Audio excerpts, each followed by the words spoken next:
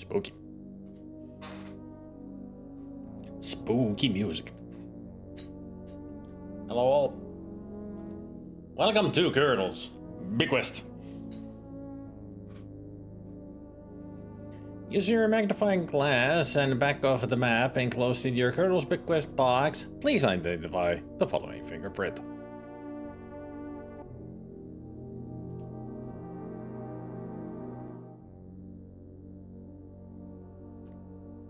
No, not that one.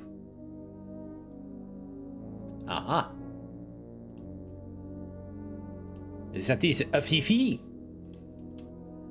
The curtain is about to go up. Please be seated. Okay, everybody.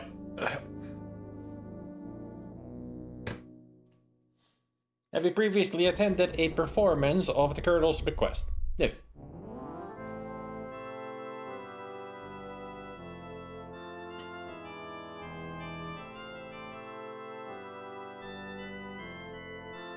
Colonel Henri A. Dijon.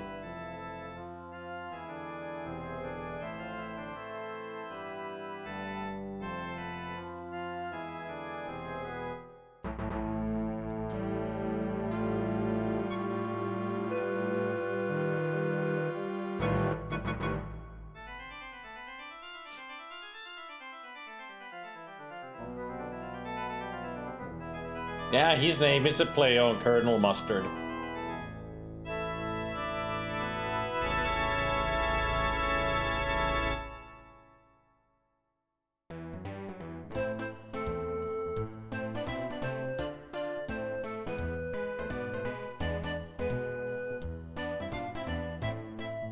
Featuring Colonel Henri Dijon.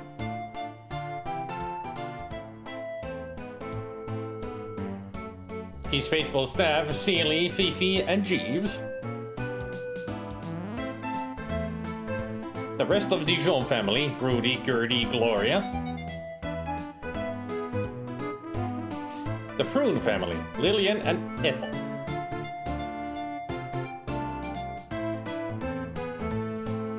The Colonel's confidant, Clarence Sparrow and Dr. Wilbur C. Fields. And starring Laura Bow.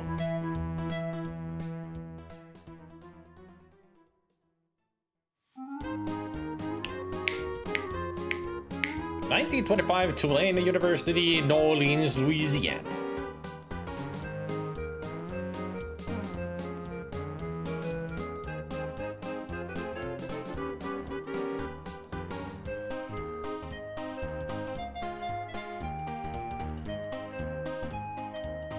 Laura is really into that book, not noticing the butterfly flying around her.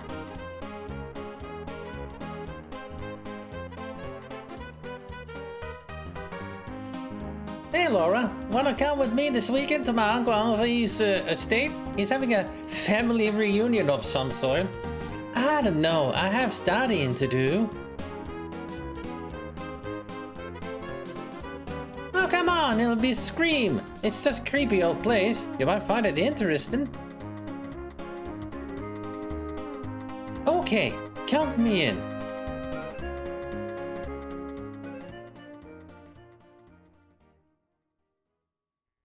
Two nights later.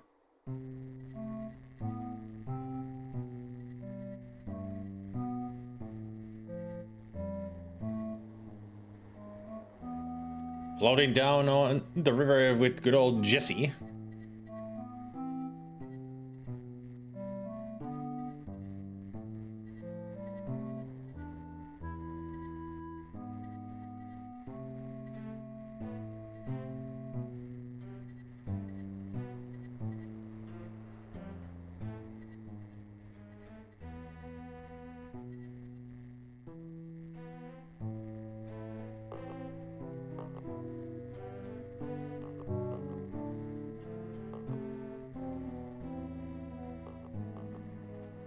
We here, Laura. Misty Acres.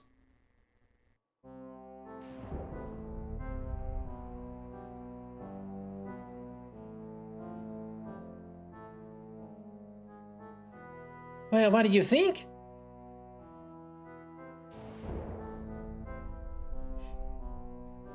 It looks interesting, all right. Why don't you meet the family?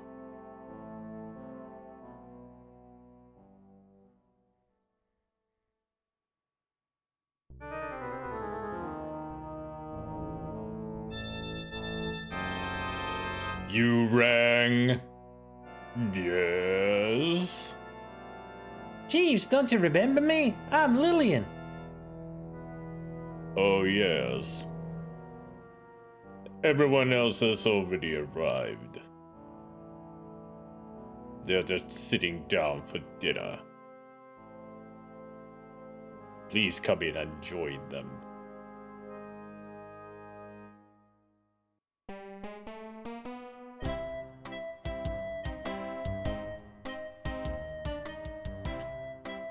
During dinner, I'm glad you are all here. I'm sure you are wondering why I sent for you. As you know, I'm a very wealthy man. I have invested my money wisely and have put away almost every dime. However, my end is near and I have decided to bequeath my millions to each of you sitting at a table. okay, Gabriel. Except, of course, Lily's friend Laura.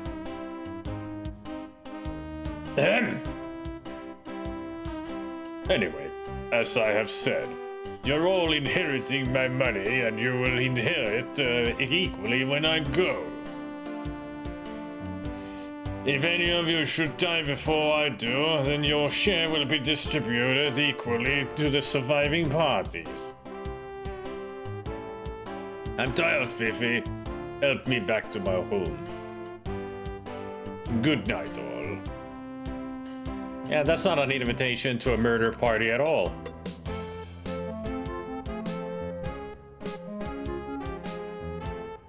Can you believe that? The old goat. I'm surprised he didn't decide to take it with him. He's such an old skinflint.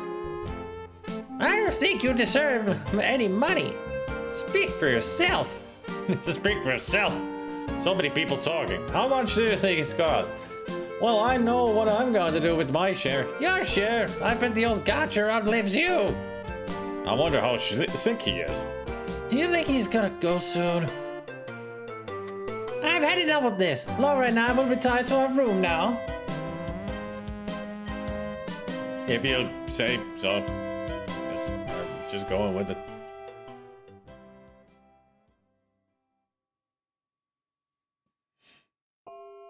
Act 1.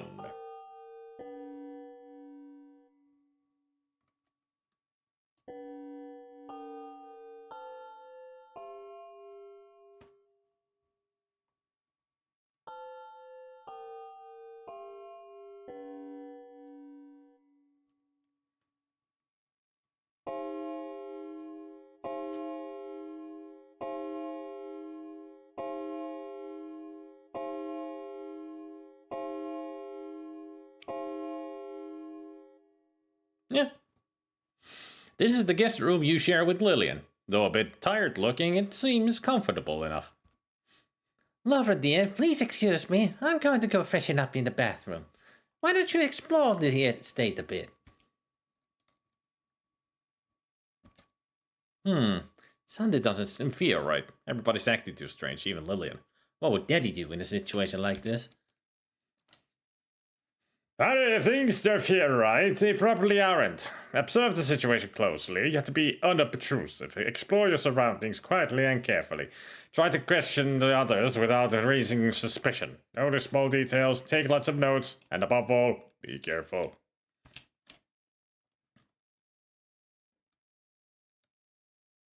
Since you never go anywhere without your trusty notebook and pencil, you go to your suitcase, open it, and remove those 2 items. Yes, your father is right. Observing the situation and taking notes would be a good idea. This is the guest room you share with Lillian. Well, let's make a save right away. Here we go, everybody. Above the fireplace, you notice a picture of a girl old Dijon in his younger, more vital days. On the opposite wall, you also see a picture of a little girl. Funny, the girl's eyes have a strange, hollow look to them. In two corners of the room, you see two dressers. Beneath a set of three small pictures, you notice a small door in the wall. There's a suitcase lying on each bed. Most of the sofas look very old, dusty, and uncomfortable. The oval framed mirror is attached to the vanity. Some of these tables could use a good dusting. All you get a million, but Laura gets nothing unless you all die first. So I don't think Laura would get anything anyway, because she's not part of the family. She's just a friend visiting.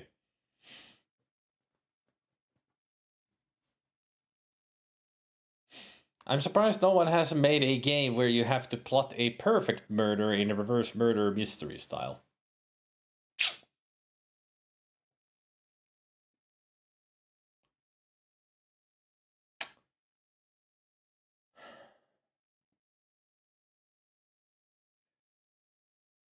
Well, the Hitman games are kind of like that, but an adventure game like this where you actually are targeting one person to kill them, that's never done before. That would be an interesting take on this kind of a game. You being the murderer, and then you have to do all kinds of stupid stuff to get it done. Could be very comedic, in a way.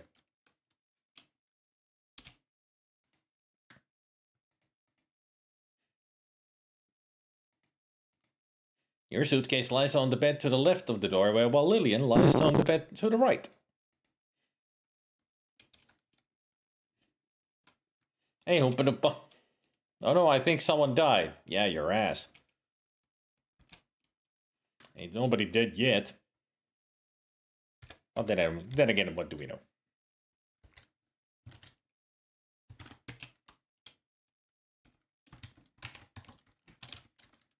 We will need a lot more hemp before we're through.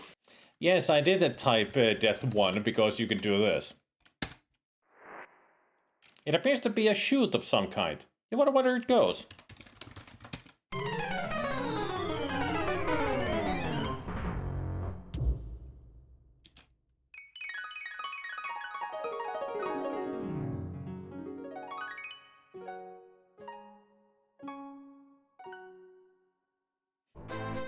Oh, shoot.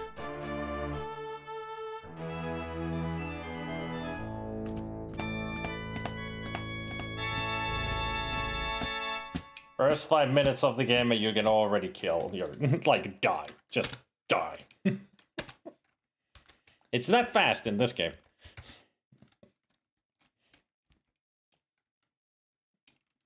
This is the back upstairs hallway of the mansion. Two Greek statues guard both sides of the bathroom door. A beautiful porcelain cat sits elegantly on a marble pedestal. A lovely vase rests atop a marble pedestal. All you see are kerosene lamps. Seems as if the colonel's too cheap to put in electric lights. Or maybe too far away from the land to get some electrical lines in here, you know. Two old armoires rest against the side walls.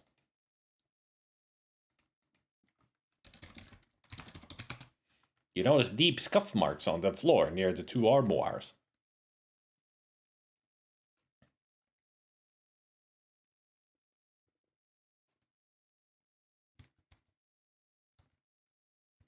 Hey, TK part.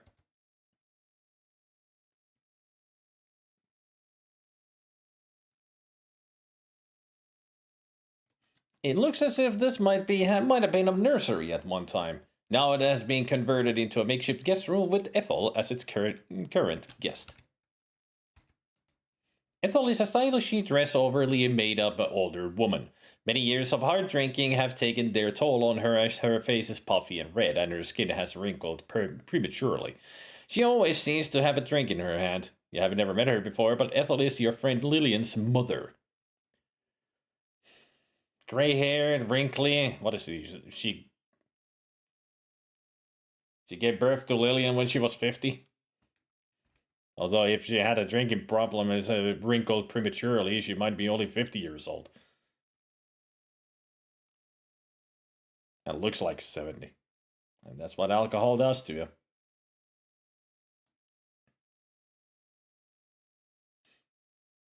Now, here's some extra information for you guys. First, Laura Bow. Laura is a 20-year-old journalism major at Tulane University in New Orleans, a 1920s ingenue. She's studious and down-to-earth, energetic and courageous. She's known for her inquisitive nature, probably acquired from her father, a detective on the New Orleans police force. That's why she's so investigative. Journalism and, police background. And here's Ethel. Ethel Prune, Lillian's mother and the Colonel's younger sister. Ethel is known for her whimpery, whiny nature. You can usually catch her in a rather tipsy state, and she gives the impression of being quite helpless. These are the character descriptions from the manual that I'm gonna read. You notice an old dresser in the corner. You notice a suitcase next to the bed. Must belong to Ethel. The beds are old and lumpy. Well, you're not going to be doing much sleeping tonight anyway. A wonderful old dollhouse, but you'd better leave it alone. Most of the sofas are uncomfortable. Several toys on the dusty shelves. Antique armoire against the back wall. Can I introduce myself? The game does not understand introduce. Where's Lillian, Laura? I'd like to speak with her. She went to freshen up in the bathroom. She'll be right back.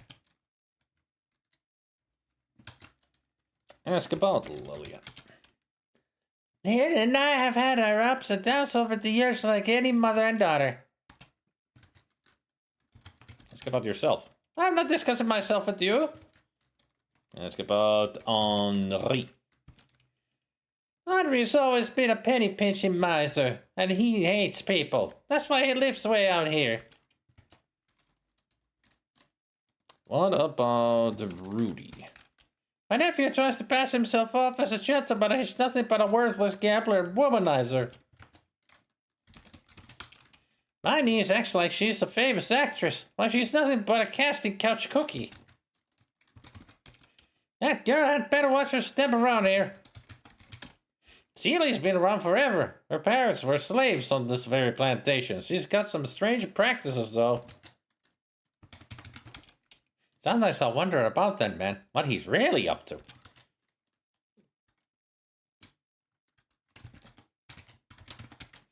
Honestly, I don't know why Henri insists on keeping him. He's not to be trusted. I don't know Dr. Feels well, but I don't like him. Who am I missing? I'm missing somebody. Gertrude. Gertie. All I'm saying is Gertie and I don't see eye to eye. Ask about plantation. This island is so far away from New Orleans. Frankly, I can't stand the isolation. I don't think there's anything else to ask about. Notebook and pencil. There they are. I like it that the game doesn't really give you any description of the items. When you look at them in your inventory, you just get a picture of it.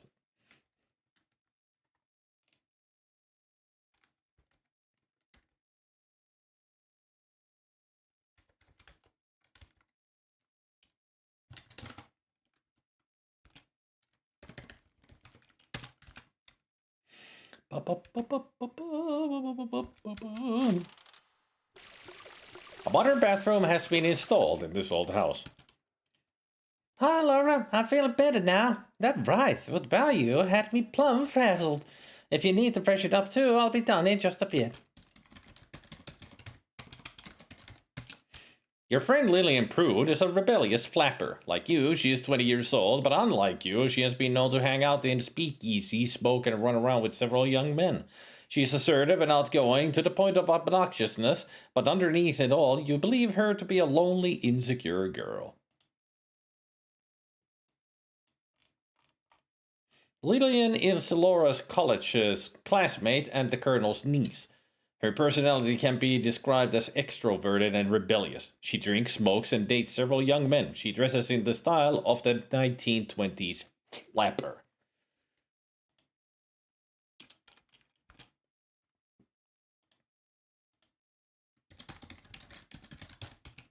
Your friend is freshening up in the bathroom.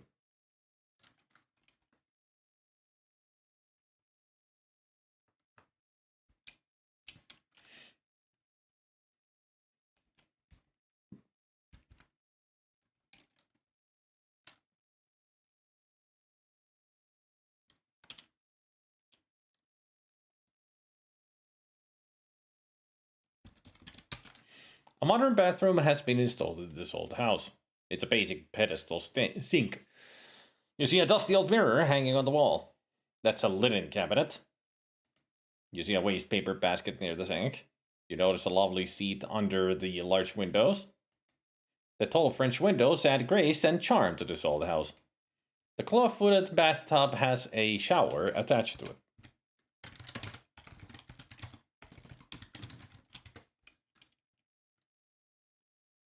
Extroverted, the murderer can have her then. Hey, Eldridge.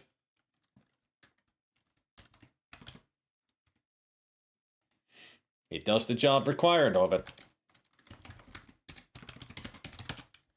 Excuse us. Well, did you think this was Leisure Suit Larry?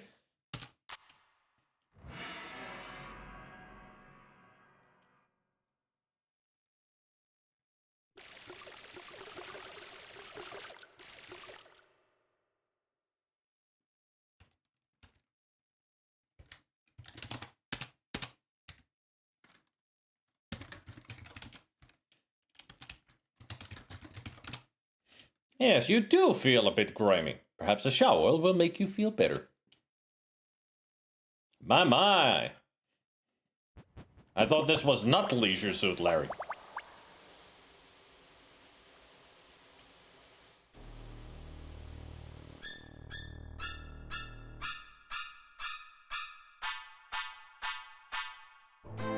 Didn't Alfred teach you anything?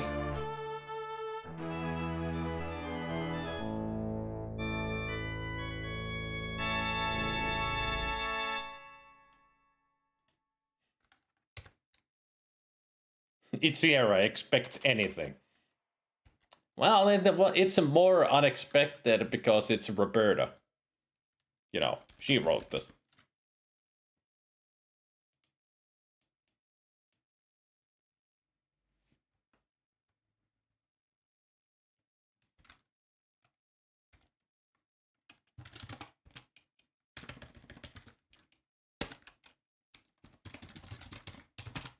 You pull on the armor. Surprise! You find that the whole armor opens to reveal a secret door.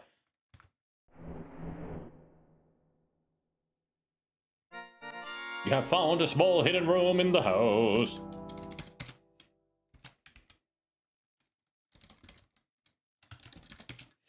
Upon examining the walls of this secret chamber, you notice two close-set holes in each of two opposing walls. You can also see two secret panels, one in each wall.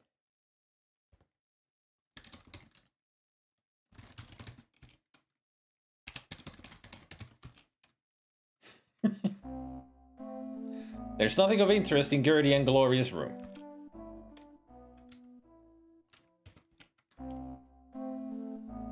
$7:15.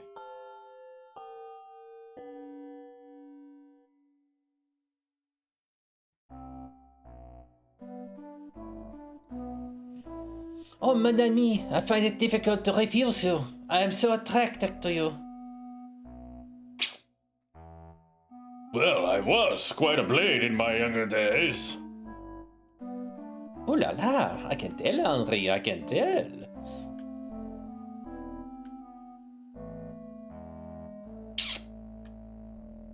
Ah, Fifi, my dear, I do appreciate you, but you'd better leave now before we are noticed. If you say so, Henri. Au revoir, ma chérie. Mon chéri.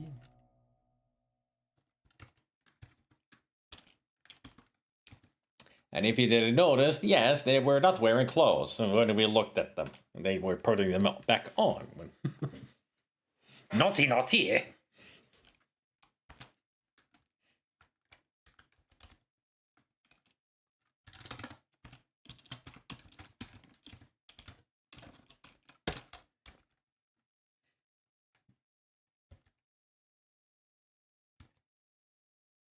Alright, it doesn't happen yet. Never mind.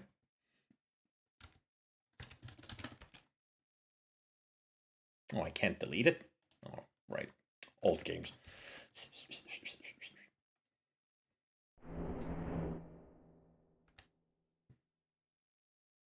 This elegant room must be the Colonel's. You notice there is an elevator here.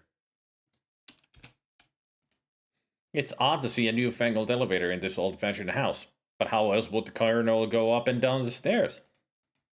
You see the Colonel's armored against the side wall. It's a miniature replica of a cannon from the Spanish-American War, rendered in pewter and wood. There are many knickknacks throughout the house. You see logs smoldering in the fireplace. A large chest of drawers occupies a corner of the room. A dressing table sits against the wall with a large mirror attached to it. The Colonel has a very elegant canopy bed. Most of the sofa looks old. Some of these tables need a good dusting. The old Colonel seems uncharacteristically in an agitated state. His eyes dart around the room and he fidgets in his wheelchair. Frowning, he watches you suspiciously.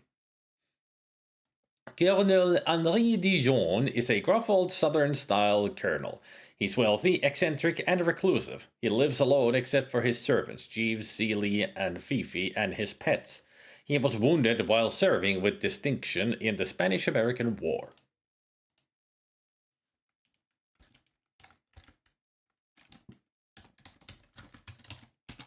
The Colonel smokes a small, nasty-smelling cigar.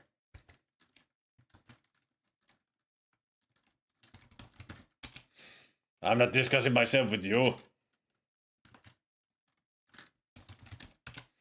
My sister is none of your concern.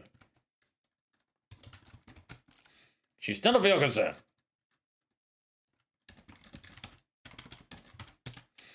Go fight Lillian. I'm warning you, stay away from my nephew.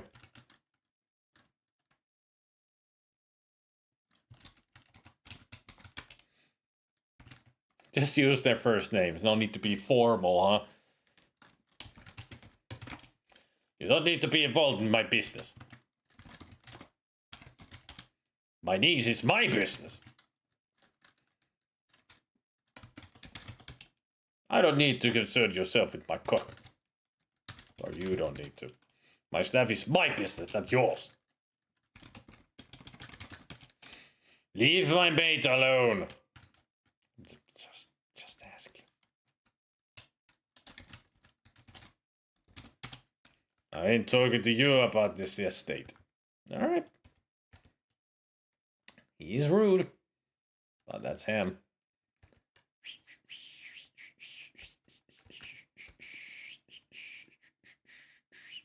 This is the front upstairs hallway of the plantation house. A grand staircase leads down to the lower level. A huge crystal chandelier hangs precariously above the downstairs foyer. The banister looks a bit rickety. Some of these tables could use a good dusting. You notice a closet at the top of the stairs. You see stairs leading up to a third level of the mansion.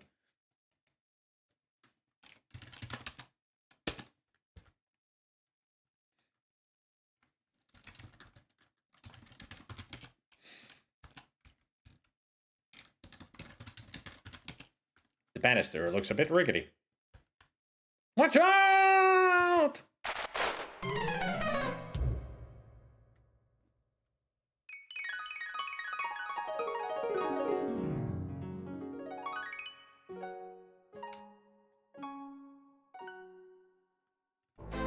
It's not a pretty sight.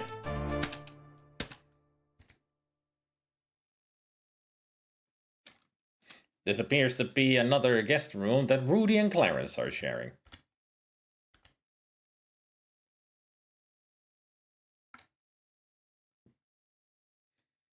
This is a cozy guest room which Gloria and Gertie are sharing. I really should get myself the map of the game.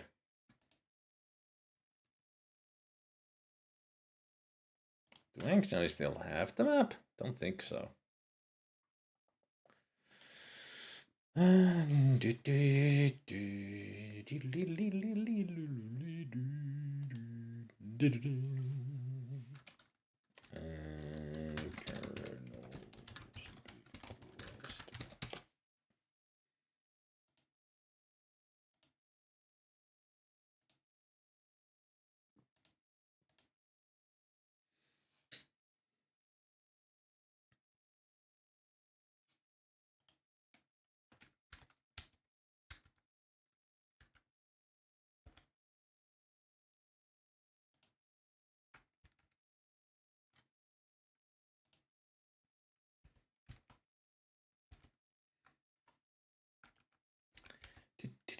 This mansion is a death trap. Indeed it is.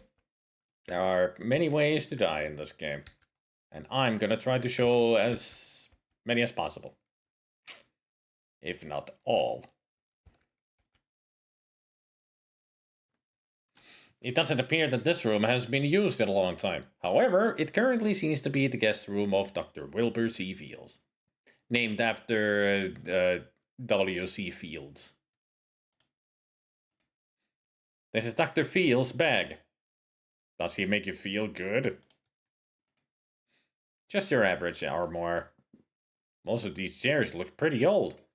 Several old crates have been piled in the corner. Old dresser in the corner. The Murphy bed has been pulled down for Dr. Fields to sleep on. Upon it, you see his black doctor's bag.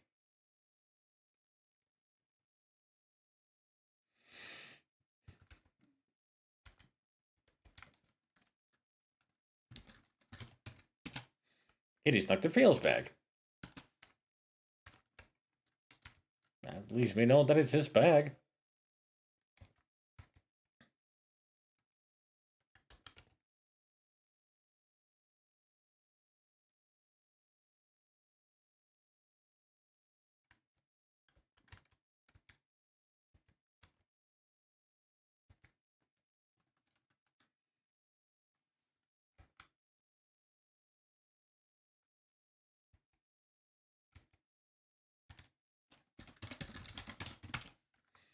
Another secret door.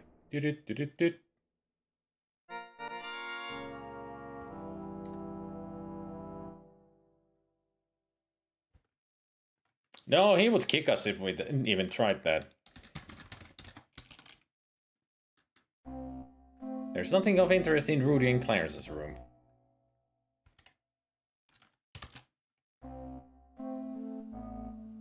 Gertie isn't deserving of any of Henry's money. Why, she's not even a blood relative. What are you going to do about it, Mother? I can surely talk to Henri about her and those two brats of hers. You never change, do you, Mother? Never mind, Lillian. You and I will never agree on anything. Let me just have a drink.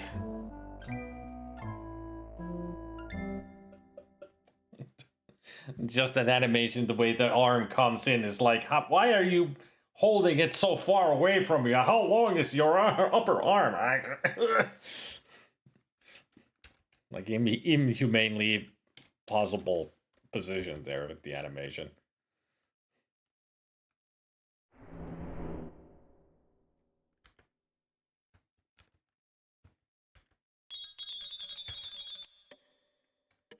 This is the front downstairs hallway of the big house. A grand stairway leads upstairs.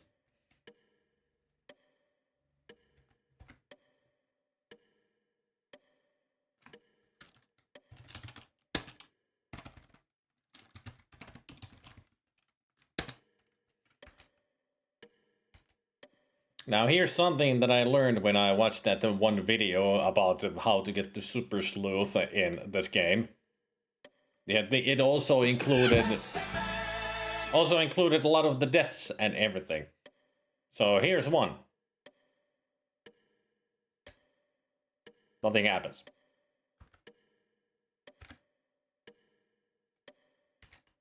Still nothing. But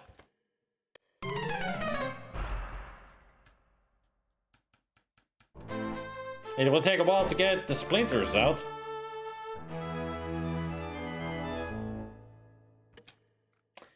The only way to see that death is if you trigger the spot that is around here, and you only enter it from up to down. Doesn't it trigger it if you go up? Doesn't trigger it if you go left or right.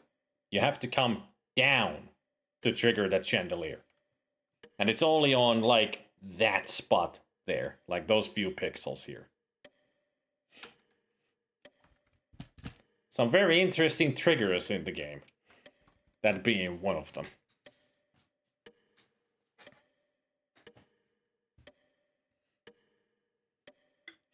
But hey, Ogresk.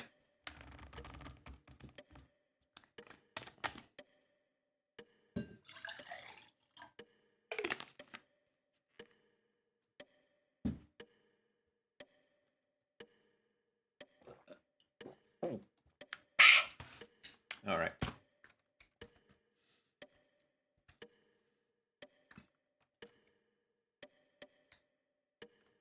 This is the back downstairs hallway of the big house. Double French doors lead out back. Two old-fashioned armoires flank the back door.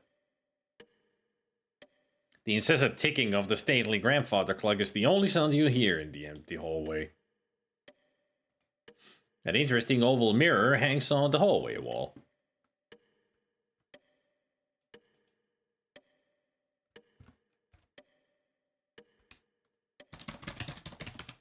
You see numerous scratch marks on the floor near the grandfather clock.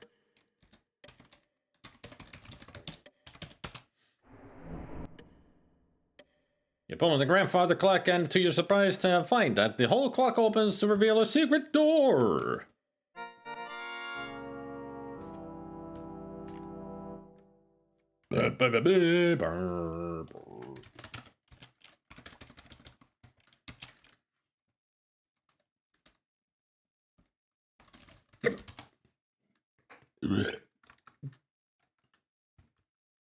Try facing either set of holes.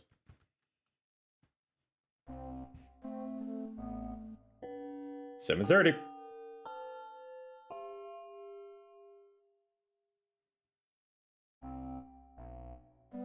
What a skinflint Uncle Henry is. Man, what I could do with his dough. How rich is he, darling? Don't know for sure. At least a couple mil. If he's so rich, why doesn't he keep this place up better? It's such a dump.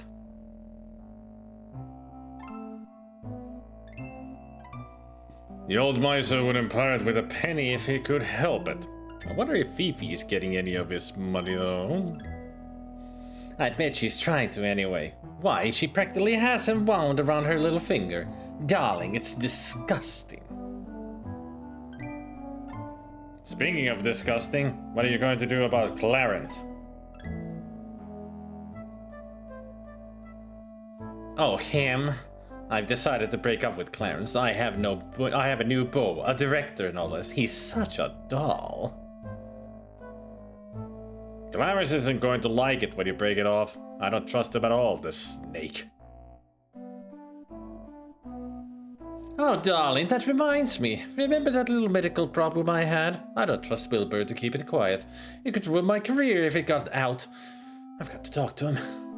You do that, my dear sister. As for me, I'm going to retire to my room for a while. Kiss, kiss.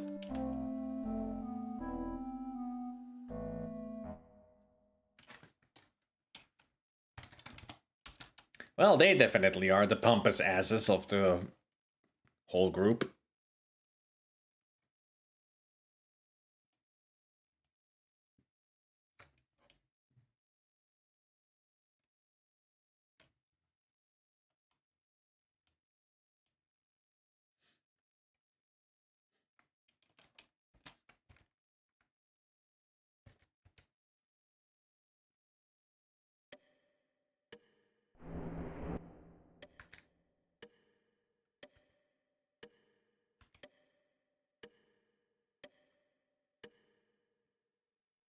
This is a very elegant dining room. It looks like the Colonel has some class after all. It's a lovely piece, isn't it? Most of these chairs look pretty old. There's a dusty old mirror hanging on the wall. A cheery fire brightens the room. You notice lovely lidded glass hutch in the corner. This old house has a nice big kitchen. Right now you see Celia washing the dinner dishes while Beauregard has found a warm spot by the stove. Beauregard appears to be a very old and lazy bloodhound. His loose skin hangs in folds and his long ears almost drag the ground. You sense that Beauregard must be Colonel's beloved dog.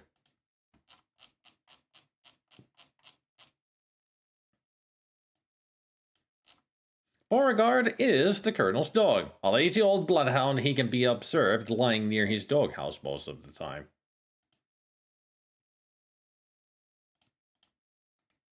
Celia is the Colonel's cook.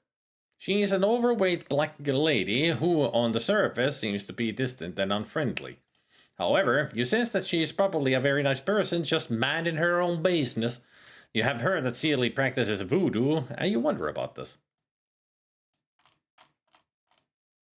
Celia is the Colonel's cook. She is quite superstitious and somewhat reserved, but she can be friendly and helpful if approached cautiously. It is said that she dabbles in voodoo.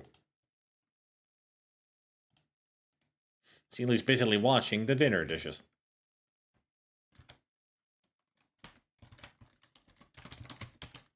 Okay.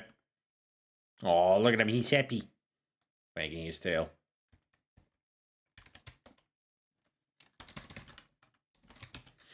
The smell of coffee permeates the room from the bubbling pot. There's hot coffee in there.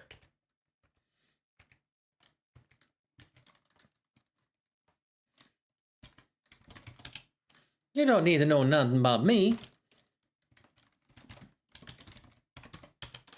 I ain't got nothing to say about him. Only the butler. She just a maid, that's all.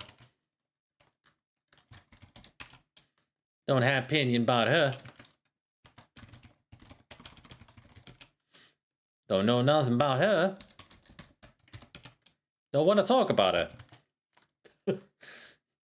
Don't care, don't know, don't want. Are you gonna say next that you can't talk about this person? I don't want to talk about him. Okay. I don't pay attention to him. Gloria? Don't pay no attention to her. What about Rhodey? Don't know nothing about him. You really are a nice person and really have a lot to say, don't you?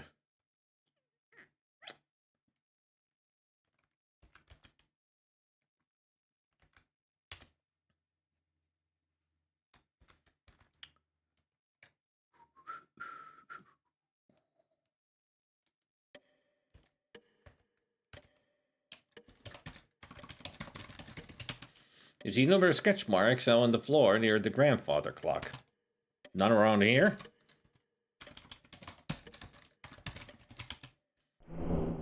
Aha! You push on the oval mirror and, to your astonishment, find that the mirror opens to reveal a secret door.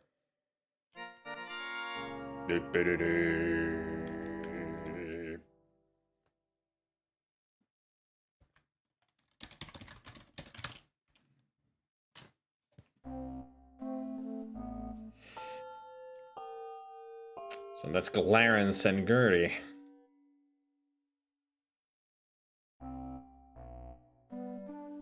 I've offered her a fair deal many times for her property along the river, but the old biddy won't sell, so she's gonna force me into taking some sort of action. What could you possibly want with that swampy land anyway? It's not good for anybody. Little do you know, Gertie, my dear. Let's just say that I happen to know it's worth a great deal, and I have several rich potential investors who would back me up on any plan to develop it. Well, tell me. I've said too much already. You'll probably go and blab everything to Ethel.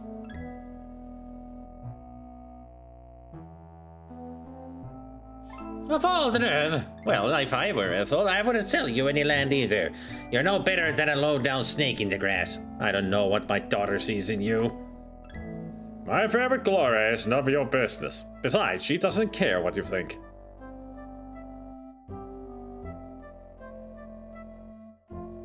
You're trying to exploit my daughter, just like you tried to exploit everyone else. Well, I got the goods on you, mister. I know about your little racehorse scam. If you don't want to watch your P's and Q's, I'm gonna tell them about it. Try it, lady. I've had enough of this.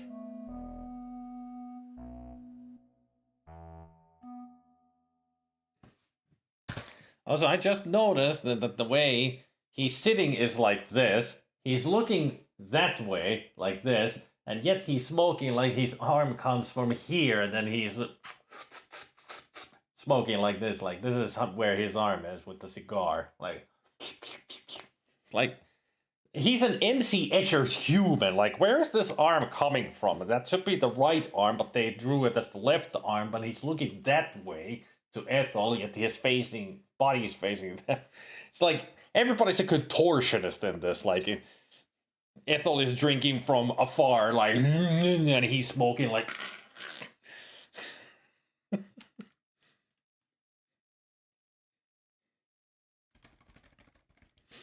I mean, it looked good enough, I guess, for the artist, but they didn't really think about the positions where everything is.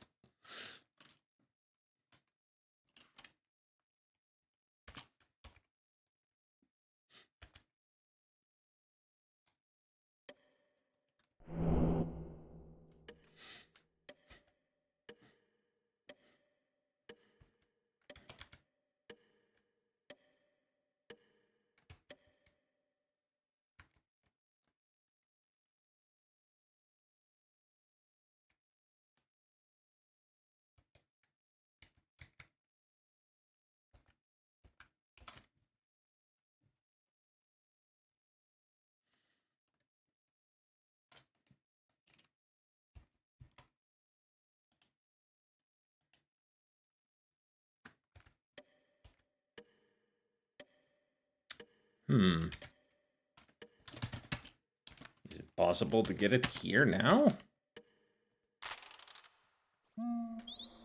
Out the back door, a garden path encircles a small statue, then continues on through a lovely rose arbor. It's really creepy and dark out here. You shiver at the thought of venturing outside alone. Perhaps you ought to go back inside.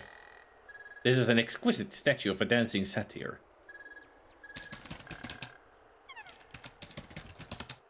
The full moon in the night sky casts eerie shadows as you make your way through the darkness.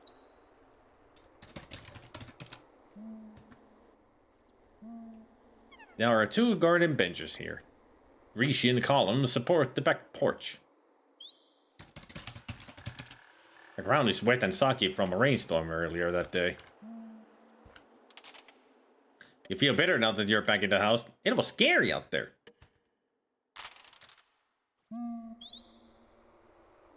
There's a 1 in a 2,000 chance of something happening here. An Easter egg.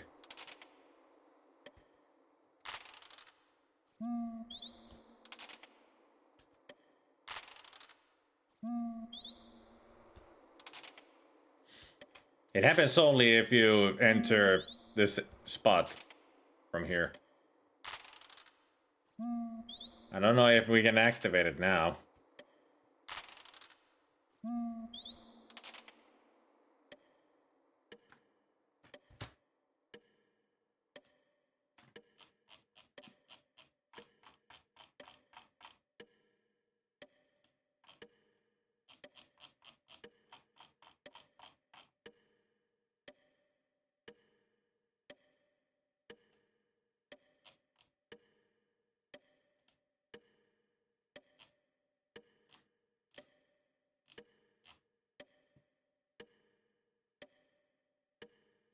It's 1 in a 200 of chance of triggering it.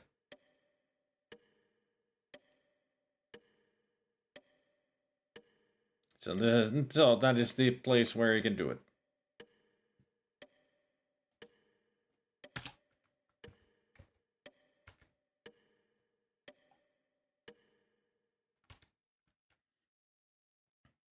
I'm gonna go try to do it a couple of more times, but first I'm gonna check something else out.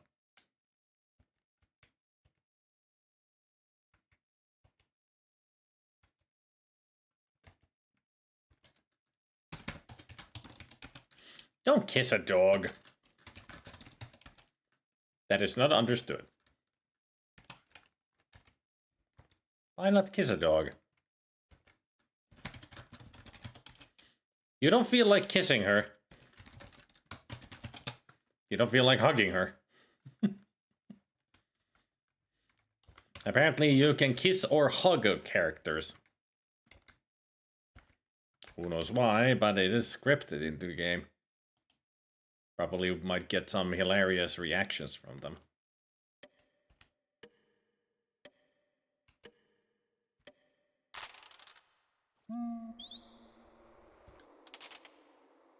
The thing that happens here, something will come flying from the left side of the screen and goes across the screen.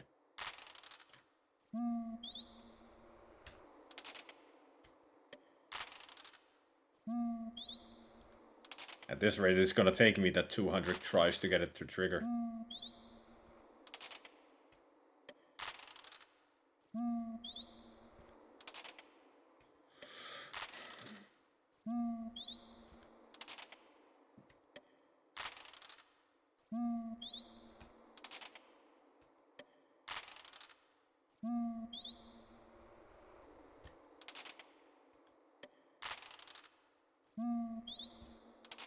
It should trigger as soon as you go through the doors and it comes to the screen. It should trigger it. If it triggers.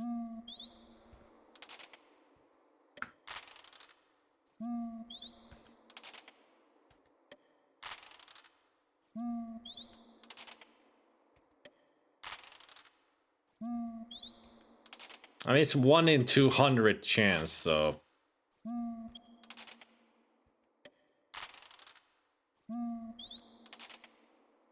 That's like a 0.5% chance.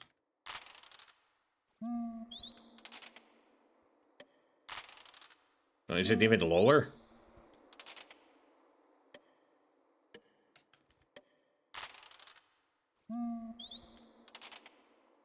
I mean, if it was to 1 to 100, it would mean it's a 1% chance of happening.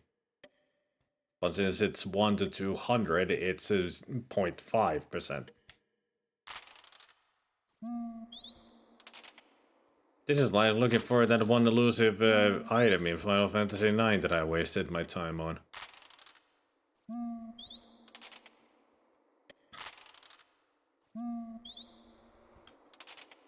Trying to trigger an Easter egg. That's what I'm being explaining here.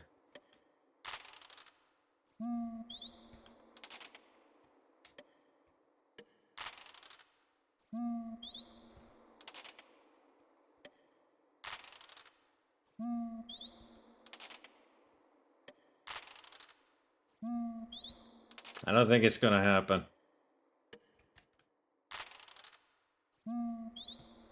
Reverse psychology didn't work this time. One more.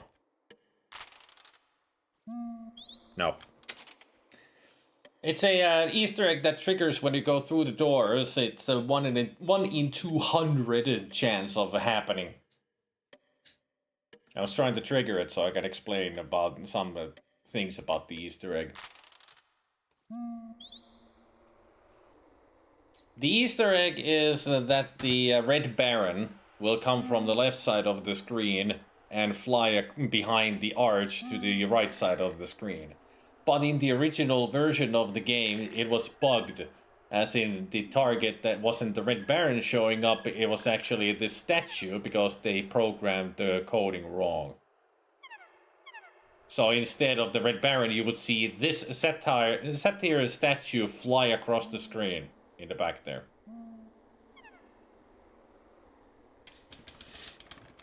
But on the Scum VM, it's fixed. So it should show the Red Baron flying across.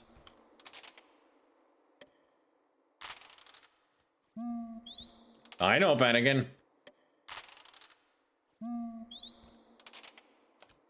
Since it's such a slim chance of happening, even after 200 tries, it won't trigger.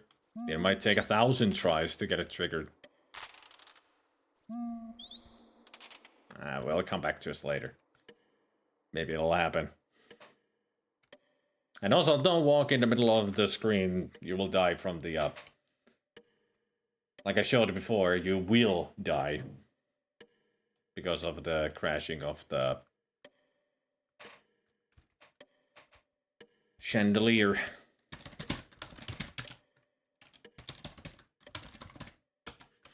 It is 7:45.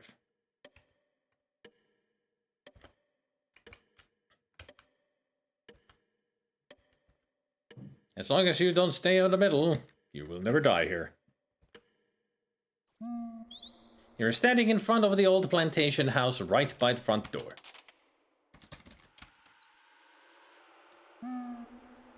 Many elegant French windows grace the old mansion. The porch lights help to brighten the dreary house. The front door of the old house is badly weathered. There are a couple of ghoulish-looking door knockers. It's just an old doormat. Now here's an Easter egg that I can show easily.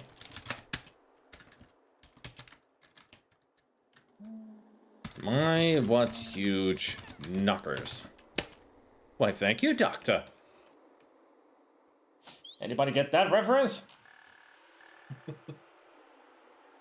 I wonder if there are people who get that reference.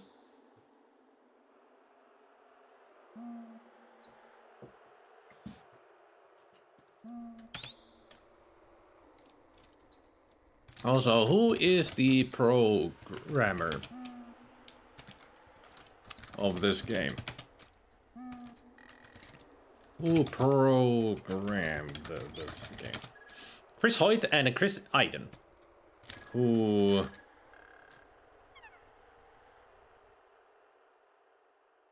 made the music of this game?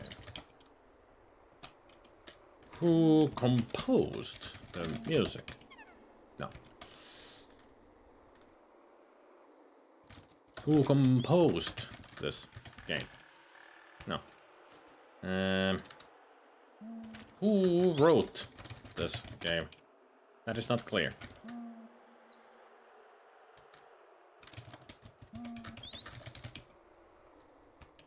There are certain questions you can ask on this screen alone. Like I said, who programmed this game, and you get the answer of Chris Hoyt and Chris Iden, like in the opening credits. So it's like you can ask the credits here, but I don't remember exactly the questions for music, writer. Who directed this game? Okay. So it's just a programmer. You can ask about who composed the music. You can ask who did the art. And, oh yeah, who is Stump Lord? Bob Ballou.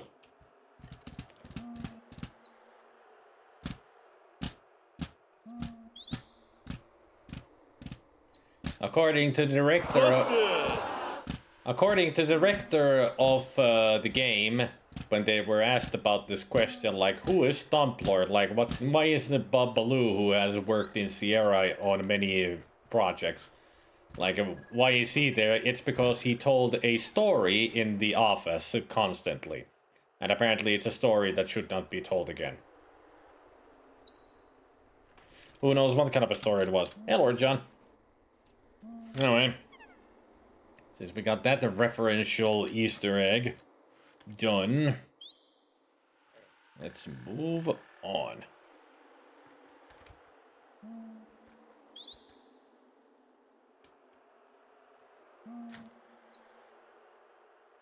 This is the southwest corner of the mansion, right outside the billiard room. What a wonderful view over the old plantation house. From here, you can almost imagine what it must have been like during its glory days. The statue appears to resemble the colonel in a full officer's regalia. Regalia. Look fence. Look hedge. The low hedge borders the walkway to the house, while unkempt shrubs surround it and the various outbuildings.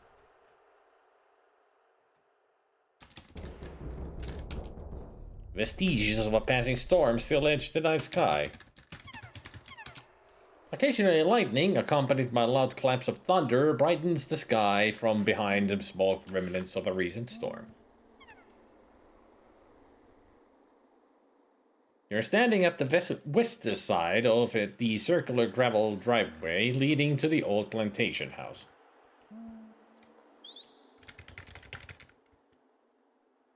You're standing at the northwest corner of the house right outside the colonel's study. Mud puddles dotting the wet ground remain from an earlier rainstorm.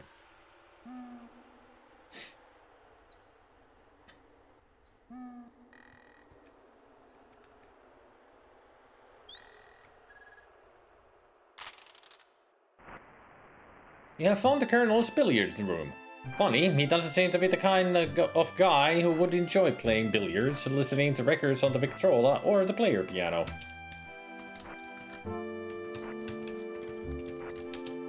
You see an old-fashioned Victrola and cabinet in the corner of the room. Gloria's Swan Song, a beautiful platinum blonde, is the colonel's other niece and Gertie's daughter. She seems so glamorous with her long feather boa, stunning jewels, and lovely gown. You've been told that she's a successful actress in Hollywood, although you've never heard of her.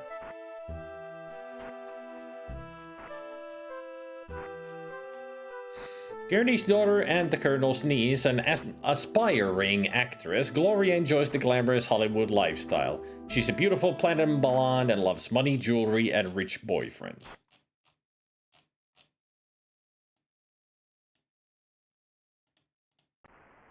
Would you like a drink? No, thank you. Gloria has a dreamy look on her face as she listens to the music playing on the Victrola. Jeeves is the colonel's imposing butler. Though you find him somewhat good-looking, he nevertheless gives off a disconcerting feeling of secretiveness. You haven't noticed that Jeeves generally keeps to himself and seems to talk in little more than monosyllables. You wonder about him. Jeeves is the colonel's tall, silent butler. Very imposing and solemn, he's not terribly friendly or helpful. What is he after?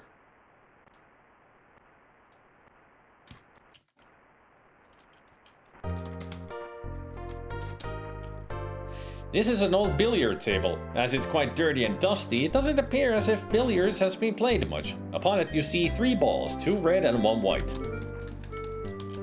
You see 3 balls on the billiard table, 2 red and 1 white.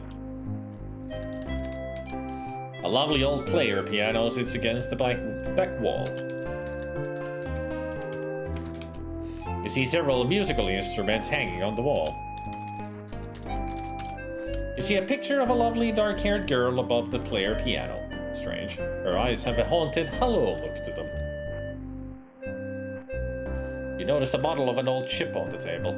The bookcases are crammed full of books.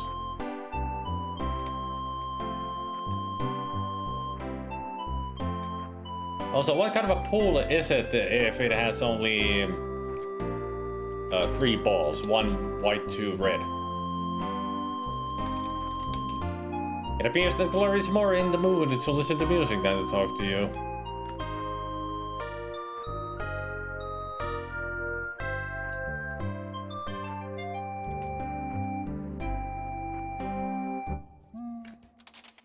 And she really likes to play it loud, it seems.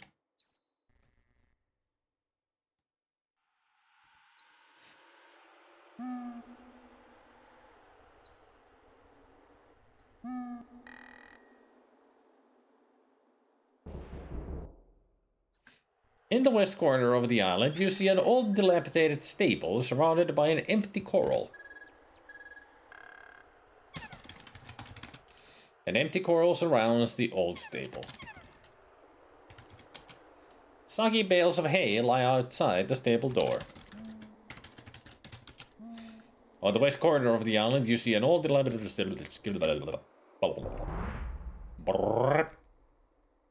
There is only one stall in this old stable. As there is an old broken down nag in the stall, you deduce this must be Blaze. Blaze must have once been a beautiful stallion, but now, with the many passing years, he has been reduced to an old broken-down nag. You guess that he must be the Colonel's horse. Then it must be Blaze's old bridle. You see an old saddle hanging on the wall. A lantern hangs from the wall inside the stall. Hey, Borstig. Are you still playing this game? I only just started to play this game.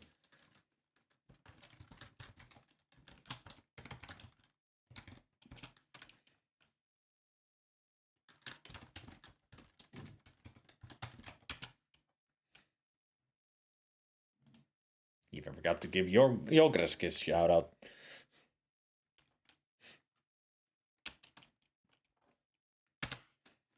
Use bridle on horse. This isn't King's Quest 4.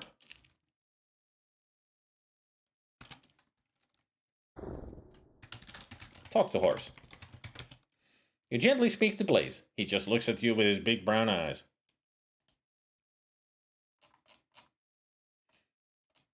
Blaze is the Colonel's old horse. Like the Colonel, he's a veteran of the Spanish-American War, but now rarely leaves the comfort of his stable. Makes you wonder how old he is.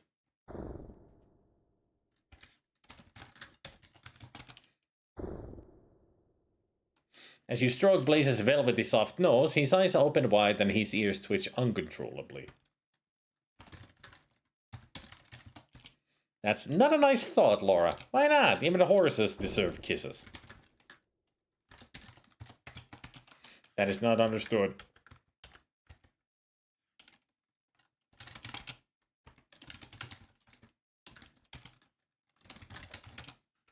Any tickles? You're a dead ringer, Laura. It's not even death question mark. It's death.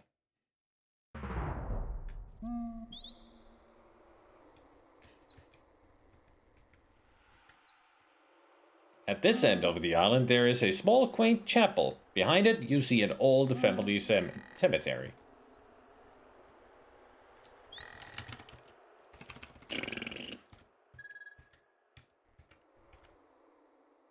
This is an old family graveyard behind the little chapel. Set among the various family graves and monuments, you notice two large tombs.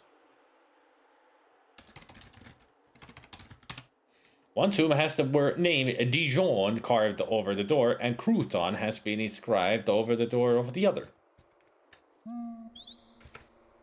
Now there is a very small chance of an Easter egg here, which is a ghost appearing in the cemetery, and I think it's like a 5% chance of that happening.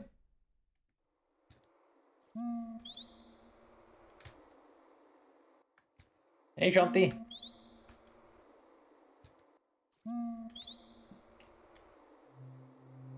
Hey, look at that! We triggered it. That looks like a wisp of mist from the bayou.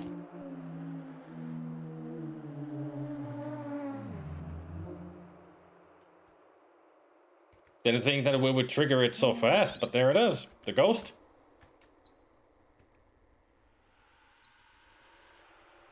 That was it? Yeah, that's the Easter egg. A ghost appearing.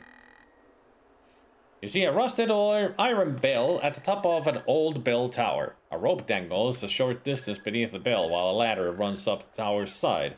Behind a weathered fence, you also notice the remnants of the old plantation's fields. You scared away a bat. A short rope hangs slightly below the old bell tower. There's a rusty iron ring attached to the bottom of it. Dusty cobwebs cover the old bell that over years has rusted in place. A rickety ladder runs up the side of the old bell tower. Behind a weather-beaten fence, you see the old unused sugarcane fields. The fields look as if they haven't been planted in years. Stately oak trees, Spanish moss dripping from their branches, surround the old mansion. Among the oaks, you also notice various other trees, some beautiful, some inexplicably bare. You have come upon a ramshackle little playhouse. Hanging from a nearby tree, you see an old rope swing. Seeing these long ago playthings makes you wonder about the children who used to live here. A charming old swing hangs from a nearby oak. This is an old playhouse that some long ago children played in.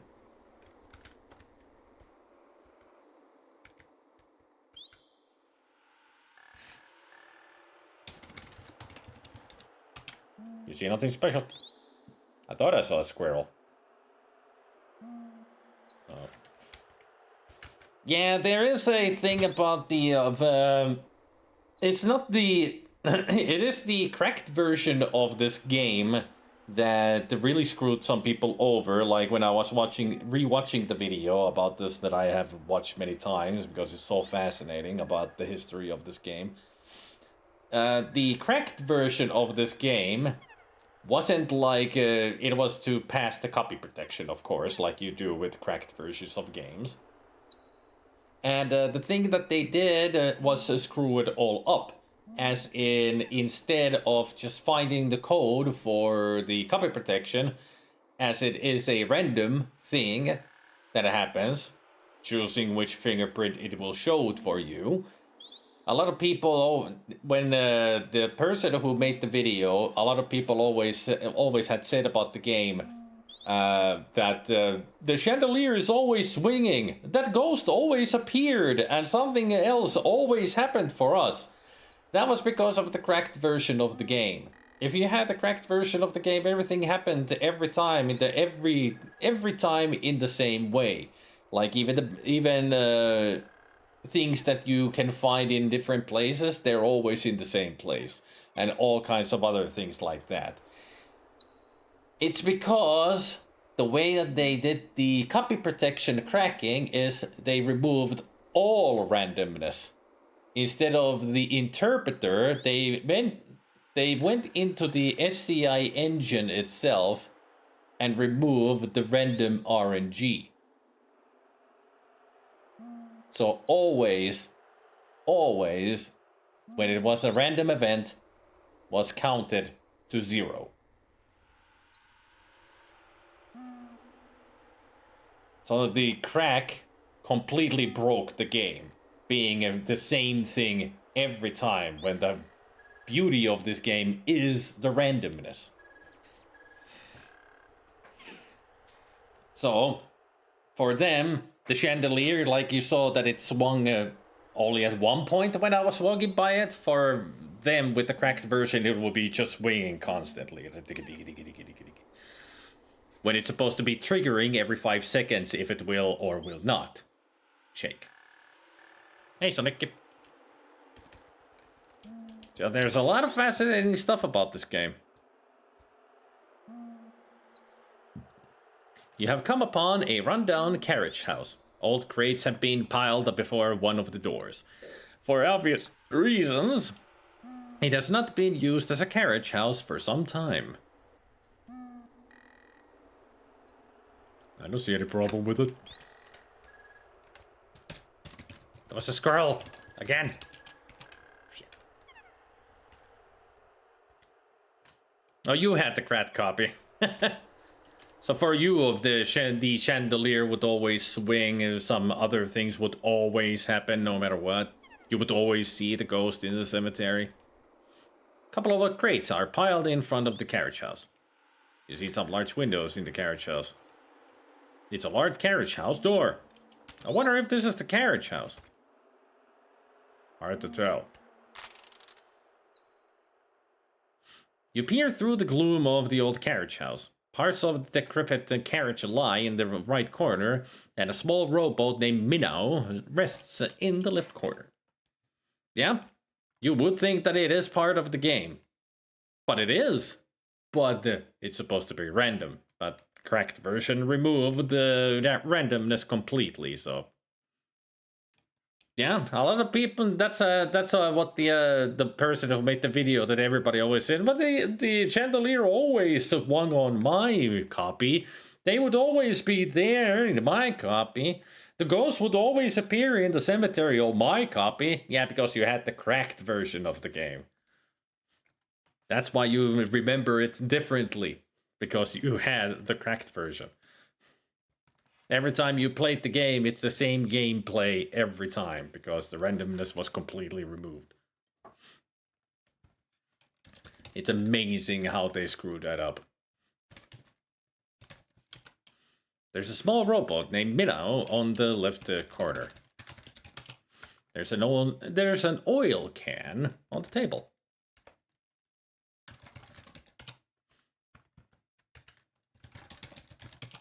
Okay.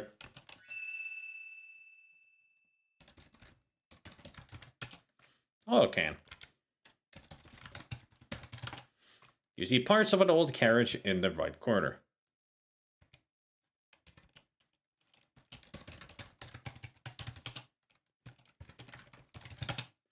You look inside the decrepit carriage and find a crowbar. Thinking it might come in handy, you take it with you.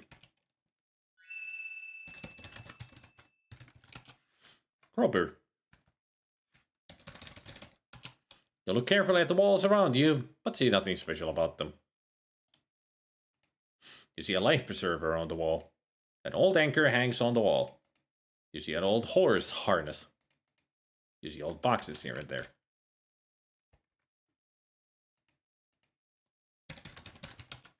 You can't see any oars. Well, she can't, but I can. The player can.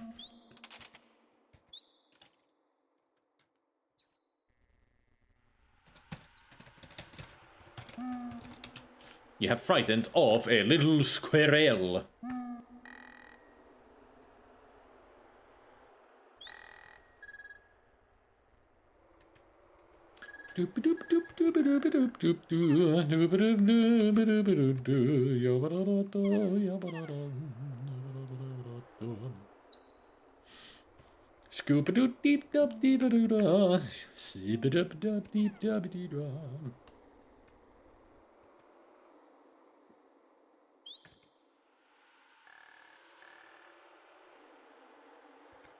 Hey, Timmer.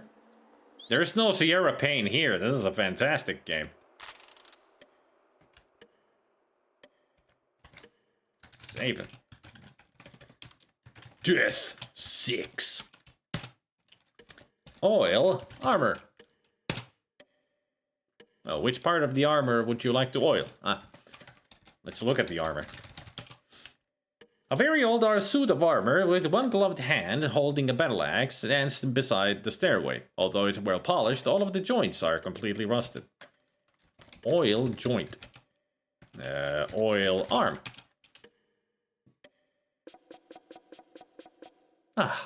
Much better.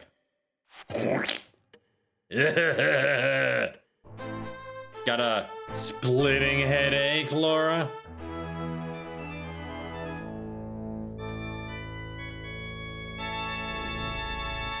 That is a gruesome death, getting cut in half. That is one sharp axe.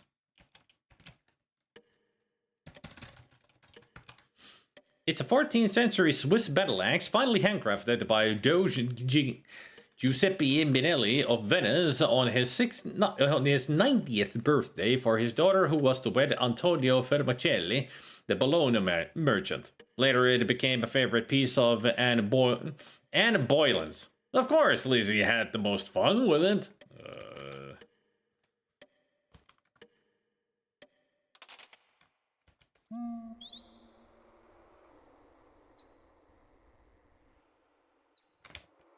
No wonder it cleaves you in half. It's a murder weapon.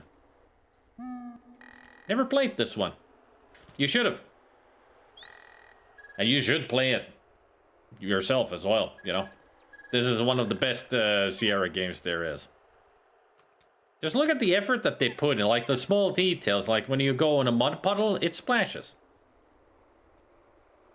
There's so many details in this game.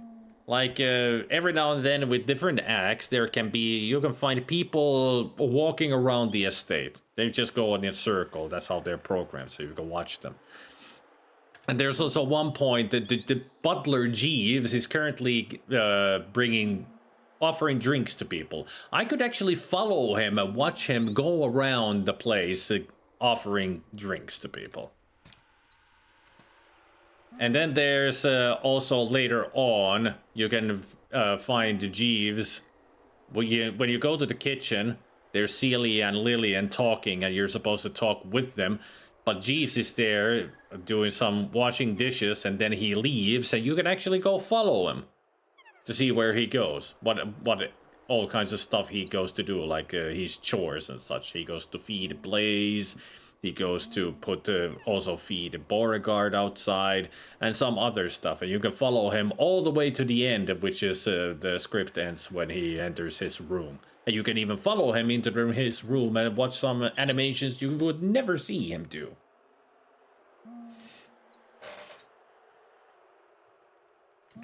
So there's a lot of these kind of small details that makes the game so great. Like, they put so much effort into this. And it shows. All in all, the game is great. It's a really great murder mystery game.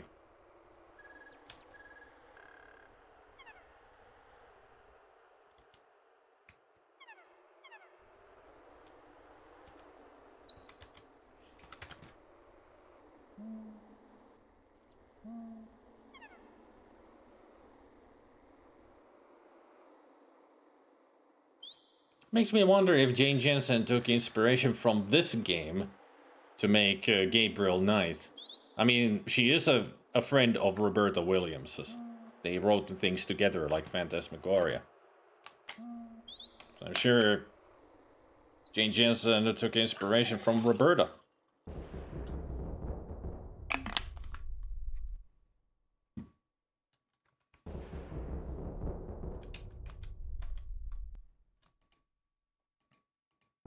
Windows surround a small church.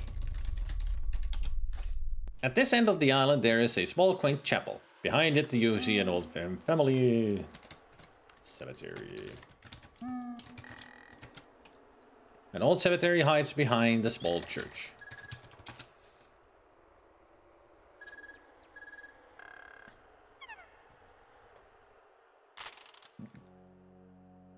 This is the old plantation chapel.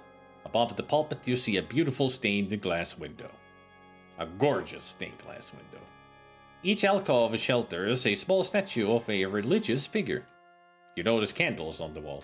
Oh yeah, there's also, when Jeeves is doing his thing, he feeds Beauregard, then he goes to feed Blaze, then he comes here and lights the candles. Maybe I should follow him to see if I can see him do all these things. Podium. The pulpit. You see nothing special about the pulpit. You see 4 pews in this small church. Yeah, the Crimson Diamond. I played it last year. It's a great game.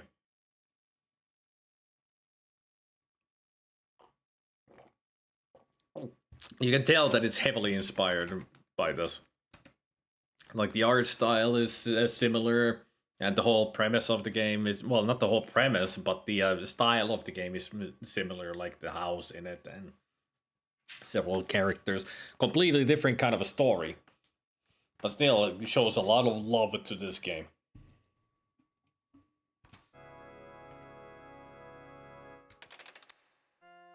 You're momentarily startled when a floorboard sags slightly as you step up on it. Yeah, main character looks similar, yeah. As soon as I started playing, I was like, is this Laura Bow? No, it's not Laura Bow, but it definitely looks exactly like her. You notice some sagging floorboards near the pulpit.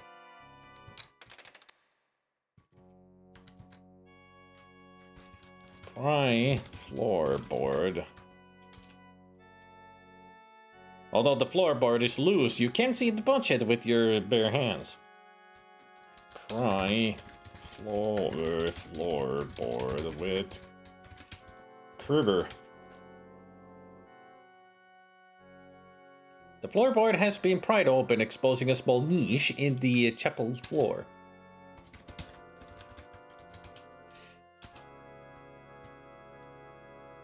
A2A. She has bare hands? Apparently. Inside the niche, you see an old leather-bound Bible.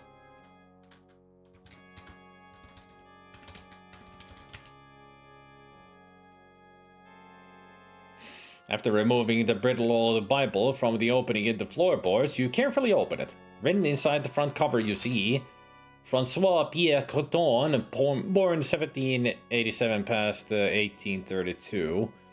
Married Claudette Marie Durt, 1815. Claudette Marie Croton, born 1796, passed away 1856. Thomas Simon Croton, born 1816. No pass-away date, so if they're still alive, they're like over 100 years old. Claude Francois Croton, born 1819, no pass-away, so if they're still alive, they're over 100 years old. Thomas wed Mary Frances O'Neill, 1848. Mary Frances Crouton, born 1827. William Thomas Crouton, born 1851, passed away 1851. And Sarah Marie Crouton, born 1854. Well, either William Thomas Crouton was a stillborn or the cradle death thing.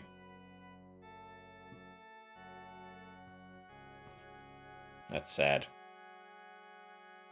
Upon further searching through the old Bible, you notice a strange notation on the last page. It says, Sarah, our end is near. The bell will ring solemnly on our final night, and then it will sound no more. So Lancelot will forever salute us. Do not weep for us, my child. We will watch over you. We love you. Do not ever forget, Mama.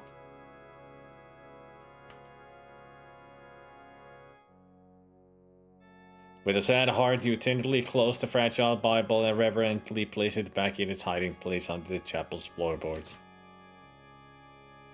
So that's why Dijon is here, because apparently the Crouton family completely passed away. Like all of them. Crouton heritage ended and Dijon began here. I wonder if Dijon just bought this place after... I mean, that seems like the deal.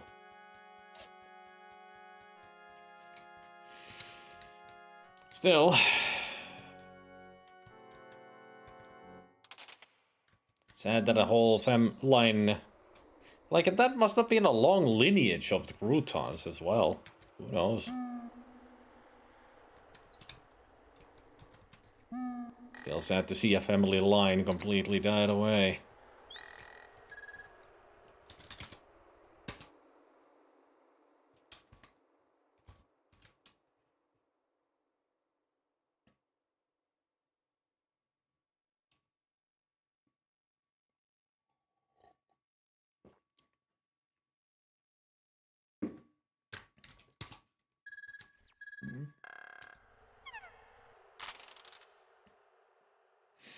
This appears to be Colonel's study, as a large desk dominates the room. Upon the desk, you notice a small glass case. At the back of the room, two large cabinets also catch your attention. Fifi is the Colonel's pretty French maid. You surmise that she's probably very apt in her duties, whatever they may be. Fifi is young, blonde, and sexy.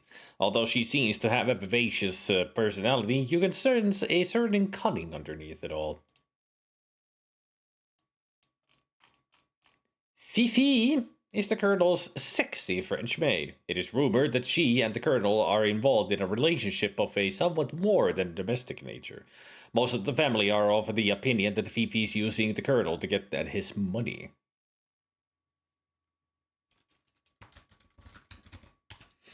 Currently, Fifi looks to be busily cleaning the Colonel's study.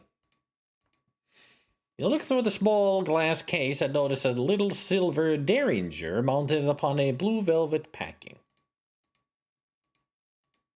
You see a fancy cabinet with leaded glass doors. A huge rhino head hangs above the fireplace, two African spears across and beneath it. The finely carved fireplaces show the craftsmanship of bygone days. You see a stuffed eagle on top of one cabinet. You see a stuffed alligator on top of one cabinet.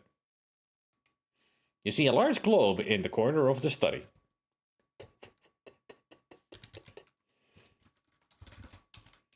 Fifi doesn't have time for idle chit-chat. She's too busy cleaning the Colonel's study.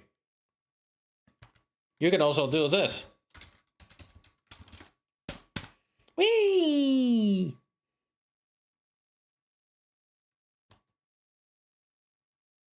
Gee, you feel a little dizzy now. And yet again, a small detail that a lot of people don't know about, that you can actually spin the globe. No, don't come back. Get back in there, stupid freaking Laura.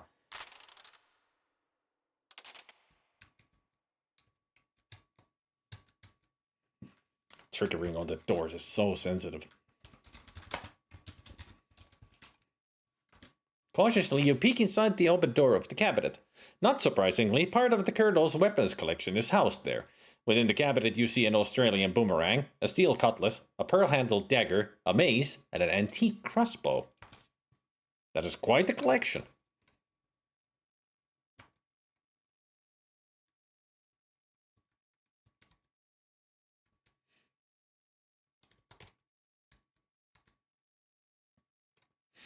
This must be the library. You see many books of various and sundry topics displayed in the bookcases. Tucked into one wall, you notice an elevator shaft.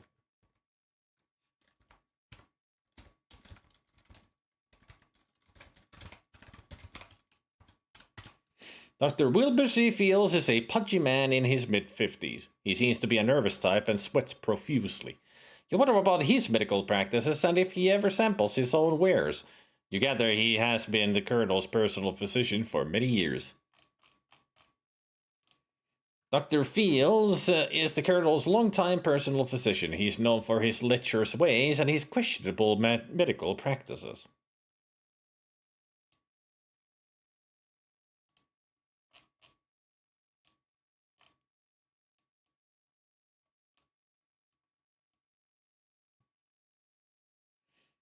That is one evil face. Wilbur seems to be very interested in that magazine. Wilbur is reading a magazine, but you're not close enough to see it.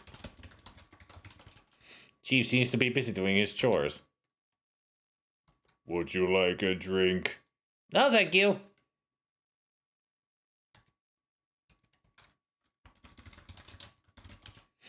You look over Wilbur's shoulder at the magazine and see pictures of race horses. And hello, Isolde. I'm not discussing myself with you. I don't think much about thieves. Gloria is a beautiful girl, a desirable girl. She was a patient of mine once, though I haven't seen her for quite some time. Ah, Fifi, wonderful girl, wonderful girl. I haven't seen Lillian for quite some time. I remember her visiting here as a child. I understand she had some problems a while back. Problems, you say? Ethel and Henri were never close. As a consequence, I never saw much of her. I'm not well acquainted with Gertrude. I know her daughter, though. What about it?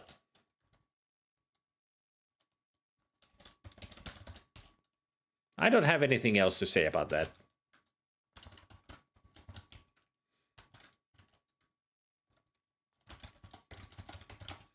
Sometimes Clarence gets a bum rap.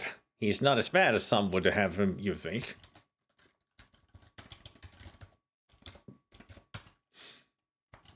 Henri. Henri's got more life in him than you might think. Yes, sirree. Rudy has no more morals than Rat. He has no right to pick on me.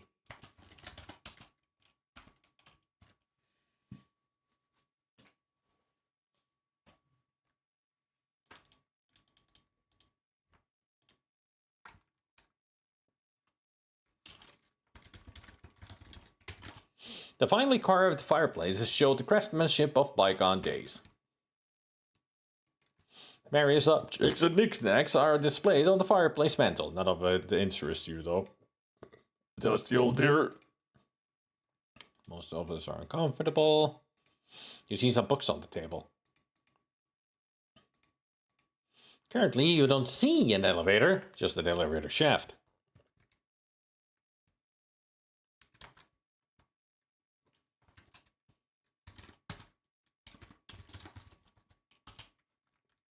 Here's another gruesome death that you can do.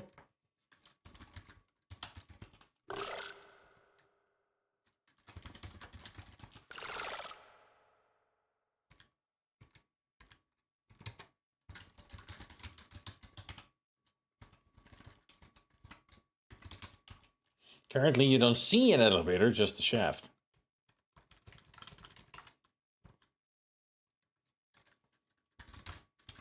I guess it's not happening now. For reasons. Maybe if I call elevator.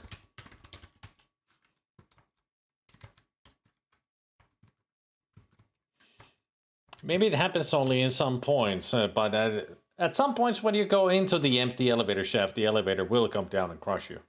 That's one of the deaths. Guess it's not happening here today.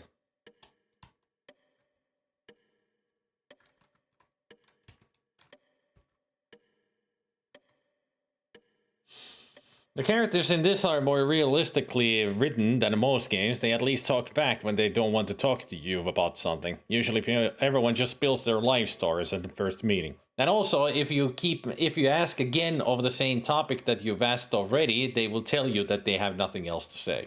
So if you forgot what they just said, you can't get it back unless you restore the game to hear it the first time again.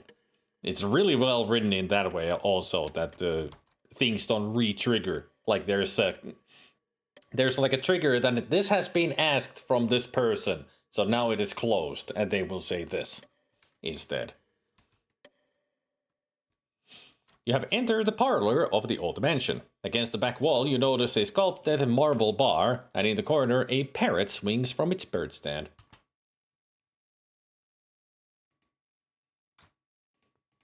Clarence Sparrow is a dapper-looking man in his late 40s. From what you have gleaned, he has been the Colonel's attorney for some time and seems to know the rest of the group as well. His manner is a bit on the curt side, and you sense a bit of sneakiness here.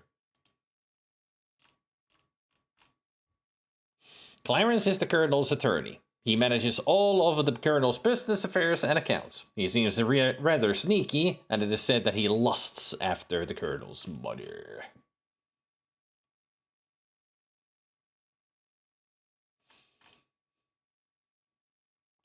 So the only ones that I haven't read out yet are Gertrude and Rudy.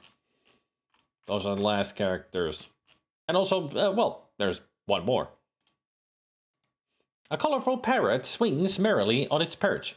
Polly. The Colonel's parrot sits on his perch in the parlor. He talks when he's in the mood or when properly motivated. They expect people to pay attention, huh? And those who are the smartest, they write down notes in real life. I don't need to. I have a walkthrough.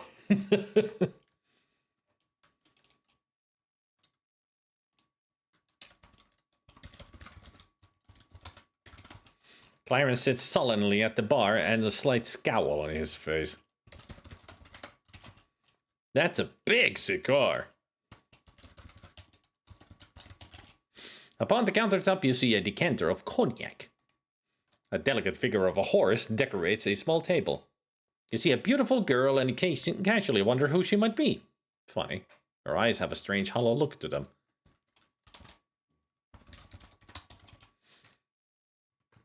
Would you like to drink? No, thank you.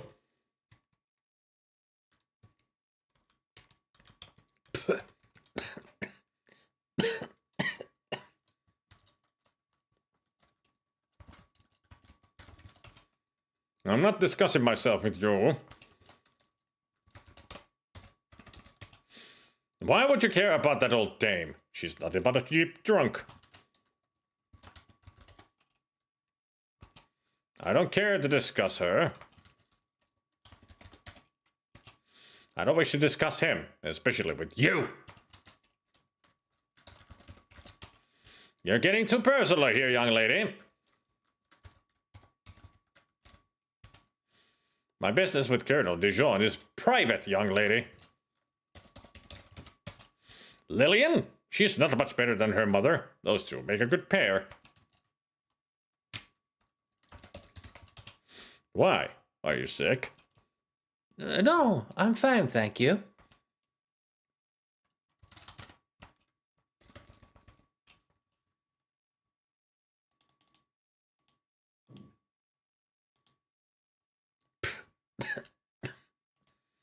A delicate figure of a horse decorates a small table.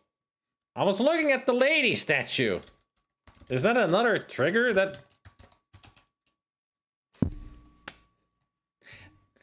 They've forgotten a freaking trigger. You cannot look at the marble lady statue because the trigger is the same for the horse statue. I think why we found another broken code.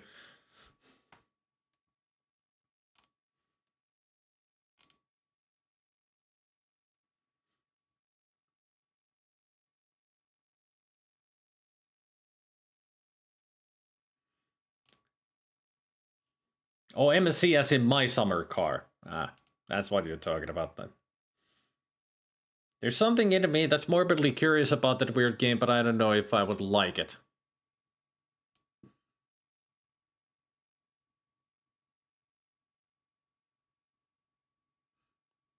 My summer car is pure jank and people love it because of that. Also, it has had tons of stuff added that made it more default to access since the release.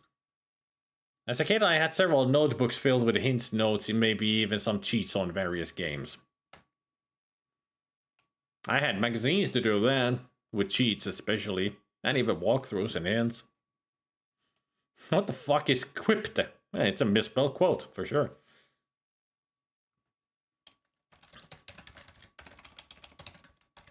I mean, I right-clicked the statue. That should be the trigger, because right-clicking on things makes you look.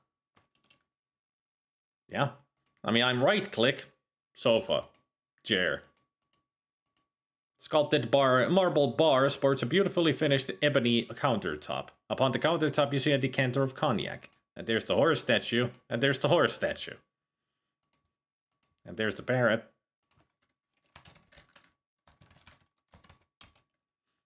Pretty Polly, quack!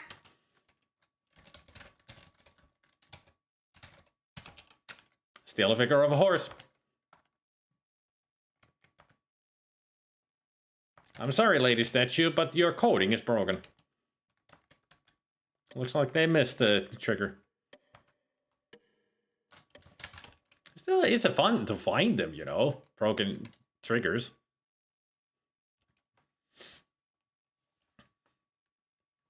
I have experience in my summer car. I even played the, when I streamed the game many years ago, I even did it full Finglish voice throughout the stream. Like I was talking rally English throughout. It was funny. It was fun to do, but I didn't like the game. You can easily get the source code for this goblin. People can get it really easily, like everybody already has the assets and everything for this game. Easily accessible with the SCI interpreter, code interpreter programs or something like that. So people already know the ins and outs of this game and probably other Sierra games.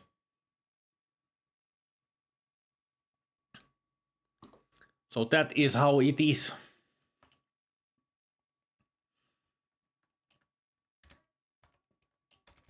Let us save the game to 3.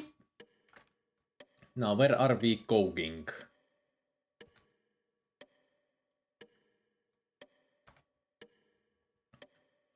Look armor. Apparently I need to oil the mask. I forgot about that. Dinky dinky dinky dink. And now we open the mask. You carefully open the armor's visor and peek inside. You see a small metal valve handle hanging by a hook inside the armor's helmet. You grab the valve handle. You also see an old yellowed note pasted to the inside of the helmet. Curious about the old note, you read it. It says, "Our dearest daughter Sarah, we knew you would know to look in the armor. This war is terrible. We fear our end is near. In case you're not the only one to find this note, we won't give too much away. Use this valve handle with your favorite water nymph. Don't ever forget. We love you very much. Love forever, Papa and Mama." And there is the valve. Looks like one of those keys that you put in toys to make them walk. Also watched a friend's video of Barbarian 2 the other day, and the game areas of the game actually are a circle. So no wonder it felt like running in circles. So it is a circle. Fucking hell. That game sucks so much. It is no wonder that I hate Barbarian 2, because it is so bad.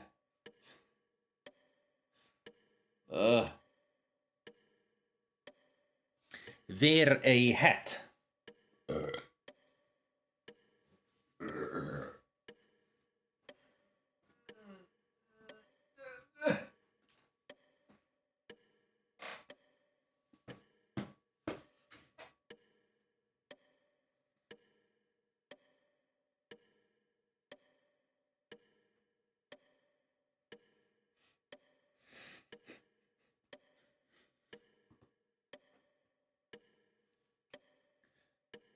There.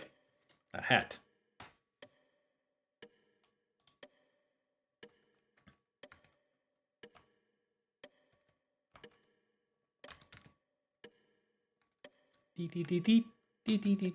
We are going up, up, up, up, up, up, up, up, up, up, up.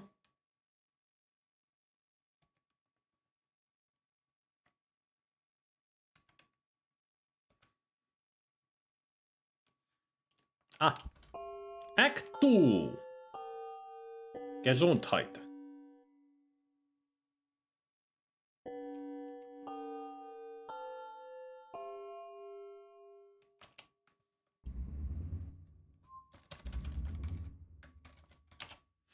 Gertrude Dison is the Colonel's widowed sister-in-law. She obviously is behind the times, as she looks like she has just stepped out of the gay 90s. A bit of a snob, she walks around with her nose up in the air and has an annoying habit of constantly playing with her many strands of pearls. Gertie is the widow of the girl's younger brother. She's known as a money-grabbing, snobbish and bossy. She has a fondness for jewelry, especially pearls. Pearls.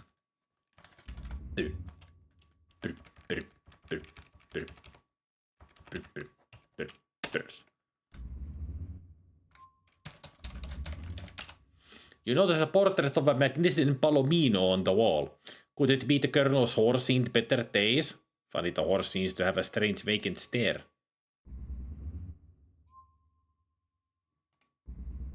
The beds are old and lumpy. You notice several suitcases in the room. They must belong to Gloria and Gertie. The tall French windows add grace and charm to this old house.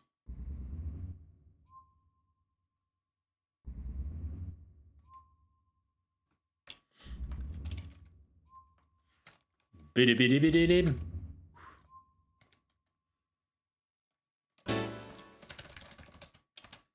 Looks like someone dropped a white handkerchief on the floor. Okay.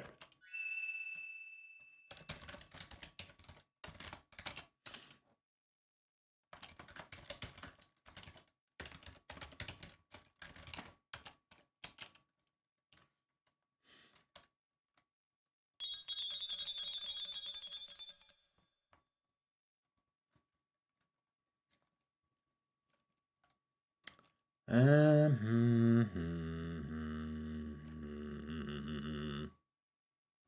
yeah, save the game because there's something you could do. Now that I've got the handkerchief, I could do this.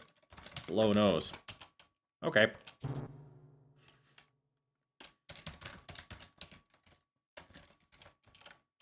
It doesn't do anything to the handkerchief, but...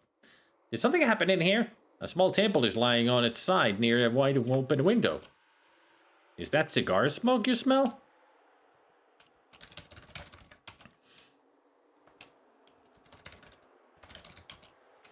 Who could have opened the window? And why? A crumpled plant lies on the floor next to into a small table that has been knocked over. Don't remind me, Spidey, that's what I've been doing all day, yeah. I hope you feel better tomorrow. Especially on Saturdays as we're playing Phasmophobia.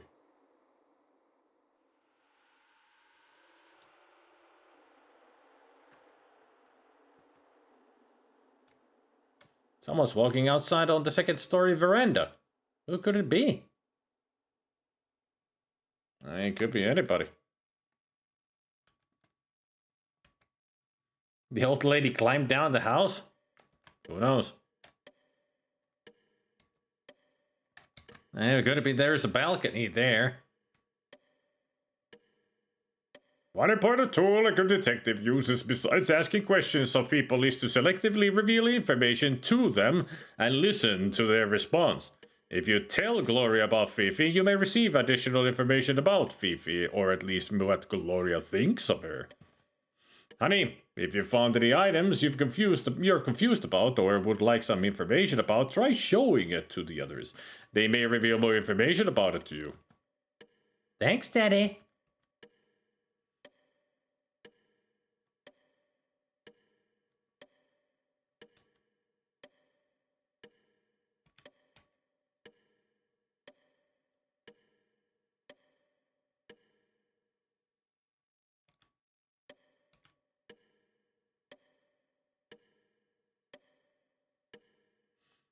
Red Bull antaa siivet.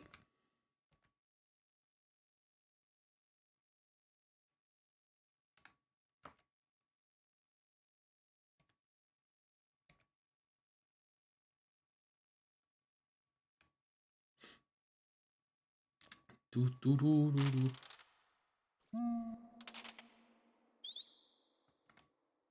8:15.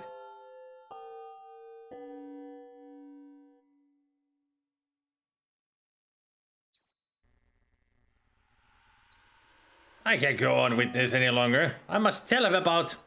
Quiet! Let's go into the house and continue this discussion.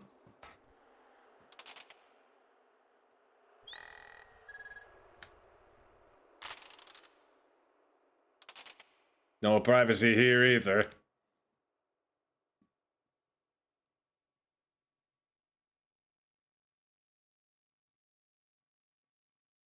Come on, let's go to the dining room.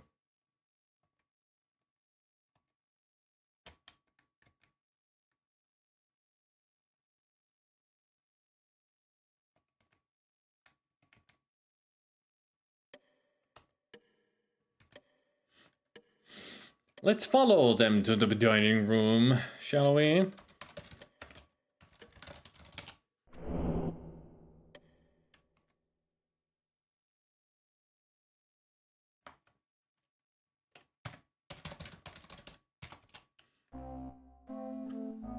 It's just not right. We got to tell him about it.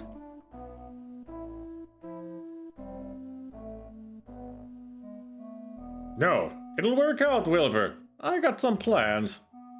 How are you going to replace that 100 grand we took from Henri? Where would you get that kind of money?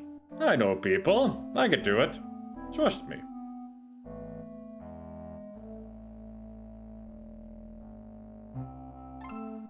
Why were we so stupid as to buy into a racehorse anyway?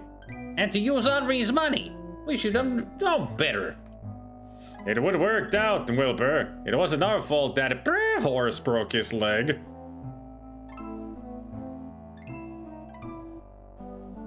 All I can say, John Clarence, is that you'd better do something fast. Because if you don't, I'm fessing up.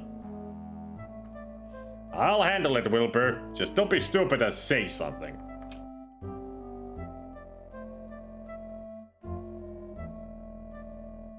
I've gotta go. Remember, don't say nothing. So you say something at least?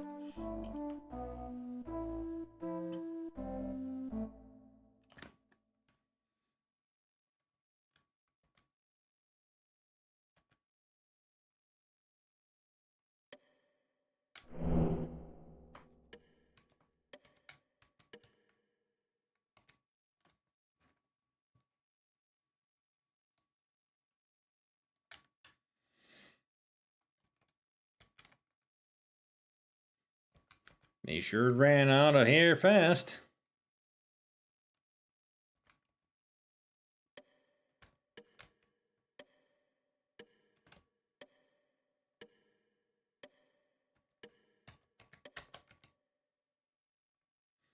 You know, Polly, you really understand me, don't you, Johnny?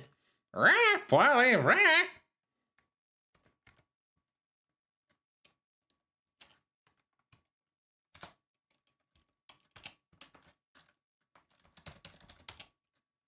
That sounds nice. Right?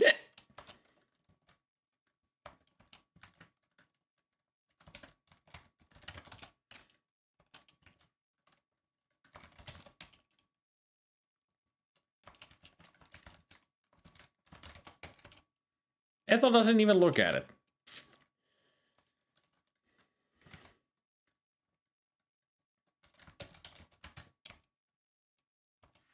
Well,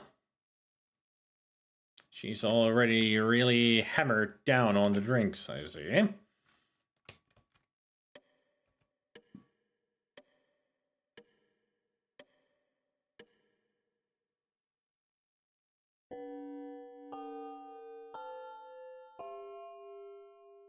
8:30 p.m. Everything all right, Gloria? I suppose, darling. Let's just that went fast.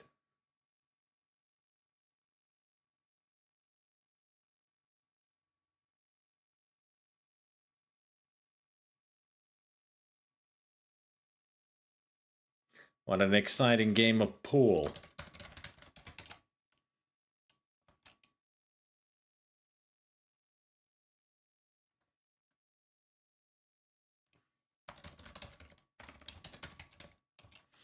It appears that Clarence and Gloria are in the middle of a game of billiards.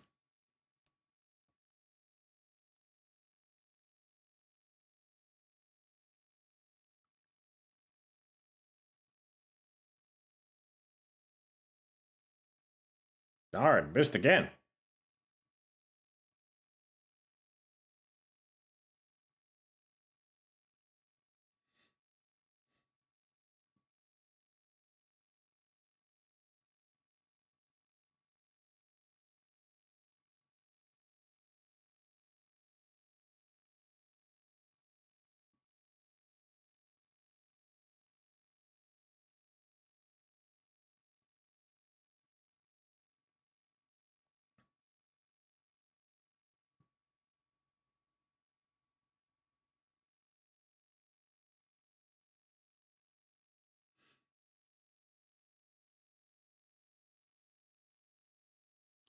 There is something that Clarence will say at some point.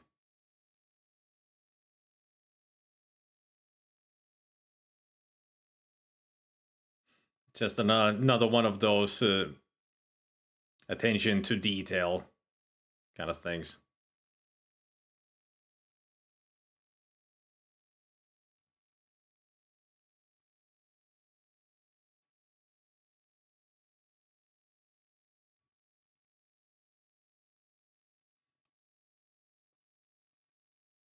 And they are playing a long game of pool. With just 3 balls.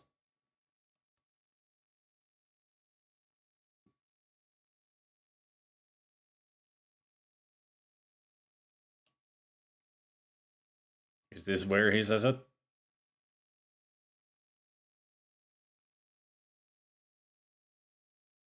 Oh, he didn't say it. I mean, eventually he would say a comment like he wishes that there was the other cube. Yeah, if you keep playing like this, darling, I'm going to win. Is he now gonna say it?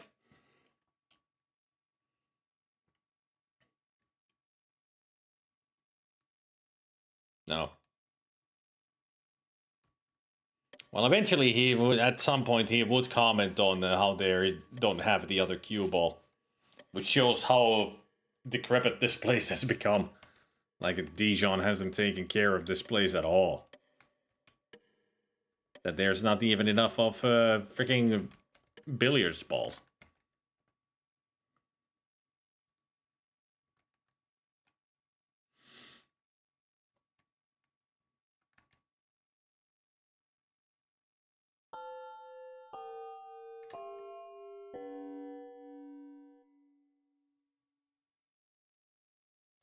I think I may have screwed up here.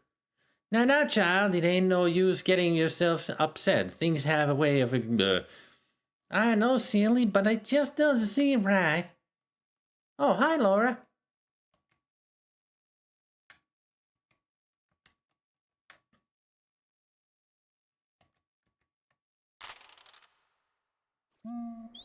You're standing on the northeast corner of the house right outside the kitchen. Beside the kitchen door, you see a doghouse and a cellar door. Come and get it. Oh, here's Beauregard.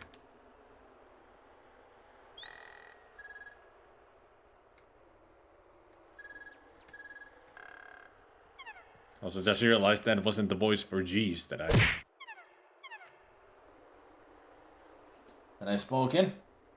You're standing at the east side of a circular gravel driveway leading to the old plantation house.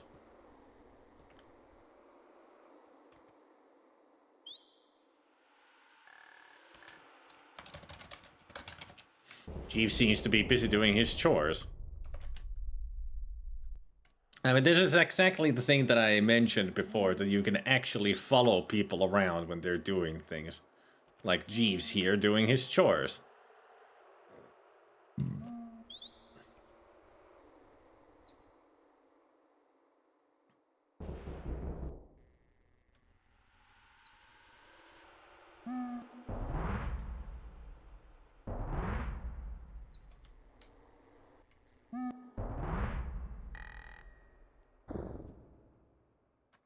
And there he is feeding Blaze.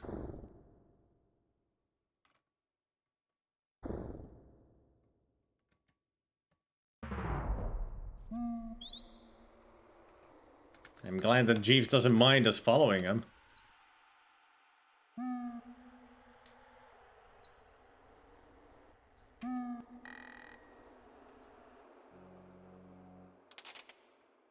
There, he's lighting the candles.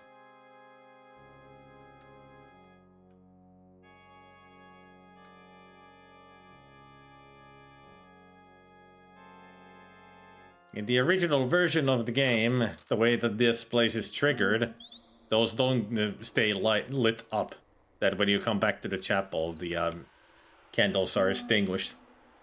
But they should stay on now in the fixed version.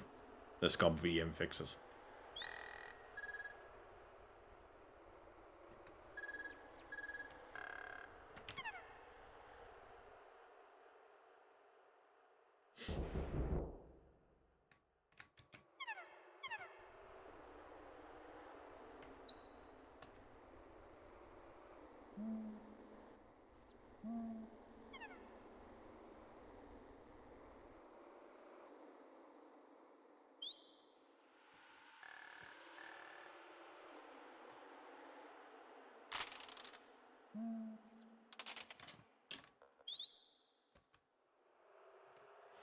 There appears to be a cellar door here. The dog dish is empty. Then there is a large doghouse outside the kitchen door. You see the name Beauregard written over the doghouse door.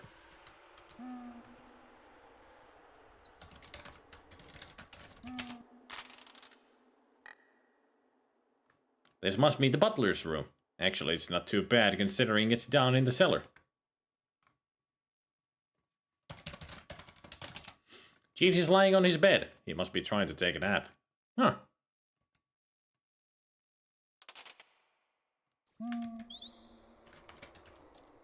Anyway, I've wasted too much time. I better restore the game.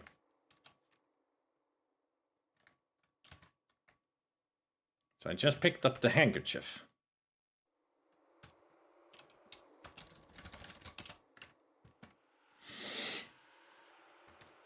Same here. I've always been the kind that takes forever to fall asleep.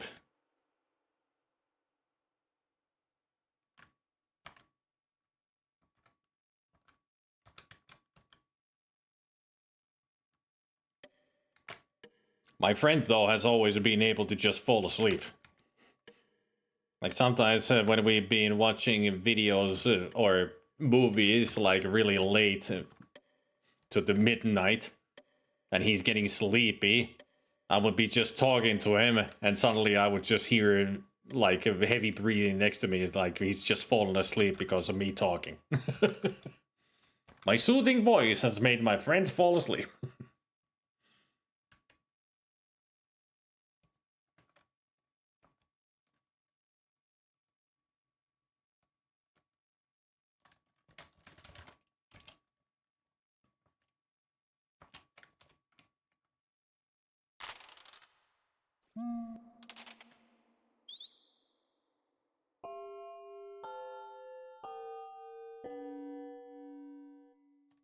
Boom, bum, bum, bum.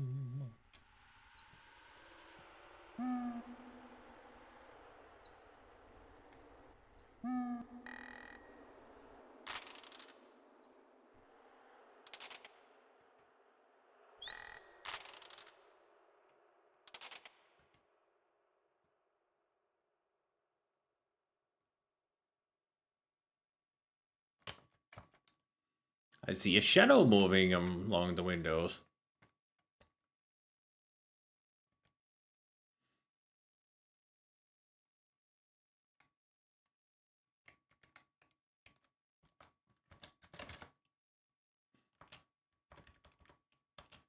There's the shadow again.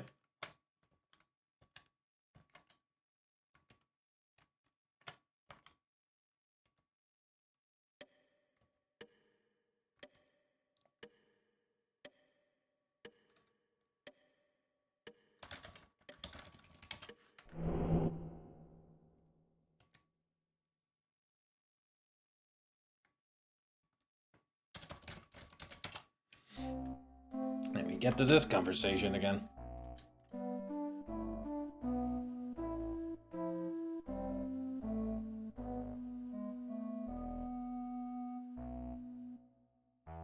He's like, if I were this way, that would be that show.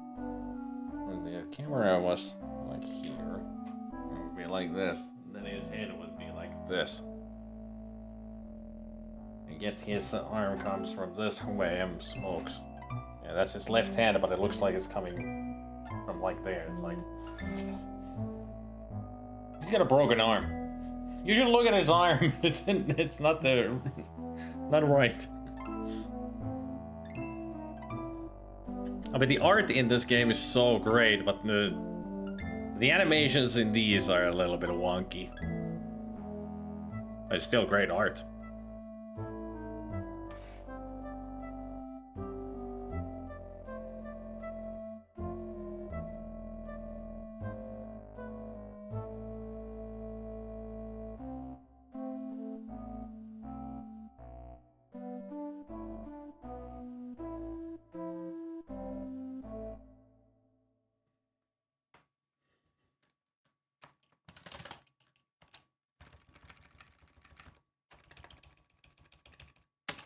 I wonder if this will trigger. Anytime you go into these passages, when you go over here, and when you leave, there's a chance of something happening. Like that. That's what you get for being such a snoop, Laura. The killer got me. Or somebody got me and killed. thus making them the killer.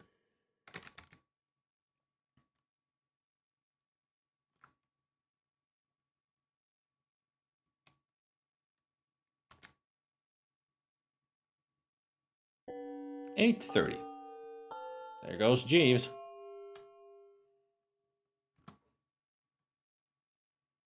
Now, child, don't get yourself upset. Things have a way of working themselves out. I know, silly, but it just doesn't seem right. Oh, hi, Laura.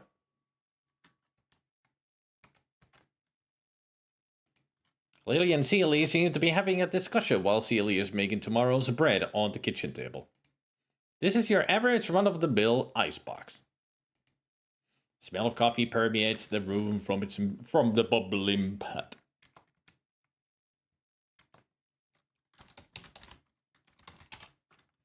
There's hot coffee.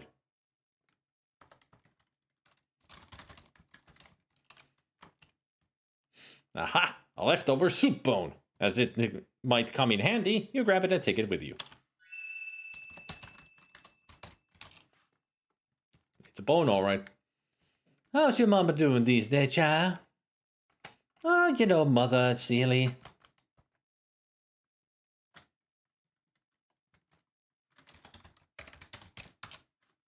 Oh, I don't know. She's around here someplace. Probably drunk as usual.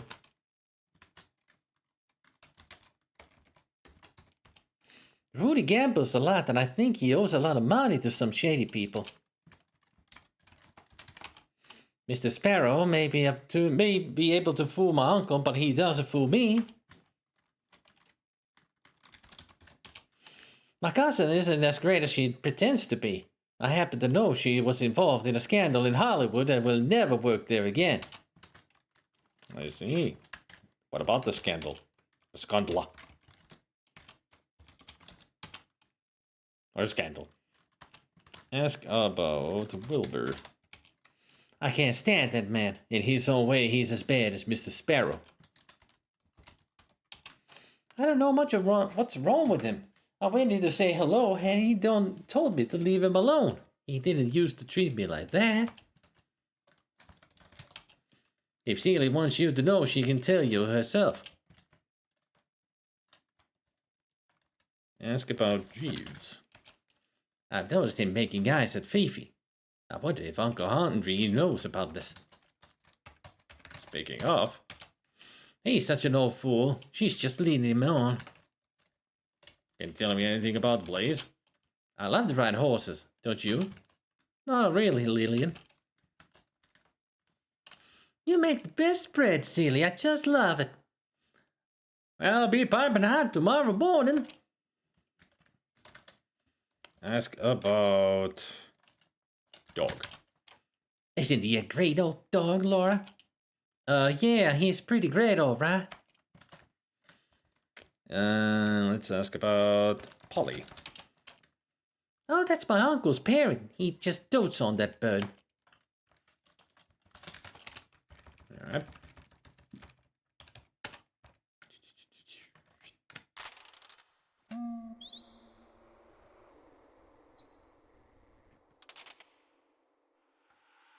Come and get it.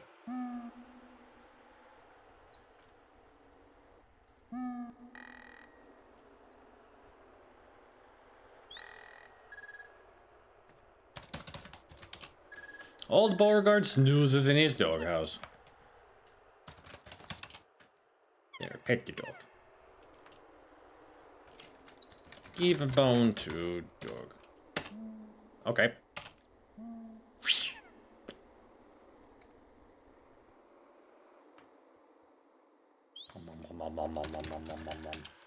Beauregard is sure enjoying the bone.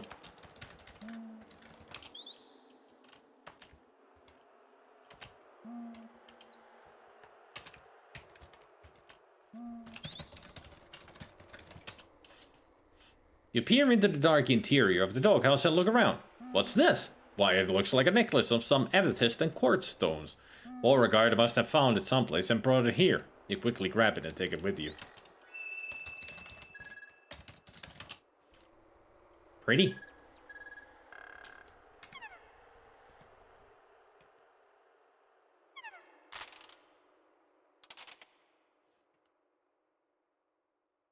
It'll be fine, Missy Lillian. You see.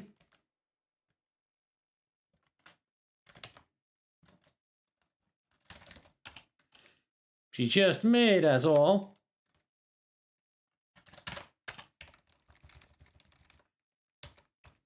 Save and show necklace.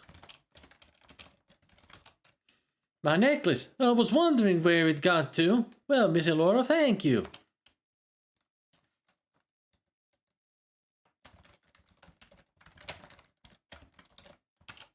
You don't have it. Oh, she took it.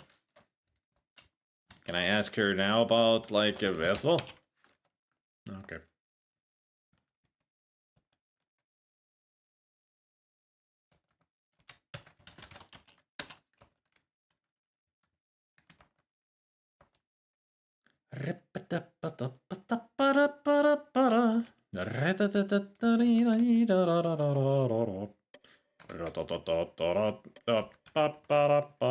And show us go on.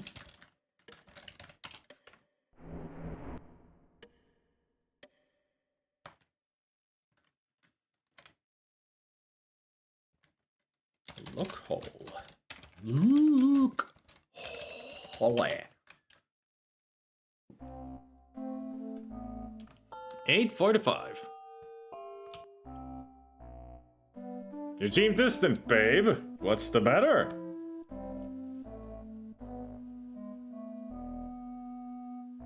Well, darling, this is very difficult. What's difficult?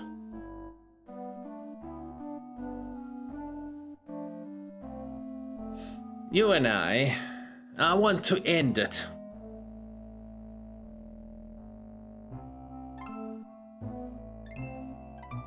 Are you joking or something? That's ridiculous.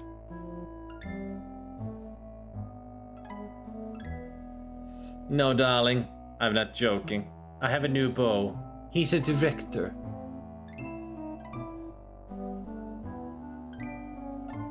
Yeah, well, I have to think about this.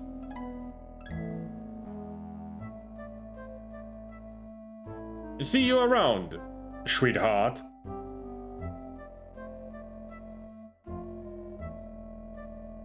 I guess he can't take a hint. She's breaking up. But he's like, nope, nope. Alright, let's save here. Let's save here and get some food. I'm hungry. Intermission, everybody, as the game says. Which means we get to look at kitty cats. And listen to music. Apparently we went into Scum Bar to have our dinner.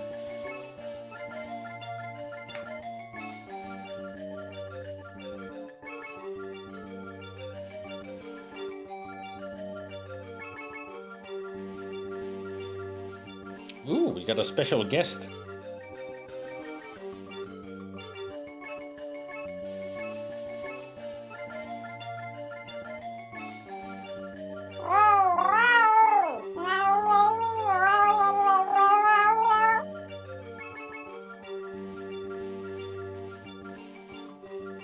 I would say soy creation utility for mini munchings. That would be better.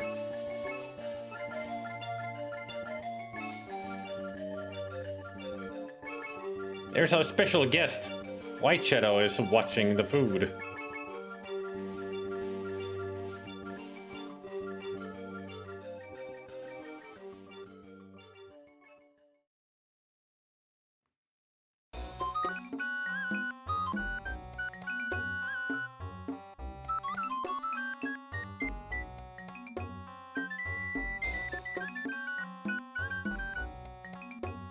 Totes adorbs.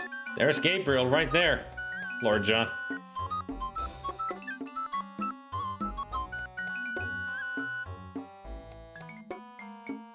Or the backside of Gabriel.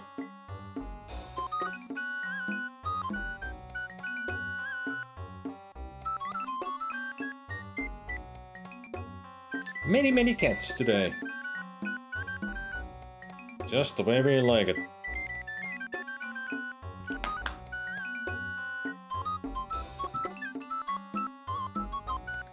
I shall be right back. Don't go anywhere.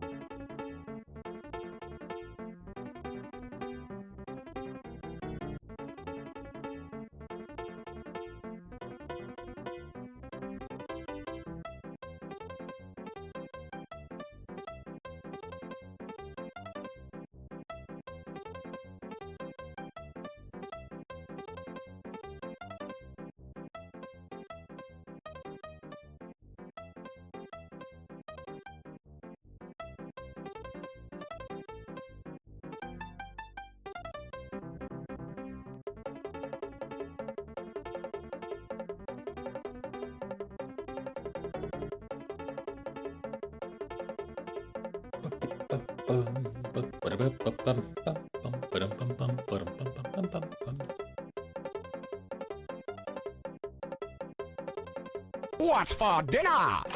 My favorite. It's something that I made earlier. Oh.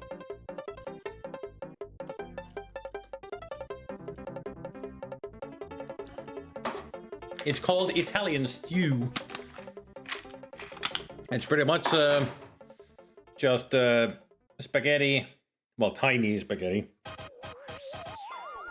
with a very lovely sauce and all kinds of herbs. And I sliced some meatballs into it.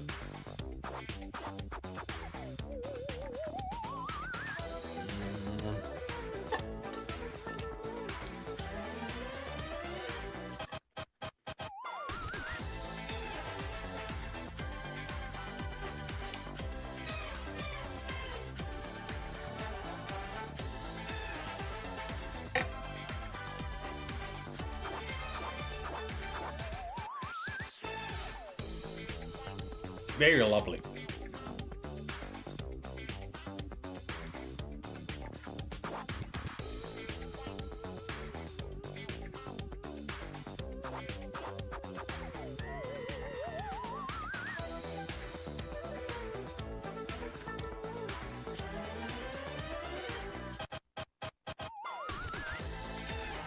I mean, I intend to replay that game at some point.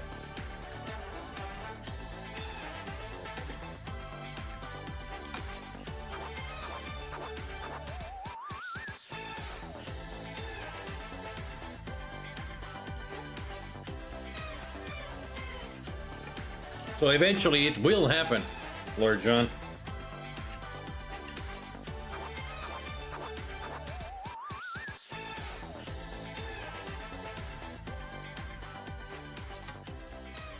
After the plushie D2 quest.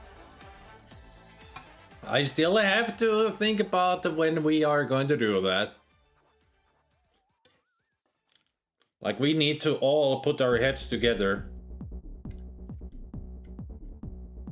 and make a plan on when we do Diablo 2.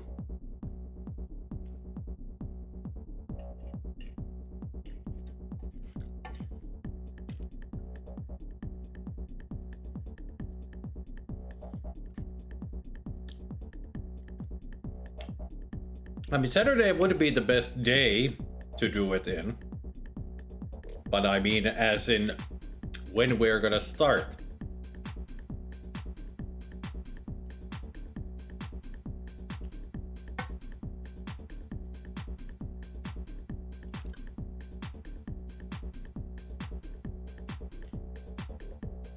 So we gotta plan ahead on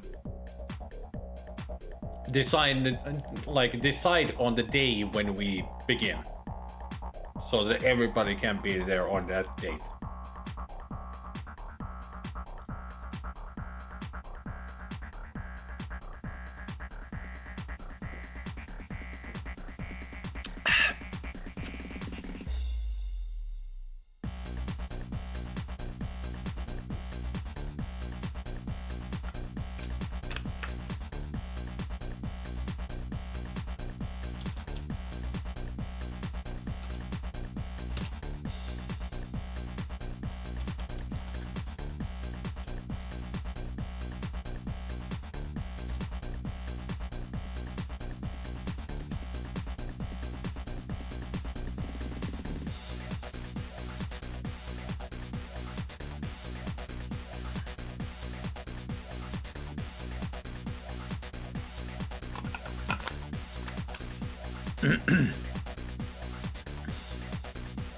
Blizzelta, Bone John, Spider Rin, Fire Swede, and that's as far as I reached.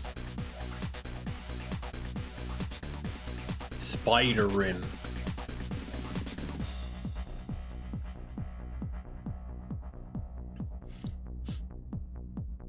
I mean, that's the I mean, that's the other thing that we have No, I'm not going paladin. I said I'm druid. I'm a caster druid.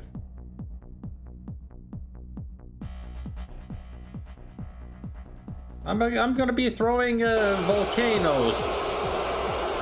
I'm gonna be throwing volcanoes and whirlwinds at the enemies.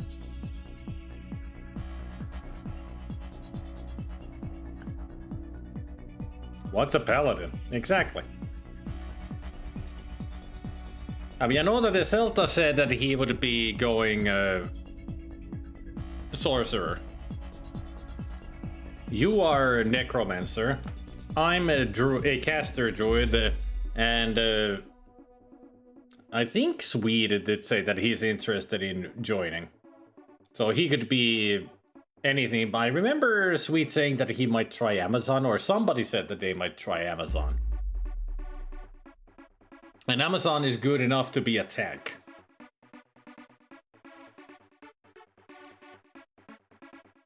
I mean, we already have a sorceress, so having two would be...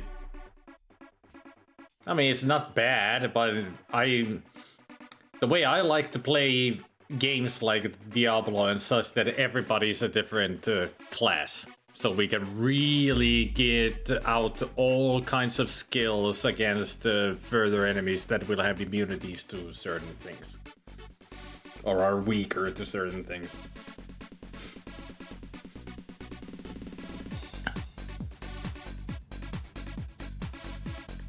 I mean, I'm taking care of the fire, Lord John.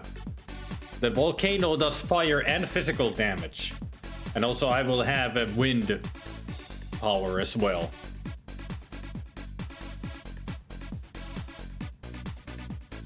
So that's the balance between the fire and ice there, with me casting fire while Ezelta blasts a blizzard.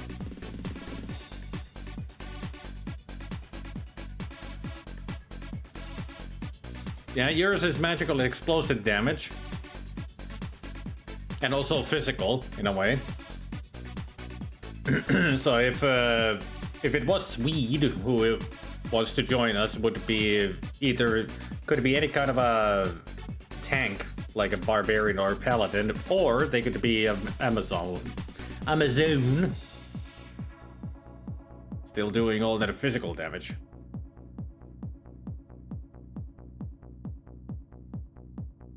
I mean, Paladin would work really well because they can use one of the aura that will boost our stats.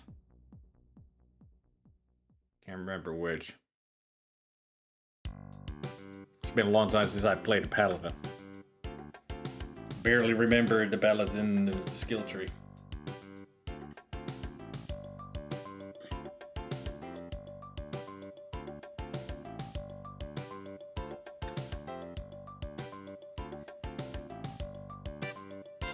But yeah, that's the other thing that I need to do then.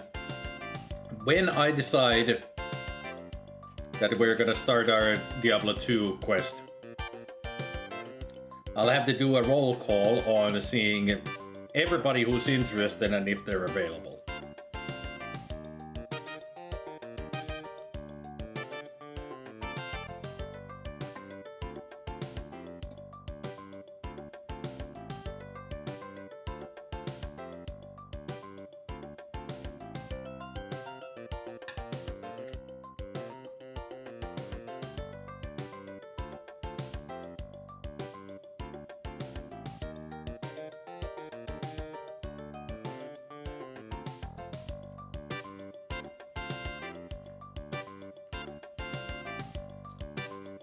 Paladin was my favorite class in multiplayer. The buffs and stuff just made everyone better.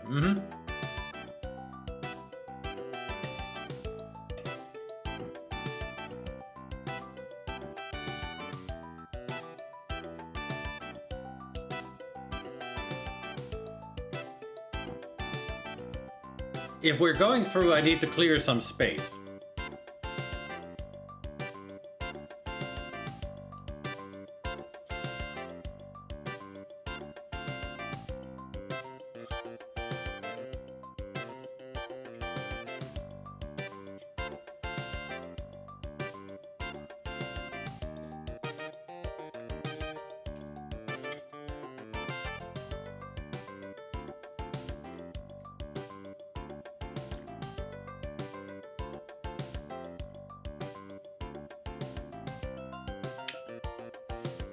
I mean, that's why I would like somebody to be the paladin. Because of paladin being such a great support class. I mean, of course, paladin works as a tank and support, but it's the auras that they have that really help everybody.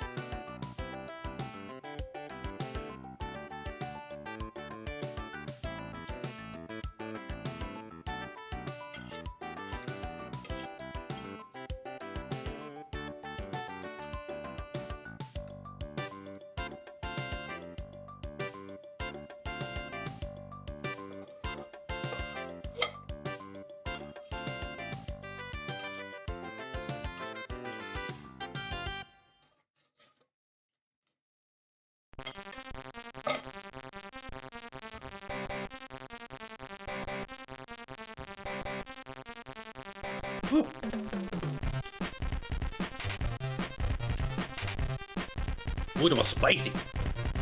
At the end there. Woo. Oh, that opens up the sinuses.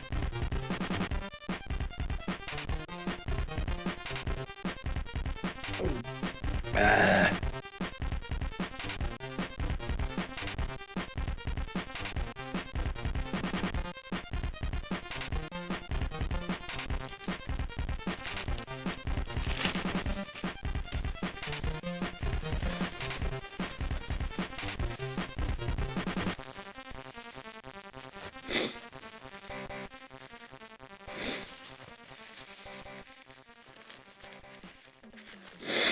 Oh.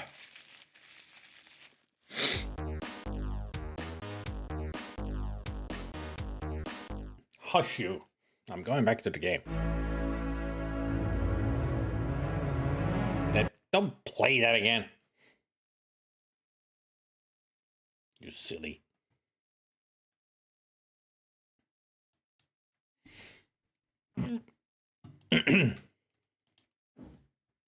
Okay. Where were we?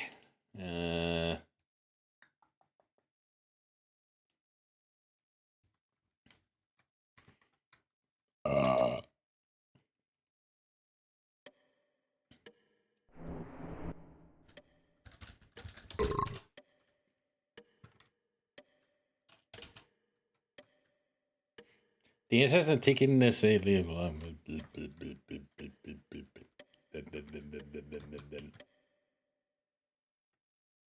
Everything all right, Gloria? I suppose, darling, just to get back in the game.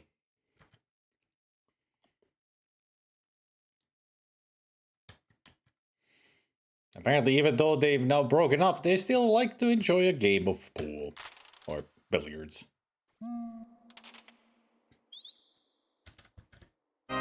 Oh dear! It looks as if Gertie has accidentally fallen from her upstairs window and killed herself. Or was it an accident?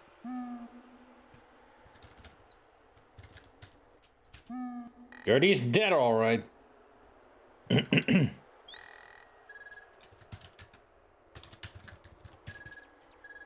not close enough. You quickly examine Gertie's body and see that she died of a broken neck. You can see no clues as to what might have happened.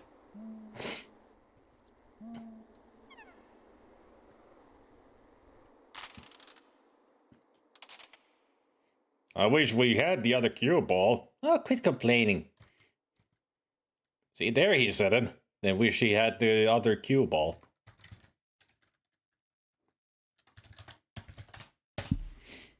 Mother? Oh no, it can't be.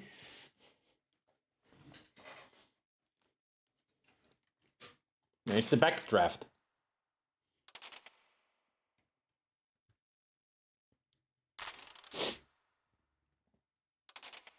You're very mean. There's nothing there. What do you mean there's nothing there? Certainly cleaned up the place quickly. Even though that corpse had been lying there for 45 minutes.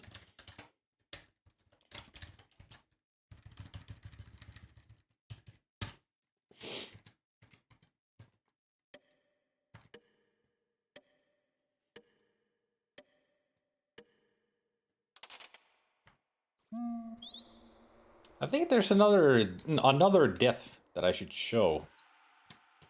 That we could do all around the place. You're standing at the south edge of the bayou island looking towards the great old plantation house.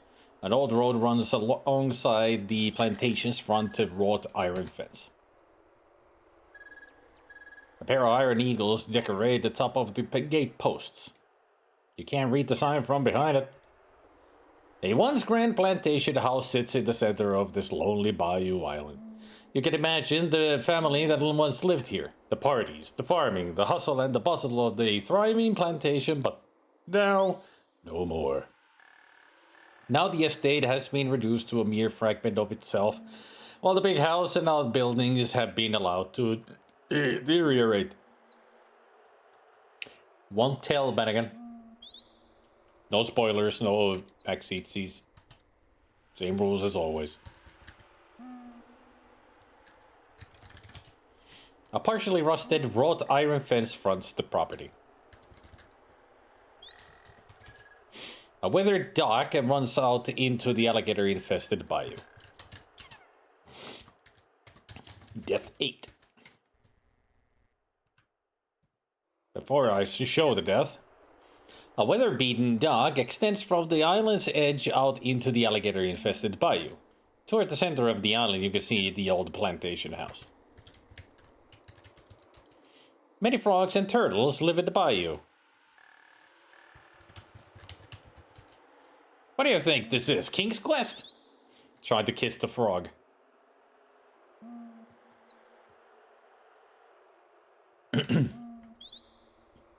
The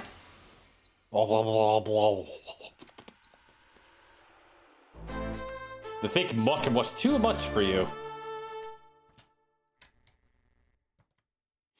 And also, if we go here, you are at the south edge of the bayou island. An old road runs alongside the old plantation's front wrought iron fence. From here, you can see the west edge of the main circular driveway. My brain just...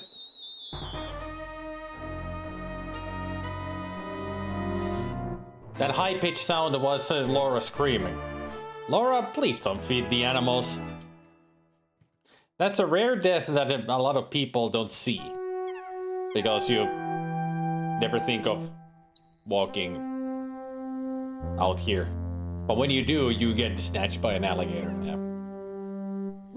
My brain just told me, this game is the secret prequel to A Buck's Life, the Colonel's Bequest.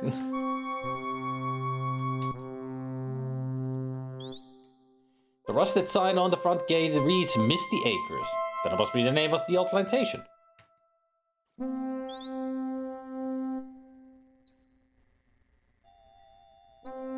You are walking along the south edge of the bayou island. An old road runs alongside the old plantation's front wrought iron fence. From here you can see the east edge of the main circular driveway.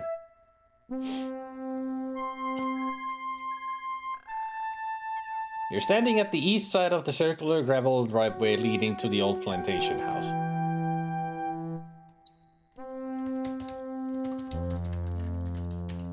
There's an old deep well just off the driveway. You look into the well, but it's as deep and dark you can't see much.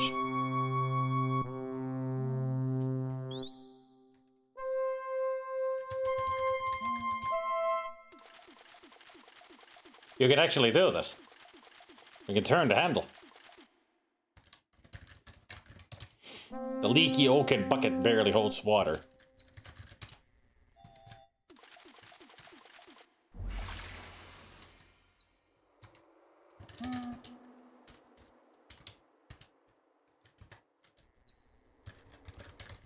I don't remember if we can do this. What? Are you crazy? Yeah, just that I thought you cannot jump in. This quaint gazebo looks like it was once a nice spot for quiet reflecting. Looking north, you see some tall hedges.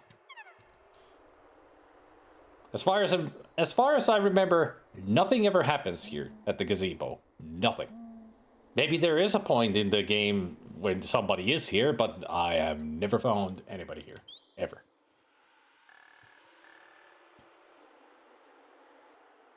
You are at the southeast edge of the Bayou Island. The old road and the fence have been taken over by the flooding swamp water.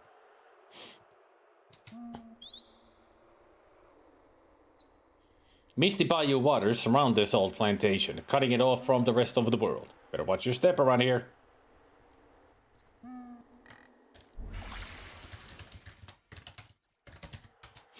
Vicious gators inhabit the swamp surrounding the island.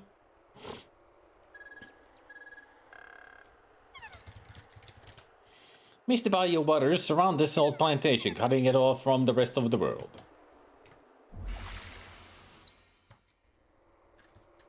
Can I, pet the gator? You can't be serious! Kiss the gator? Be reasonable! Hug the gator? You don't see any here, but the dark water may be concealing them. I mean, there's one on the land over there.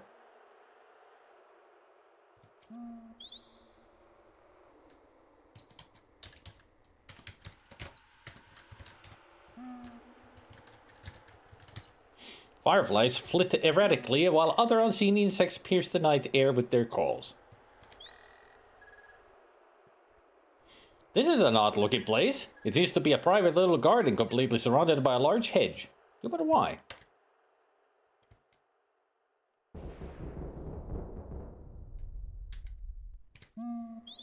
This hedge garden is very strange. In the center you see a small fountain while a nearby statue overlooks it. Perhaps at one time this was someone's place of quiet contemplation.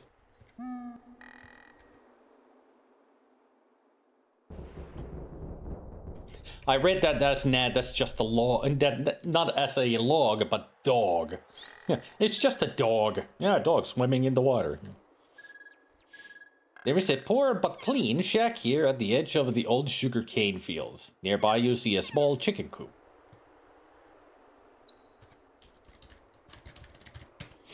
The two chickens scratch and peck within their chicken coop. Talk, chicken. This isn't King's Quest 3. A lot of King's Quest references in this. Not a single police quest, though. Only Leisure Suit Larry and King's Quest.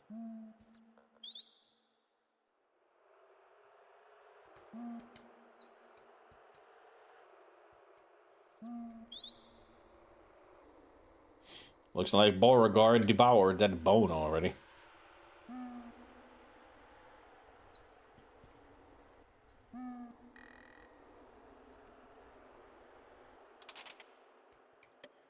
Easter egg? Easter egg?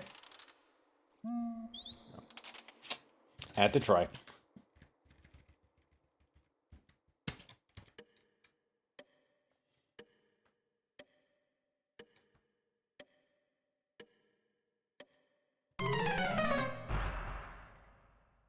Guess who forgot not to walk on the middle? Do not walk on the middle of the screen. It's a big no-no.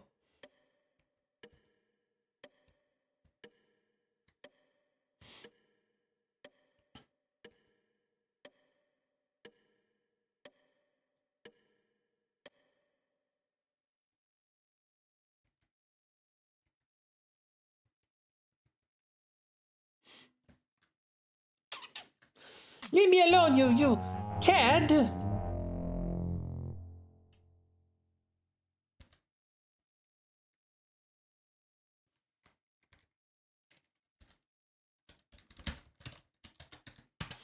It seems that Rudy Dijon is Gloria Swansong's brother and Gertie's son. You're surprised that Swansong must be Gloria's stage name.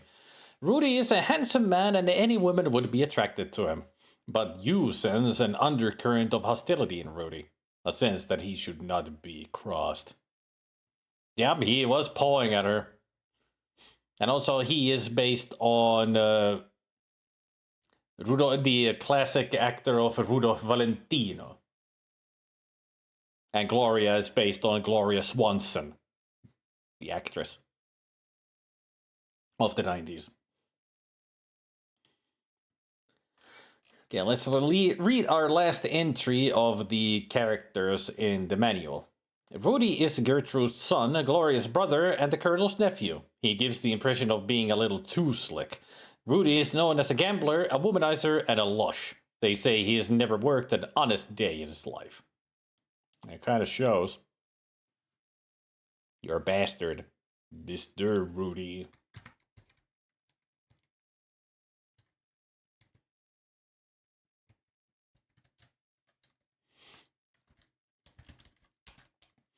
Uncle Henry and I don't always agree on the proper way which one should lead their life, but he'll soon come around. My sister's a swell girl, and I don't like to have people say otherwise. I'm sure she's just resting in her room. Well, she is resting. Eternal rest. Aunt Ethel's nothing but an embarrassment to the family. We would all be much better off if my uncle would just get rid of him. You don't want to go near that old lech. You know, I've always been a little leery of her. I'm not sure she's all there, if you know what I mean. Hardly even notice him. He seems very quiet, don't you think? Yes, I've noticed that too. I didn't know there were dishonest days, but that explains why my autistic brain sometimes thinks everyone is lying.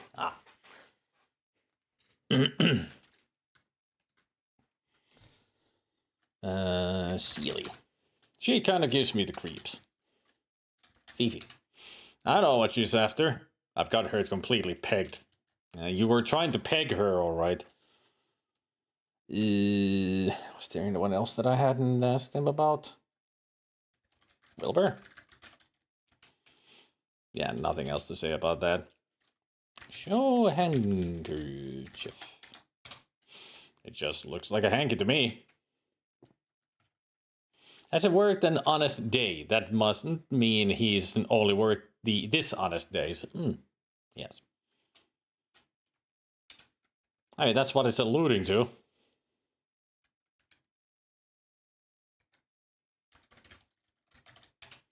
Rudy's having a drink while relaxing in his room.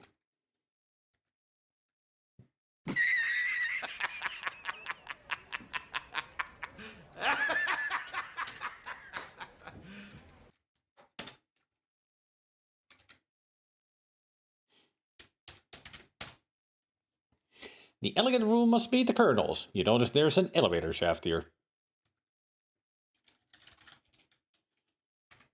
Death number 10. La-da-da-dee. Open the gate.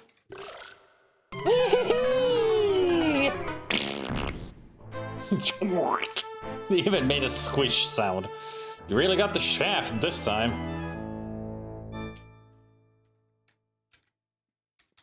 So if it's not here and it wasn't down there, where is it?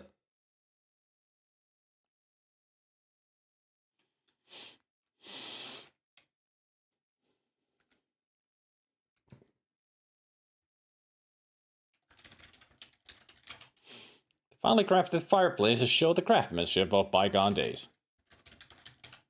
You see a log smoldering in the fireplace.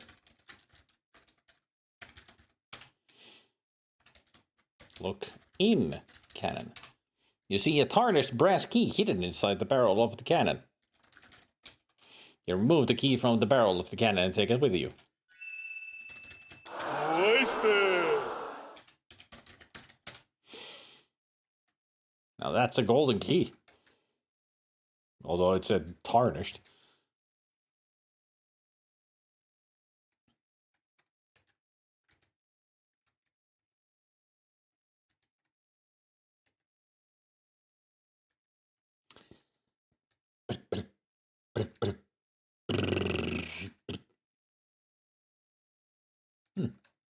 Hmm?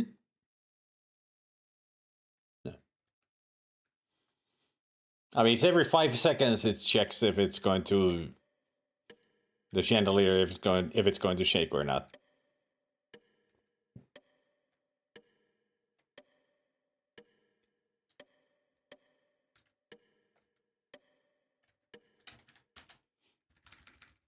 I also like the little detail with the mirror that we walk past it. You can see Laura's reflection on it.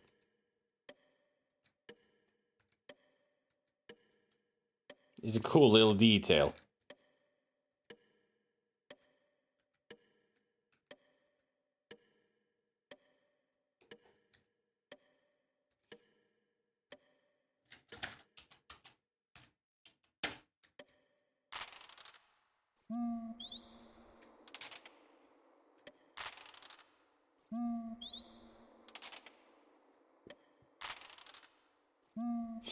A very detail omitted from most games of this era. Yeah, and also in most games of this era, the mirror image of the room that is in the mirror in many games it's completely broken. Zelda knows what I'm talking about when I say WPE games, especially that they've played. It shows how the mirror image is complete garbage.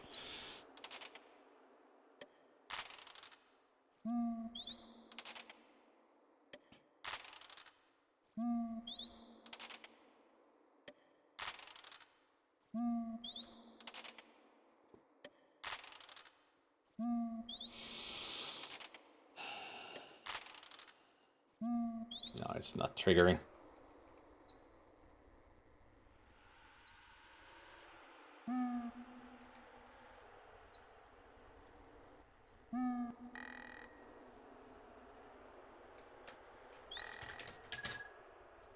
Just do that yourself. No, open cellar. This must be the butler's room. Actually, it's not too bad considering it's down in the cellar.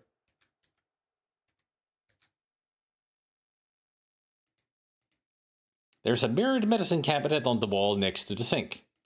It appears that Jeeves has a sink here too. That's Jeeves' toilet if you need to use one, go upstairs.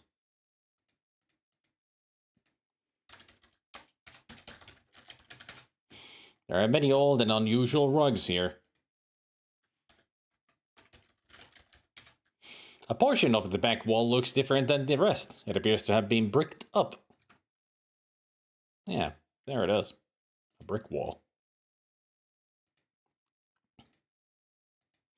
A box of crackers is sitting on the nightstand next to Jeeves' bed. Let's ask him about Fifi. Kindly leave my room. Henry, please leave. Get crackers? Or maybe I should ask about crackers. I'm tired. I don't want to converse. Alright, I'll just get the crackers and be cracking. Yes, Jeeves, if you can have the crackers. He nods his head in approval. Now, here's the fun thing about a certain section of the game.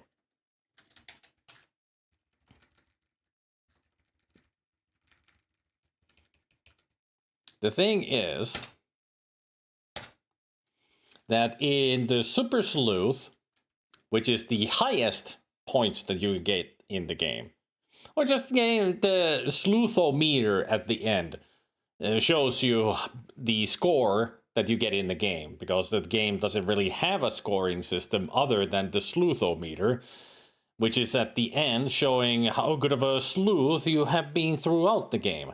And one of the conditions is to use an item more than once.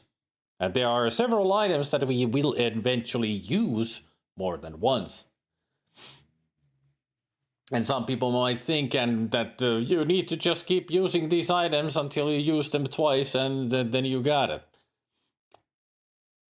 The crackers are a way of going around it, because the way the game counts it, that you, so far I've used like the crowbar once. So that's number 1 on it. So if I use it again, it gets to number 2, which means that I have used that item more than once. But the crackers count as well. And the game is counting that the number, since there are 7 crackers, so it's tracking the number. Now, once the number goes under 6, you have already got the notebook mention in the sleuthometer. So you've completed that section. And people think that, hey, I'll just keep feeding the crackers to the parrot, which is the way to do it here in the game. Because if you get a cracker to the parrot will give you a hint on, like, it hears people talking near it, and it'll repeat the last thing that they've said. But to get around it, if you want to be a sleutho, if you want to be a super sleuth, just eat the crackers yourself. It counts because it puts the number down. So you eat 2 crackers, bam, you're done. You used an item more than once. Speed runners, they always find the answer of getting around things.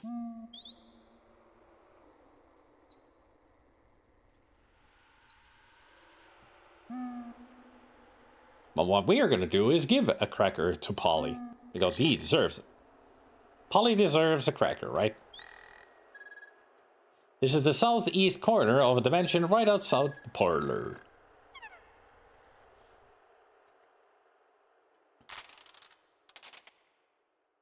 Yeah, Polly, you really understand me, don't you, huh?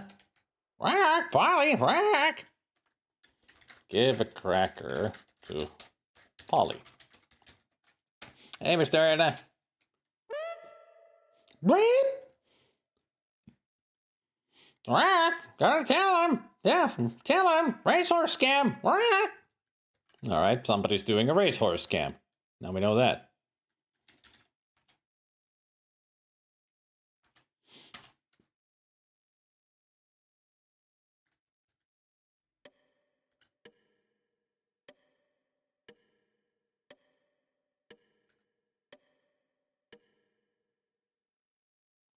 Ah, Wilbur. Act 3. It is 9 p.m.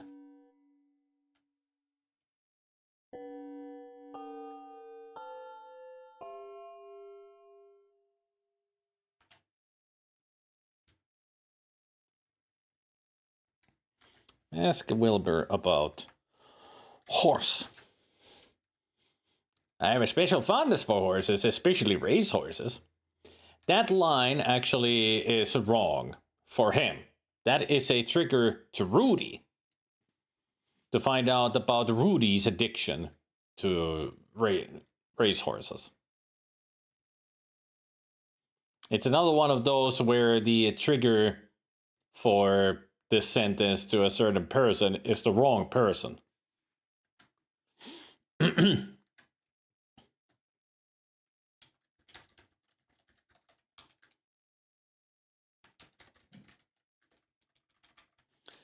All right.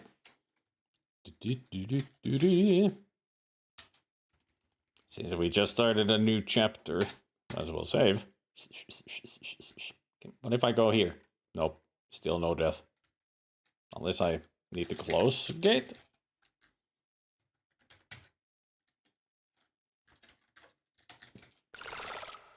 No.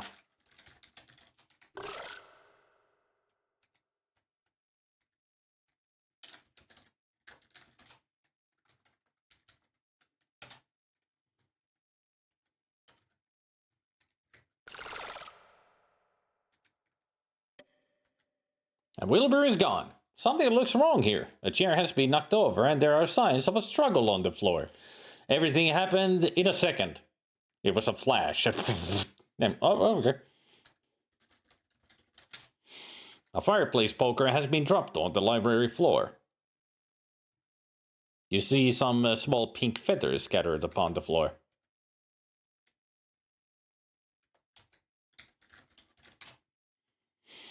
As you retrieve the fireplace poker, your eyes happen to fall upon some small pink feathers scattered upon the floor.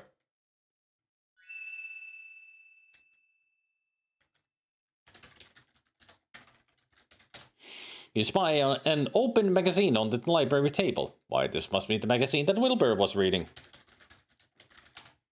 You read the name of the magazine. It's called The Racehorse Quarterly. Upon examining the open page, you see a picture of a beautiful thoroughbred named Sonny Boy. The name Sonny Boy has been circled in red. You wonder how the small pink feathers got on the floor. They look like they may have come from a pillow or a feather boa. Fun fact, eventually Jeeves will come inside here and remove the feathers. As in, he will clean it up. And Jeeves is the biggest culprit in this game. He will go and clean up the evidence. I mean, it's his job to keep the place clean, but dude, there's been some bad things happening here, but he doesn't know. We're the only one who knows. Ethel is gone.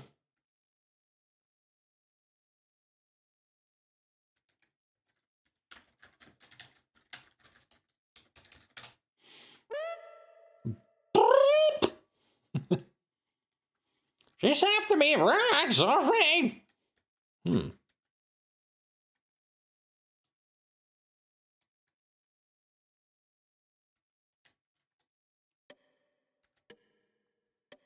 Now let's go see what's happening upstairs. If anything.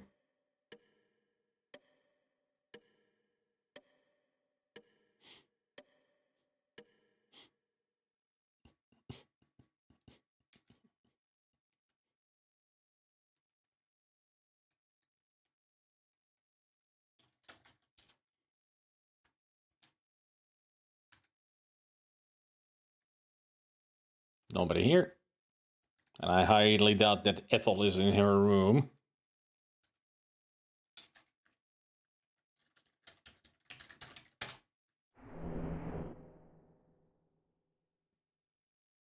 Hey, look at that. Someone has left an old cane behind.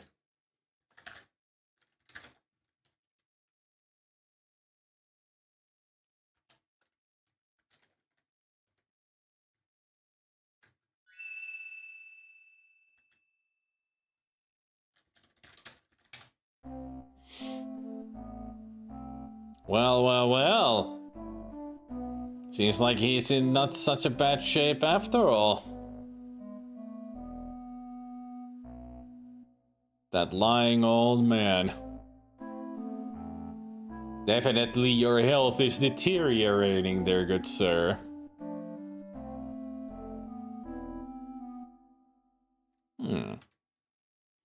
Everybody's got their secrets. But none bigger than that, if you ask me.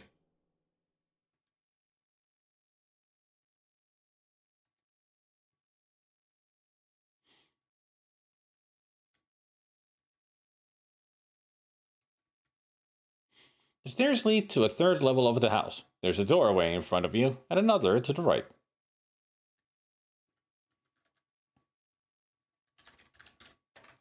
Open. The door is locked from the other side.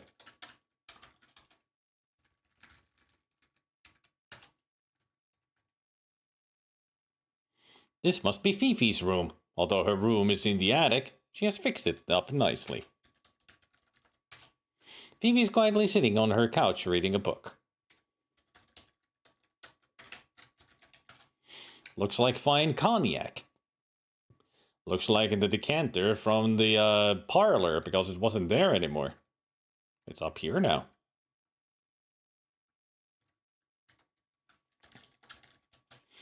Oh, mademoiselle, she is nothing but a big pussycat. Celia is too medicine for her own good. I know that Andre seems like the old grouch, but he is really a very warm and generous man. Take my word for it. Do not tell anyone, but I fear that, man. Ask about Gloria. I'm very nervous around her. About her. She gives me the bad looks. What about Clarence? I tried to tell Henri not to trust that man, but he does not listen to me. What about Wilbur? Ooh la la, Wilbur is such fun. Oh. Oh. Ooh. Ethel. I opened my mouth too much already, but Henri is not happy with his sister. He's ashamed of her. What about Gertie? Excuse me, mademoiselle, but I wish that old biddy would stay out of Henri's life. I think that the family would hurt Henri if they could. What about Lillian? I sort of feel sorry for the girl, but she gives me the creepies.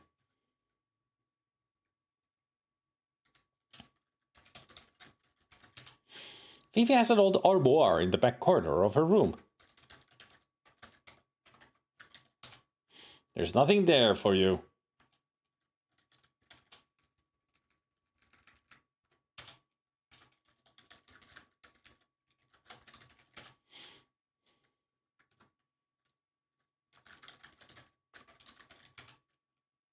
Those are not your clothes. You wouldn't be caught dead in those clothes.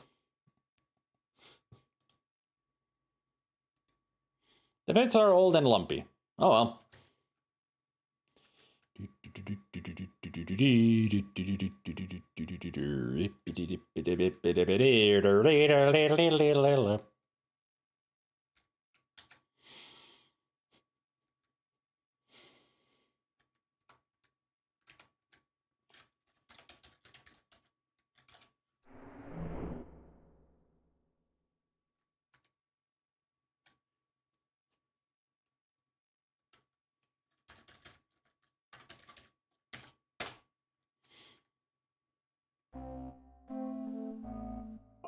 $9.15.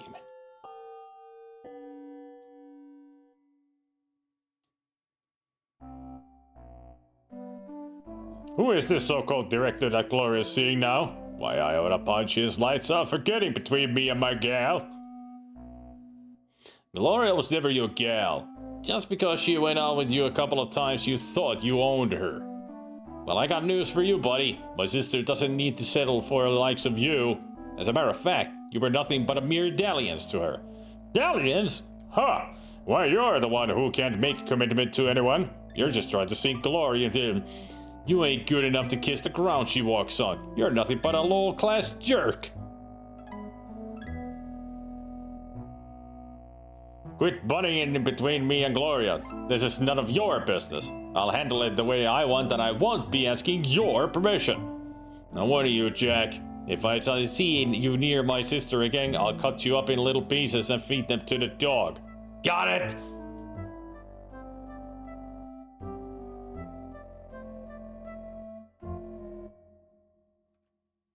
Yeah, you tell him, Marl.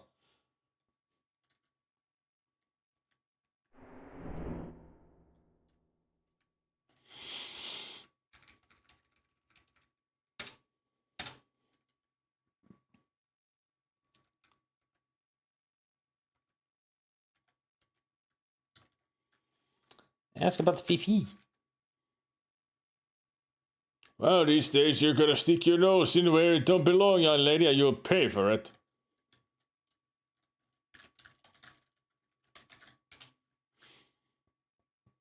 There's nothing you need to know about my nephew.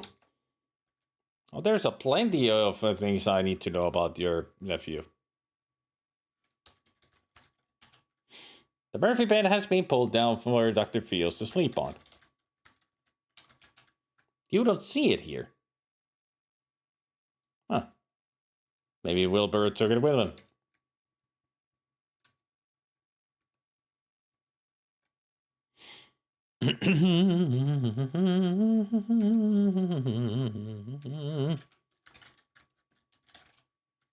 Stay out of my elevator. Stay out of my elevator. Sorry. I was hoping to take a shortcut. You still here? Darn it. I was hoping to use that elevator to show a little thing about it.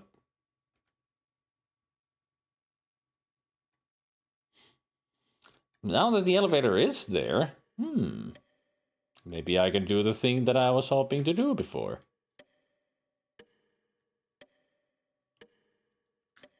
Let's go see if it will happen.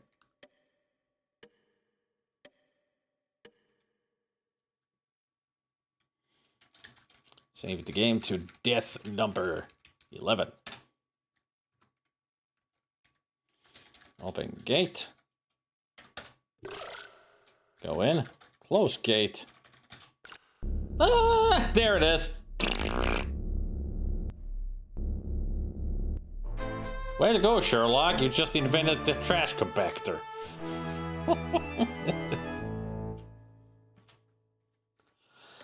One of the many silly deaths in the game, all of your own fault.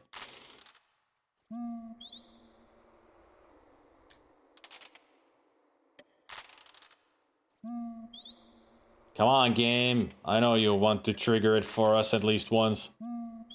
Well, once only is enough. So do it. Trigger it. Shit.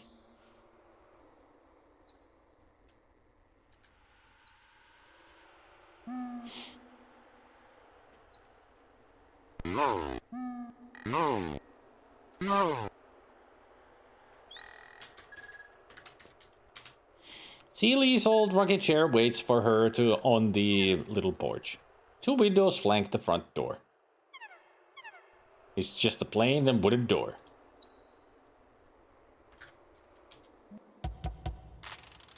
Nice to meet you and see you again, Missy Laura. Won't you come in? Ceilie's place looks quite cozy and comfortable. She's managed to make a home out of a little old shack. Small dresser rests in the corner. If you want, you can sit a spell and we'll visit. Huh? We'll visit?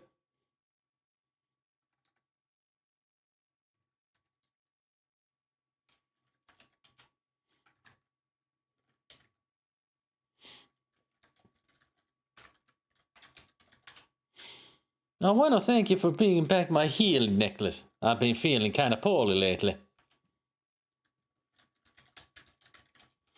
My healing necklace is wonderful for curing all of our ailments. I worried something awful when I lost it.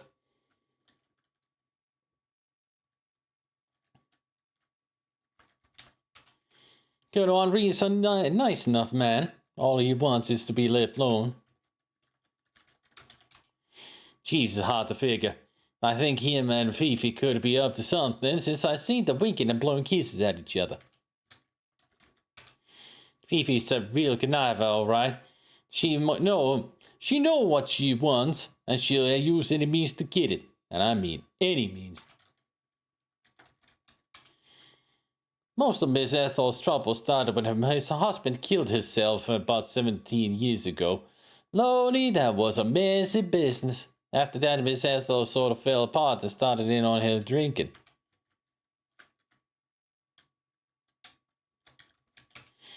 She don't care nothing about Colonel Andre. All she cares about is his money.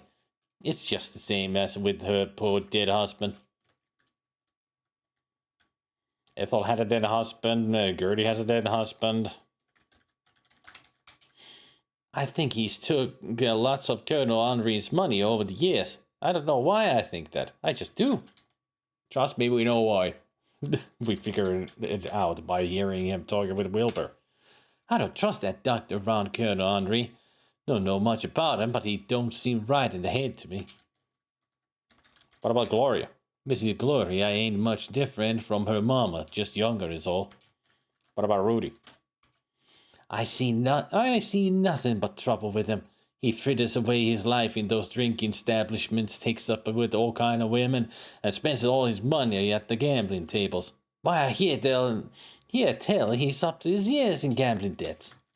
What about Lillian? Poor Missy Lillian. That girl's had her troubles. I don't want to talk too much, but her daddy's suicide hit the poor little thing hard, and then had to have her mama care more about her liquor than her own daughter. Oh, it was sad, all right. Well, that explains Lillian's activities. Can you tell me anything about the Crouton family? The Crouton family owned this here plantation before the war. They didn't survive it, though. Ah, that explains everything.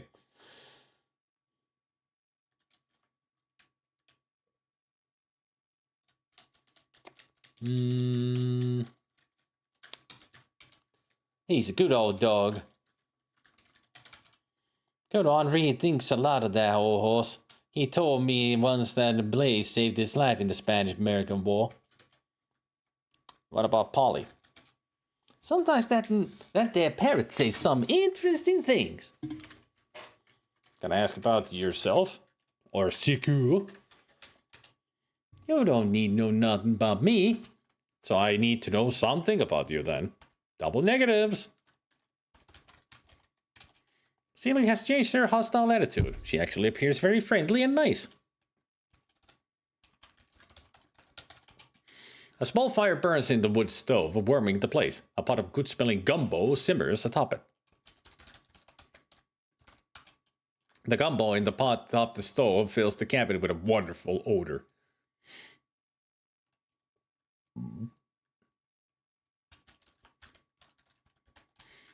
A single carrot on the kitchen table captures your attention.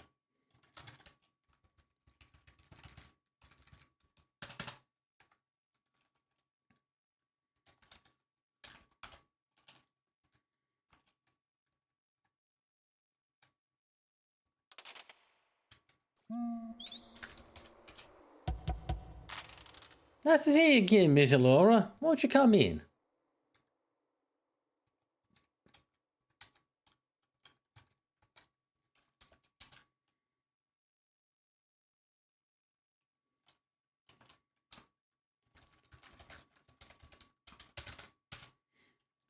What difference do it make? I don't know. I was just asking about the gumbo.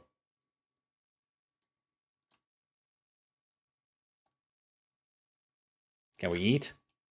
You're not hungry for gumbo, even though it smells so good.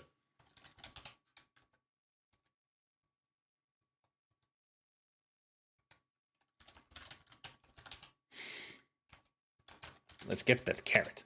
Before taking the carrot, you look at Celie for permission. She nods her approval. With that, you take the juicy-looking carrot for yourself. It's a nice carrot.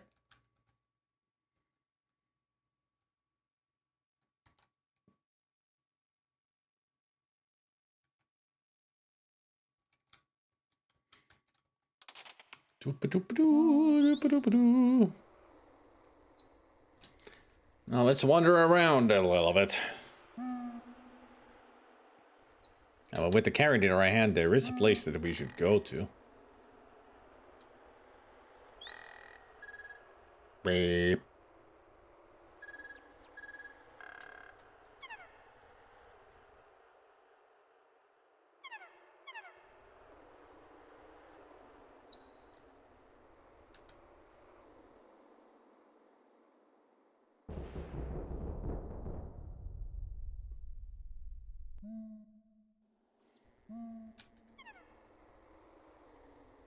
I'm gonna see if the lights are still on, the candles here. Oh no! What's happened to Wilbur? Someone must have hit him over the head and killed him. Nervously, you look behind you, but there's no one there. Hey, look, the candles are still on.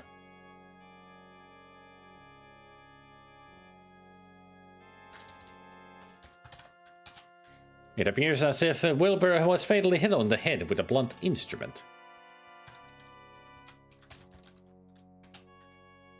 With trembling hands, you search Wilbur's body and confirm your suspicions that he died by a tremendous blow to the head. What's this? Why, it's Wilbur's monocle. Thinking it might come in handy, you take it with you.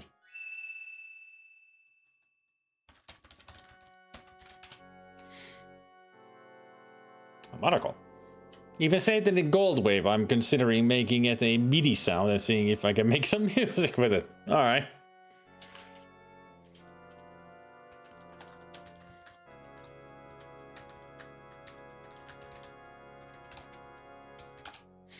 You carefully examine the white handkerchief using Wilbur's monocle, much like a magnifying glass.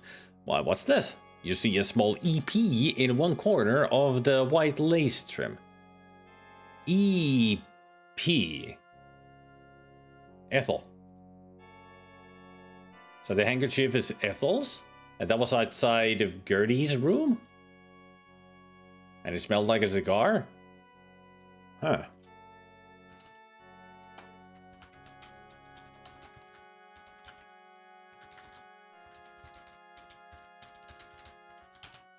You examine the entire fireplace poker with the monocle. Uh-oh, there are traces of blood on it.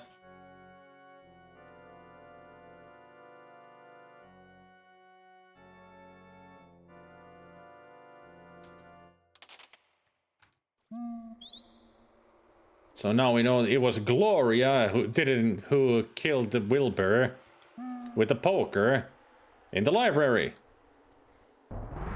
We have solved the clue.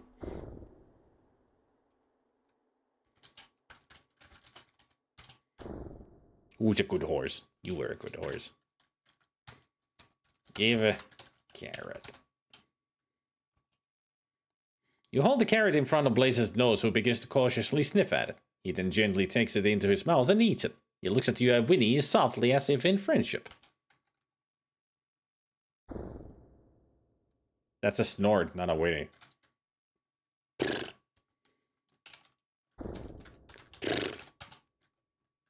Now he won't kick me to death. Aha! So we can get the lantern. Lantern!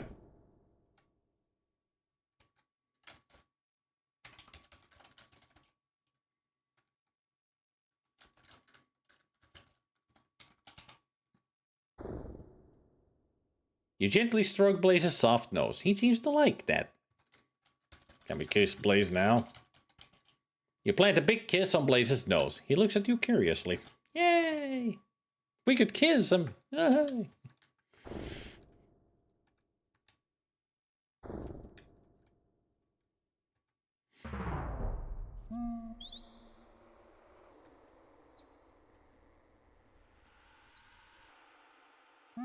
Now to see if we can get the silliest death in the game.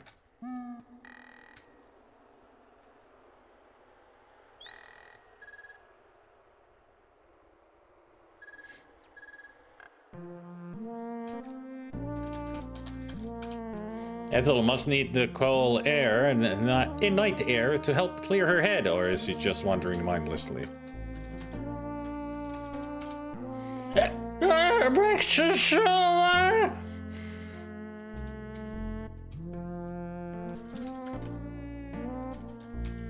I just started my show with you.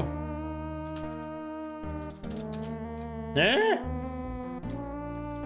This music. That sounds nice.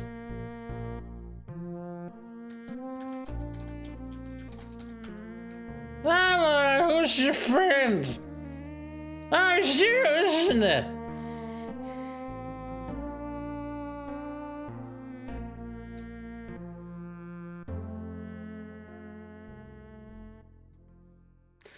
The music is so great.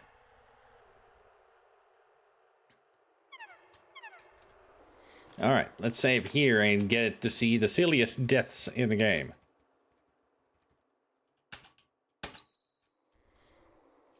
Pull ring with the cane. Reaching up with the... Nothing happens. Oh, the bell's too rusted to move. Right. I need to oil the bell first. And there goes the bat. You scared away a bat.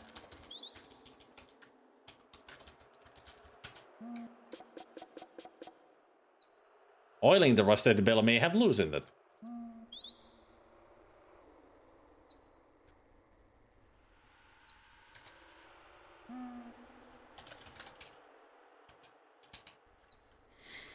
Pull ring with cane. Uh-oh. Now you're a real Southern belle.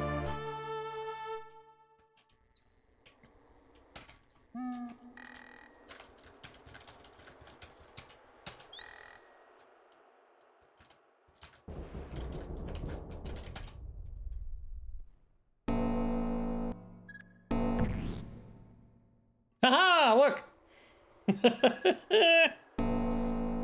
That's a 5% chance of happening, and it happened on the second try. Very cartoony death.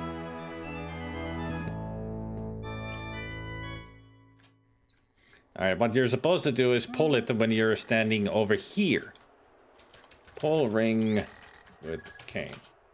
Not close enough.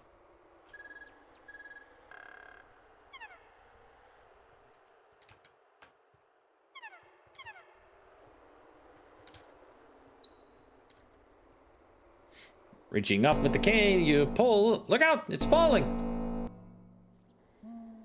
Whew, that was close. What's that attached to the bell? It's some sort of old metal crank.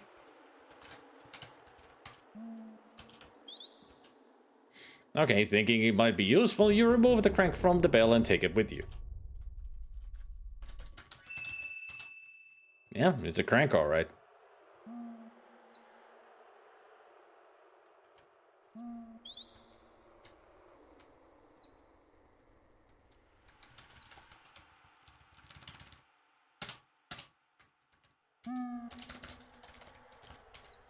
Squirrel. They are very difficult to catch.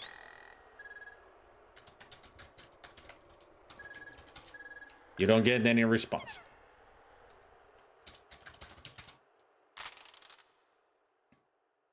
You are inside a leaky old playhouse. 9:30.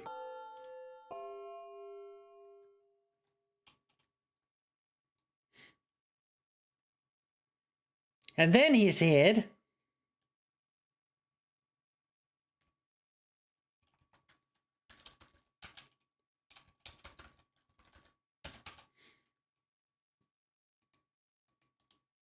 I guess there's no description for the dolls.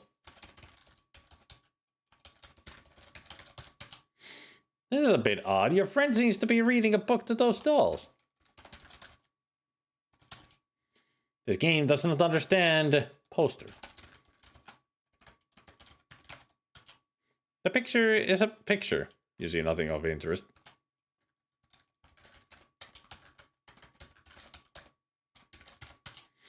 Huh? What are you doing here, Laura?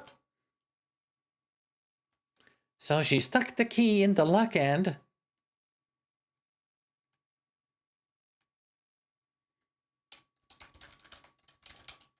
You see nothing special. But a puddle underneath our list that's a rug. It's interesting that we cannot look at the dolls. Just won't let us. A small child-sized table sits in one corner of the playhouse. Two little chairs accompany the small table. You look carefully at the walls around you, but see nothing special about them. Can we sit in the other chair? Oh, the other chair actually had a doll on it. Well, let's, Hey, Tarkor.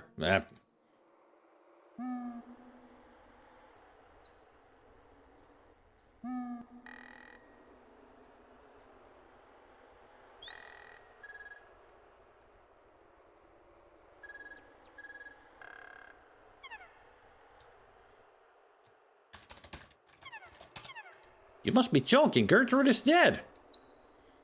Yeah, but her body is not here.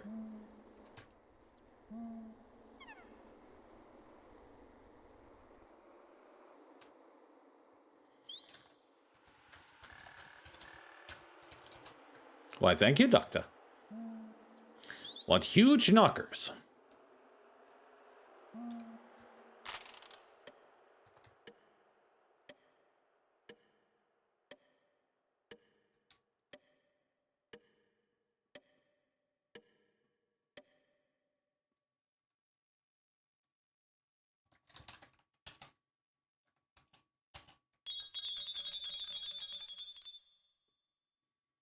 Clinkety, clinkety, clinkety. Oh, look who's at it again at 9:45.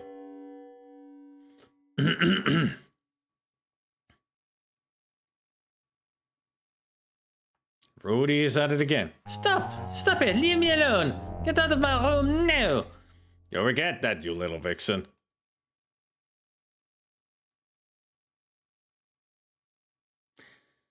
Rudy is pure class. The class of an ass.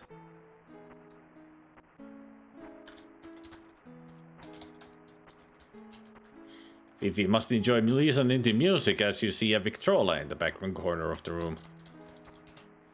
Fifi looks tired. She's resting in her bed. Please, mademoiselle, let me rest. Alright, first take a nap. Then fire some missiles!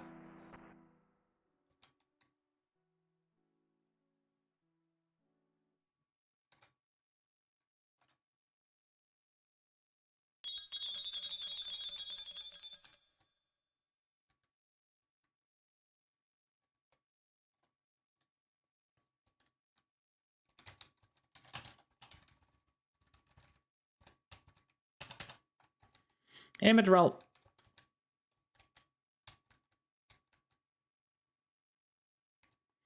Alright, the elevator is not here, so we gotta go downstairs. Now I get to show the cool thing about the elevator.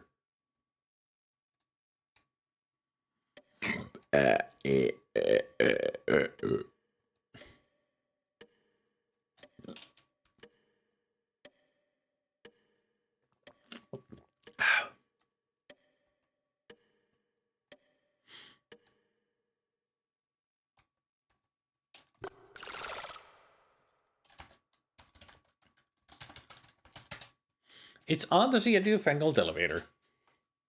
A lot of people would just press the button or something to get up in the elevator or down.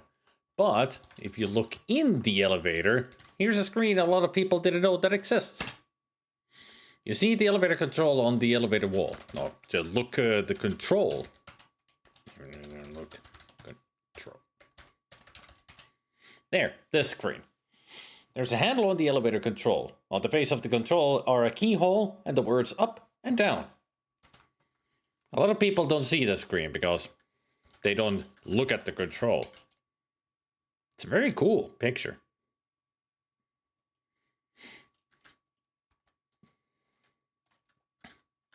Up.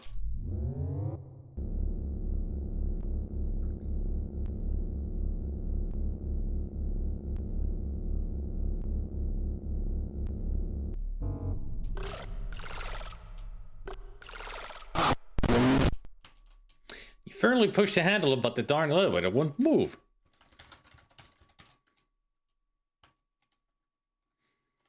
Unlock panel with key. You do not have the right key to unlock it.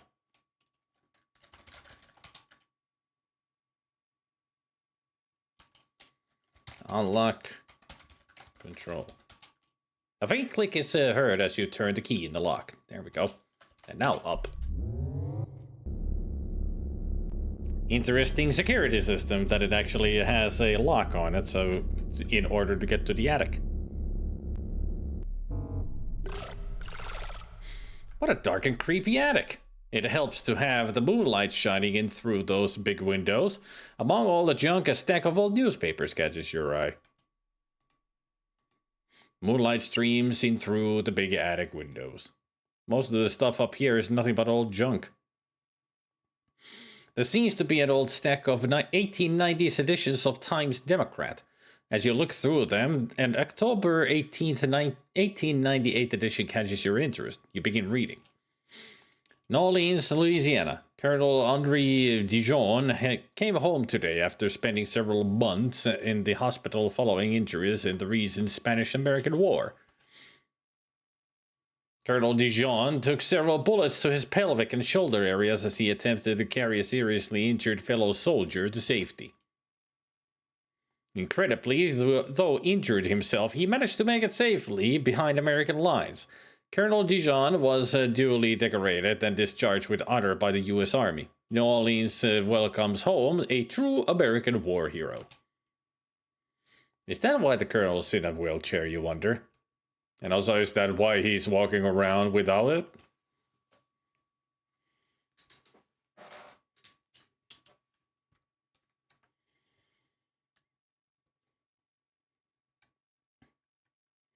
It's dark here.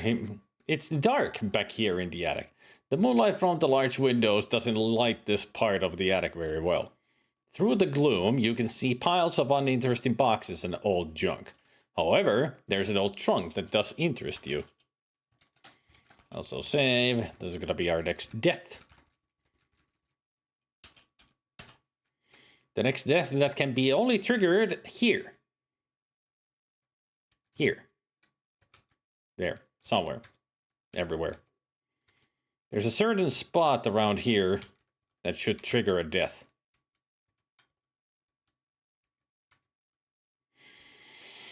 I guess it's not happening now. Ah, there it is. There's the trigger.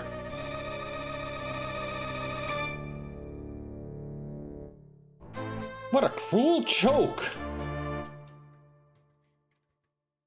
You can easily avoid the death by never walking back there, or there is a way to remove the trigger. As you saw that a character was wearing the dark, shadowy character, the same that we've seen behind the window. But if you look in the chest, peering into the open trunk, you see old army clothing and various paraphernalia. This must be where the colonel keeps his old army gear.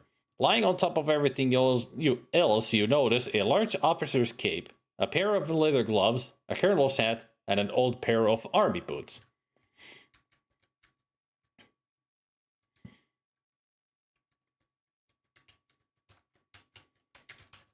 See? Nothing happening. It's because the killer is wearing that clothing. And since we looked at the clothing being in the trunk, it removes the trigger. They cannot kill us because they cannot be wearing the outfit. Pretty cool, eh?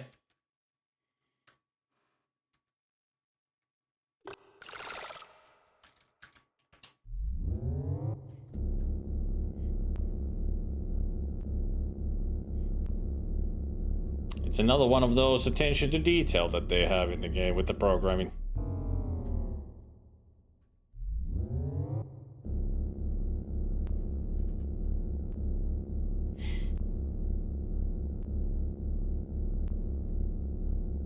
Yeah, there is no "don't please" in Space Taxi.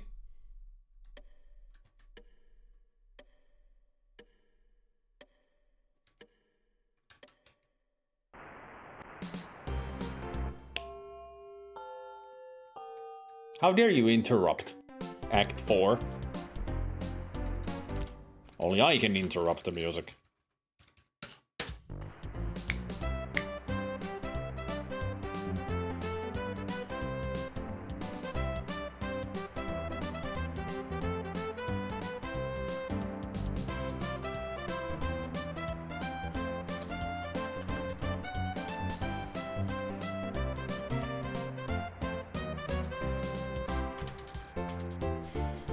Wood is a pillar of strength for me. I wouldn't know what to do without him.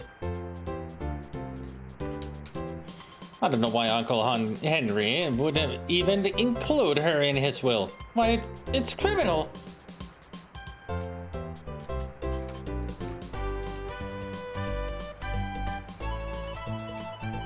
It's such a pity, all that money going to waste. You know, he never spends a dime of it? Well, just look at this place. I don't know much about her except she's been here as long as I can remember. I wouldn't be surprised to learn she was born here. He's cute, but a bit strange. She'll get hers soon enough, and I don't mean money.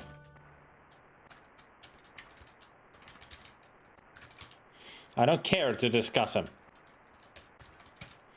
He's just a silly old man. Don't worry about him, darling. I've always felt that my cousin resented my beauty and talent. I've never felt truly comfortable around her. My mother has nothing to do with you. I've never even stepped foot in that stable, darling. I've never given that old dog a second thought. It does squawk quite a bit.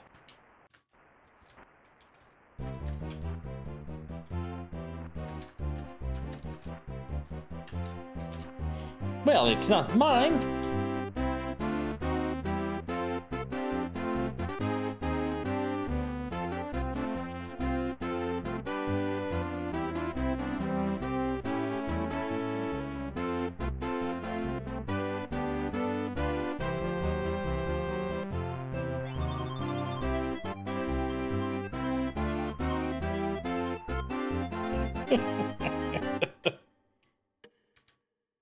And suddenly, things look suspicious here. You can see pieces of a broken record on the floor by the Victrola and a small pile of pink feathers near it.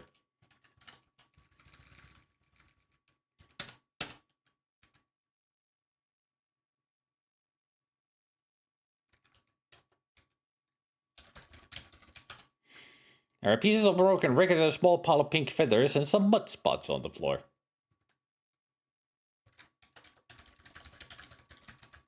We gotta do this really quickly because Jeeves will take care of this evidence otherwise. The muddy spot looks like a partial footprint.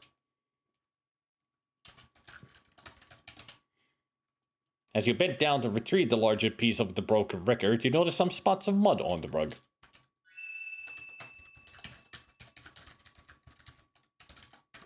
Manacle. Yes, I'm using a shackle to examine it. Squinting into the monocle, you carefully examine a piece of broken record. Closely situated to each other, you notice two different fingerprints. The small pile of pink feathers look terribly suspicious. Could they have come from Gloria's feather boa? There, that's all we needed. And if we wait here long enough, we should see Jeeves arrive with a, there he is, with a mop.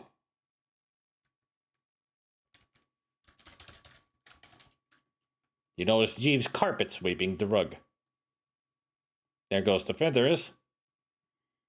And there goes the mud.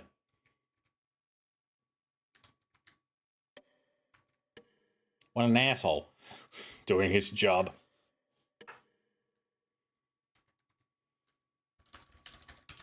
Fifi's busily dusting away.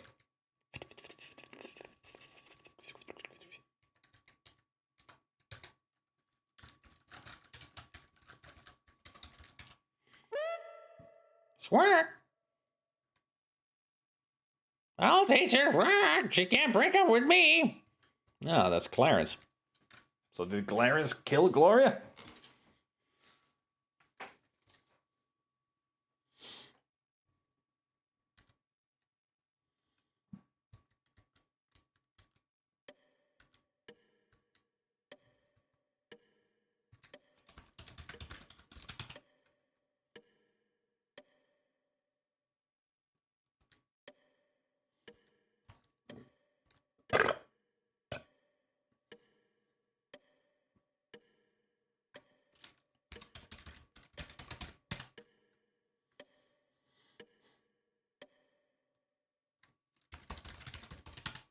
Someone dropped an old cigar butt on the floor.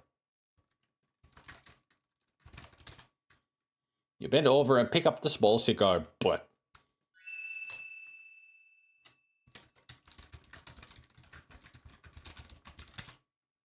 Monocle. You examine it with the monocle but don't see anything interesting.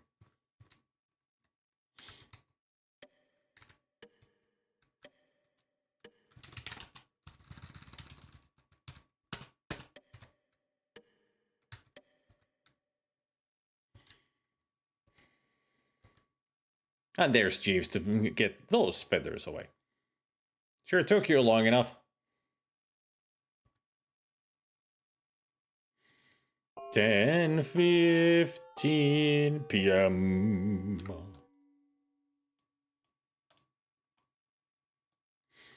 What an interesting collection of weapons Uncle Andre has. I wonder.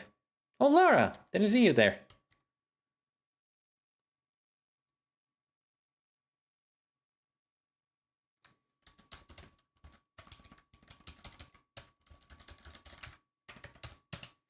After you surprise the Lillian at the Colonel's weapons cabinet, she rests in a chair by the fireplace. The finely carved fireplaces show the craftsmanship of bygone days. You see nothing special, yet there is no fire. Loaf.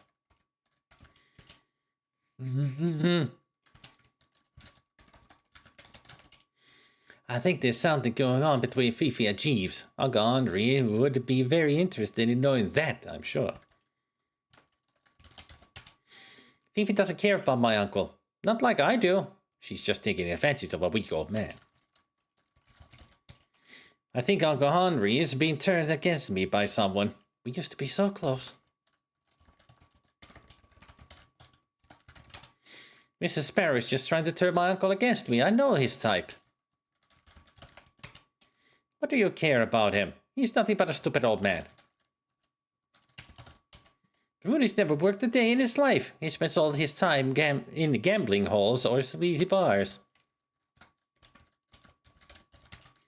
Gloria's not so great. She's got plenty of problems between her talent, her boyfriends, and money. Or the lack thereof. I really don't want to discuss my Aunt Gertie. Celie likes to keep to herself, but she really has a good heart. I used the right place when I visited here as a child. I loved that old dog. He used to play with me when I was a little girl. Oh, that's my uncle's parrot. He just dotes on that bird. Why would you care about my mother, Laura? I don't want to talk about her.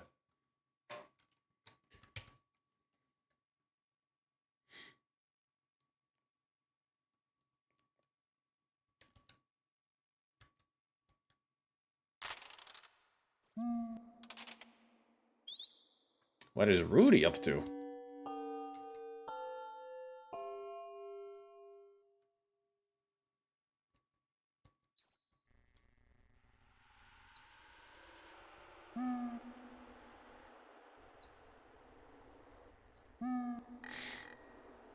I guess he's walking around like some people do around here.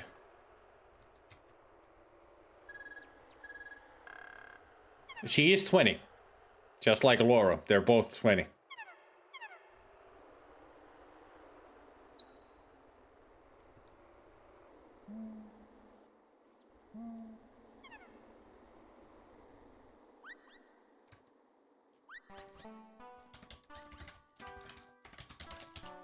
Celia sits outside in her old rocking chair, darning some socks.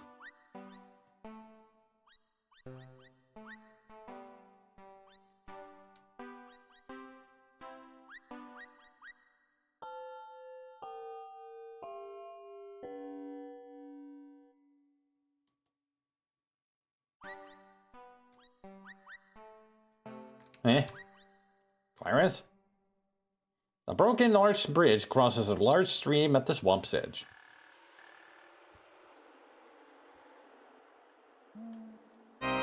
What's this? Laura is lying very still upon the gazebo floor. On closer inspection, it's clear that someone has strangled Gloria with her own feather boa. I did not remember that happens.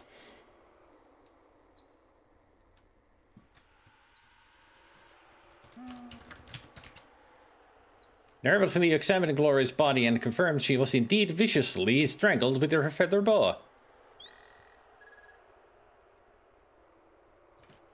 I really didn't remember that happens.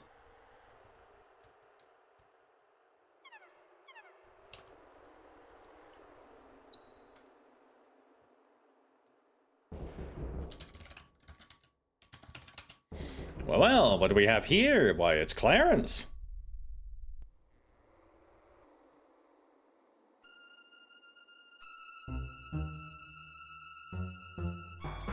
Get out of my sight, jerk.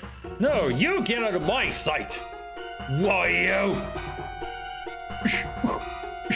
You little pipsqueak. KO. Don't mess with me, bud. Just stay out of my way. You ain't heard the last of me, Rudy. I'll get you for this.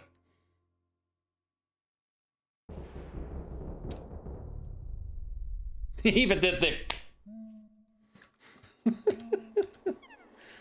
Nice little detail afterwards.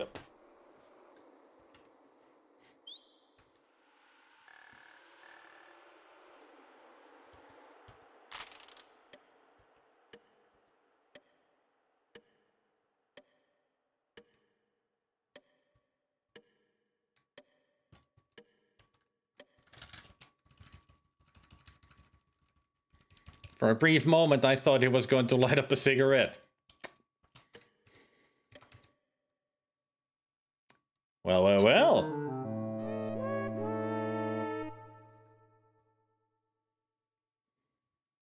Nice fourth wall break there, Jeeves.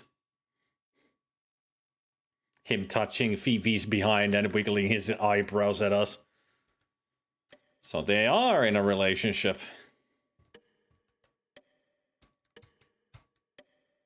Fifi has been unfaithful. What a surprise. Easter egg. Easter egg. Fine. This is a wonderful little garden. You wonder who planted it. Certainly not Colonel.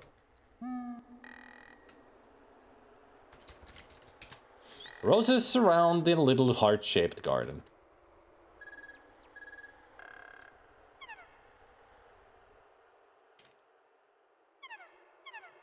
Upon two marble pedestals sit matching marble urns. The ground is wet and soggy from a rainstorm earlier that day. There are two garden benches here. You don't feel like sitting around.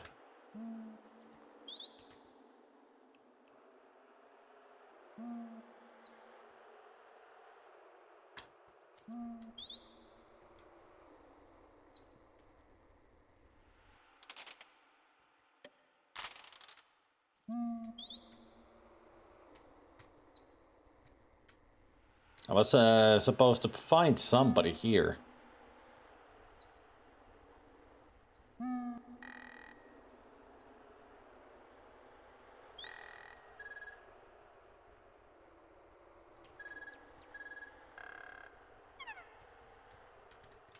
Squirrel.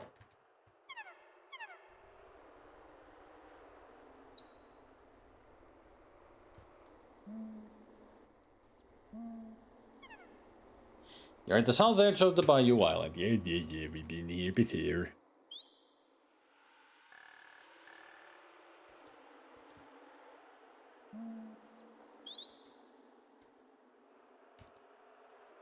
I mean, since she wasn't there at the Rose Garden.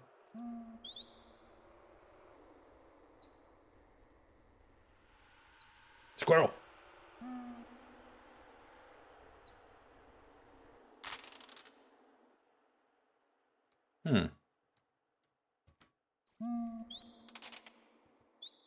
Squirrel.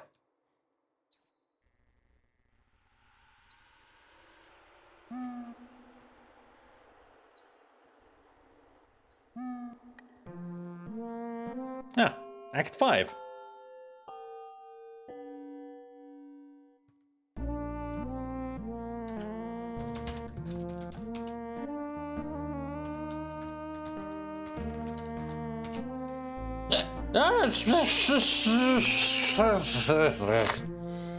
Yeah, exactly.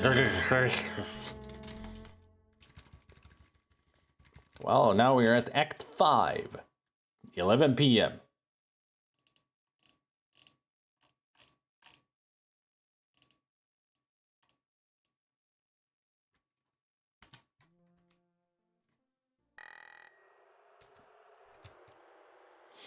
You are at the southwest edge of the Bayou Island. The old road and fence have been overtaken by rising swamp water. That's odd. There's a rolling pin lying on the ground.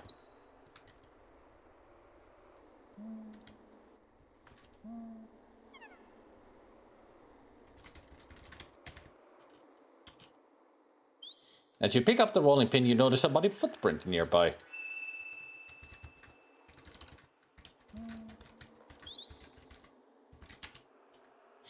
Using Wilbur's monocle as a magnifying glass, you carefully examine the body impression and can see that it is definitely a footprint. Aha! There is on the sole is an insignia of an eagle.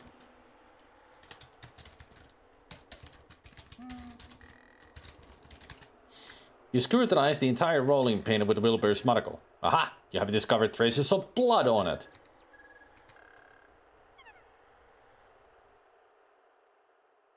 You're walking along the south edge of the Bayou Island. An old road runs alongside the old plantation's front wrought iron fence. In the distance, you see a carriage house.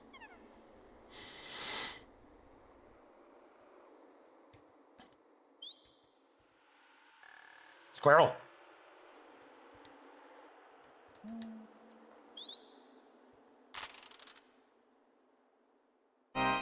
This is dreadful! Poor Ethel has been hit over the head and killed! Something terrible is going on around here, and you suddenly feel a cold fear spreading ominously throughout your body. Took 3 deaths to do that, huh? No, 4. 4 deaths to get that fear in you. It looks like Ethel was hit fatally on the head with a heavy blunt instrument.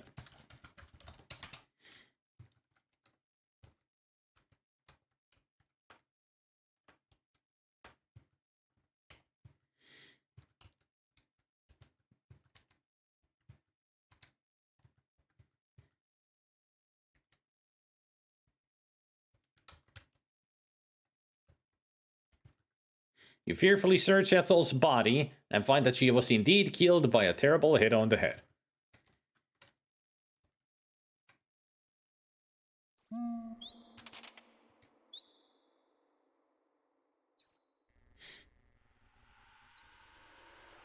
And she's in the not SS minnow.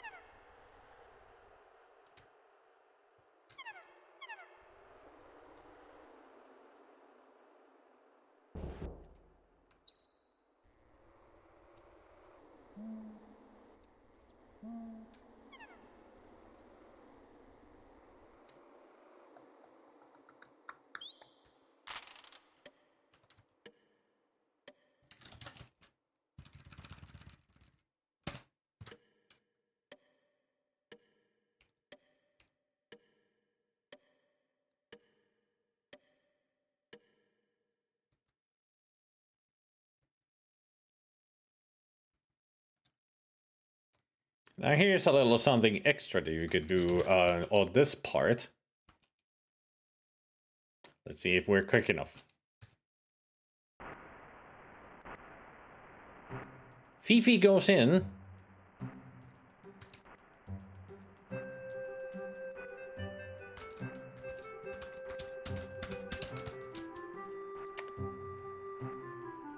And also a bolero.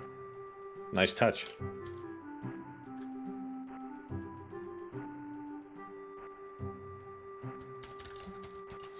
Fifi must be getting really ready to see someone special as she's taking great pains to make herself look pretty. There actually is a thing you can do if you're fast enough.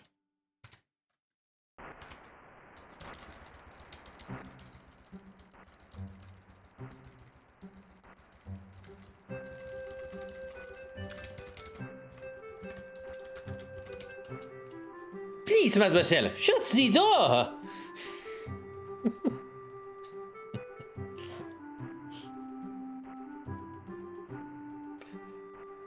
Who knows why that is in there, that you, if you're quick enough, you can actually open the door and see her in her undies.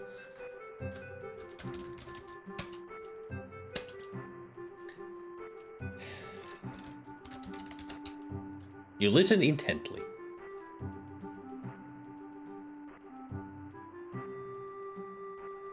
A picture is a picture.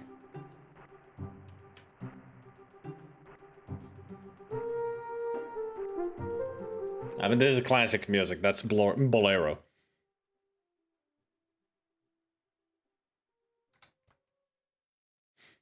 Although I do prefer the Larry 6 version of it because it's not bolero.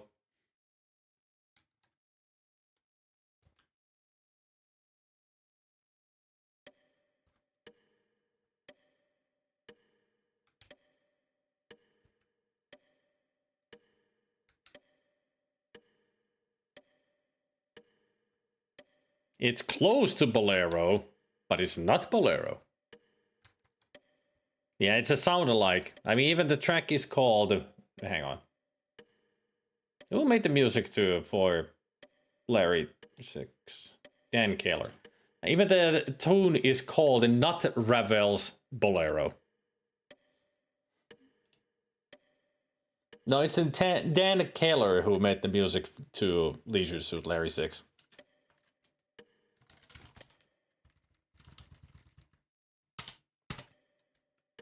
Hey, the razzle.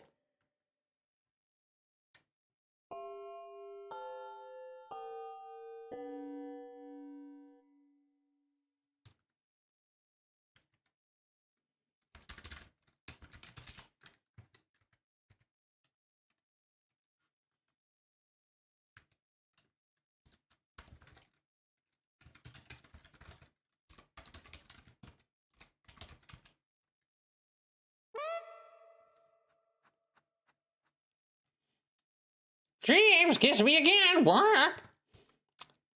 I see they have been kissing in here too.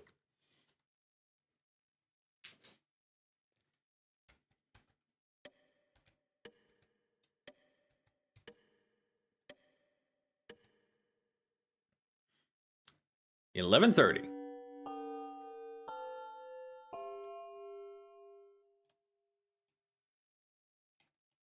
And there's a shadow at the window. The tall French windows add grace and charm to this old house. You see nothing special.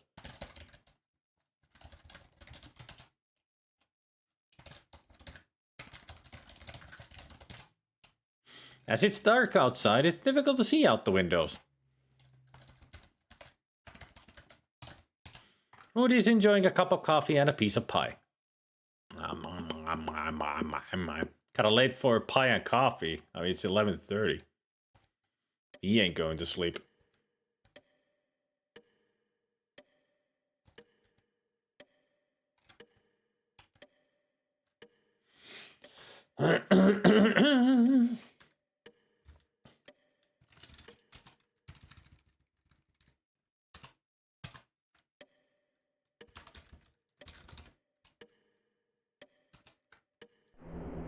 I mean, coffee affects people differently, I guess.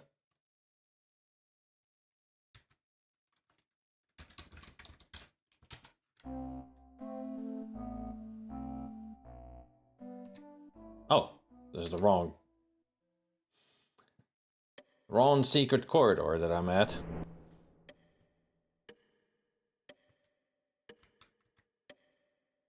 It's never too late for pie, that's true. But for some, coffee is affects them, you know, making them caffeinated.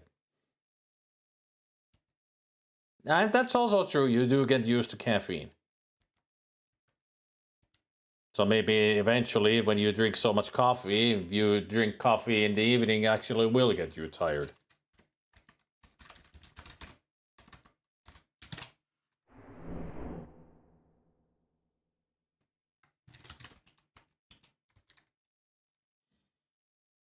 Now here is a part that has eluded people for so many years, often not getting to be a super sleuth. I'll explain soon enough. 11:45.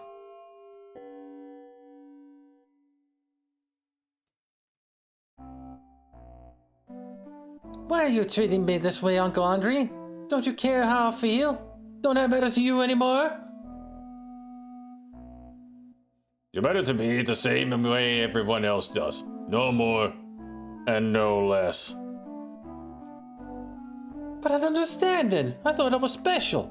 I thought you cared for me more than for Gloria or Rudy or anyone of the others. You're right. You thought that. You were wrong. What about when I used to come and visit you? You were like a father to me. How could you be like this now? I'm afraid you misunderstood a lot of things, Lillian. I was just trying to help my sister. That's all. To me, you were just her insecure, whiny kid. I won't hear any more of this. You're lying to me, Uncle Henri. Somebody's behind this, I just know it. And I intend to find out who it is. Au revoir, Uncle Henri.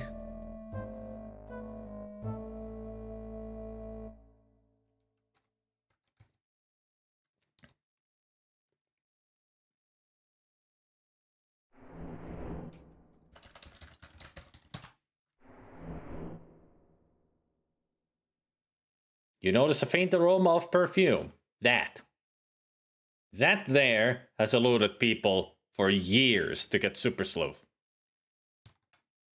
Because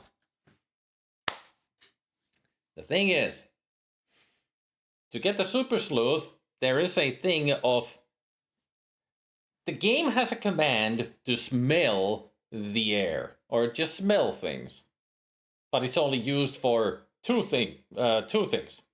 One, it is to pick up certain aromas of things, of course. And it's two separate things. One, cigars. Two, perfumes. Cigars is easy. We already got them. It's the Colonel and Clarence.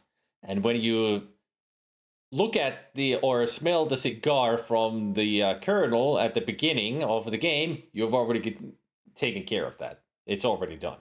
The perfume, though, is the kicker. At the beginning, you look at Lillian. That's step number 1 for the perfume. And when you look at Fifi, that's the step number 1 on her. But with Fifi, when you look at her, you already get step 2 as well. But here is the kicker. This is the place where you get the aroma of Lillian's perfume.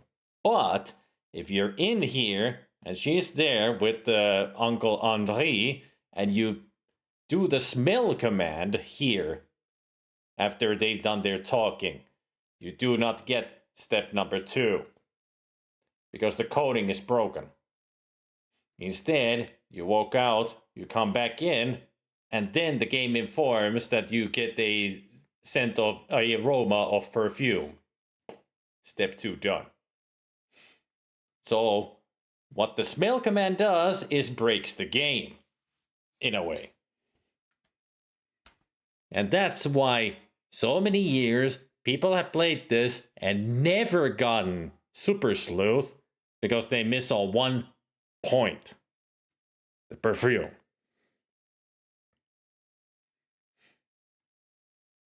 That was one of the biggest things that I watched when I watched that video about this game. That this one part, that has caused so much pain to people that they haven't been able to become the Super Sleuth that they thought that they were because they miss one item, and it's this part.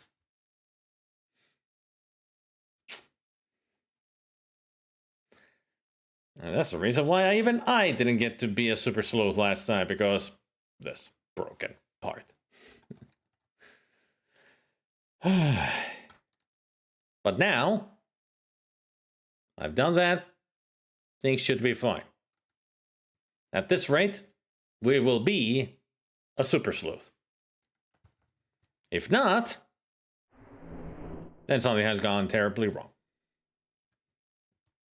Nice.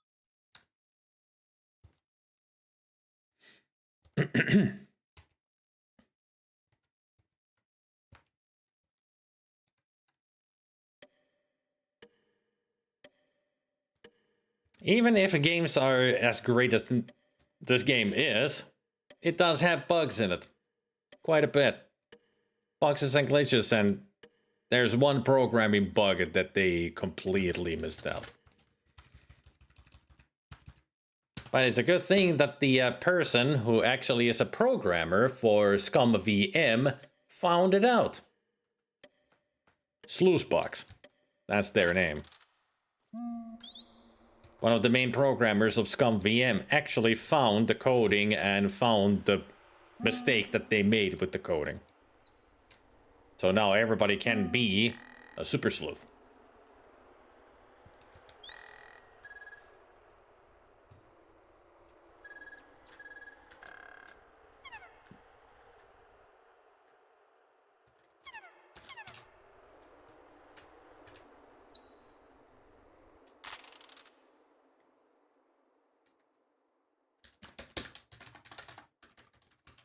Cheese must be getting ready to see someone special as he's taking great pains with his appearance while standing at his sink. You notice a lovely bouquet of flowers on Jeeves's bed. You have a feeling you know who will be the recipient of these flowers. Ah, Uncle Henri, he is finally expressing his love to you. Oh, wait.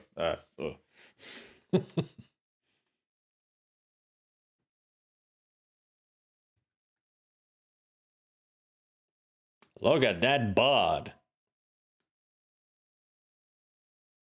At least he takes care of himself. But. But.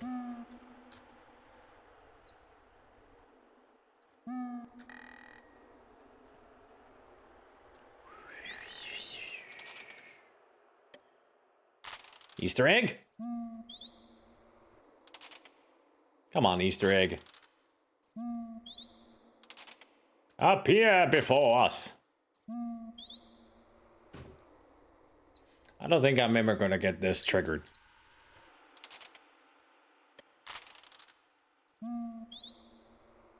Fuck. So that's gonna be the Easter egg that we're gonna miss out on because it's impossible to trigger. I mean, it's a 1 in 200. Freaking impossible.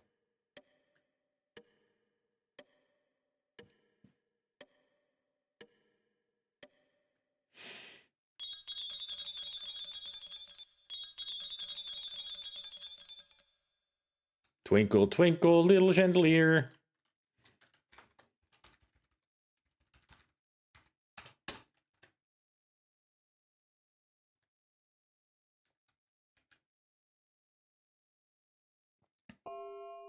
"12 a.m. Act 6.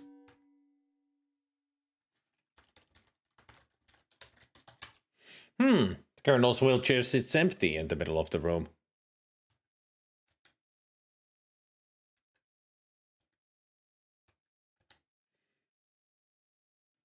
So where's the Colonel sitting?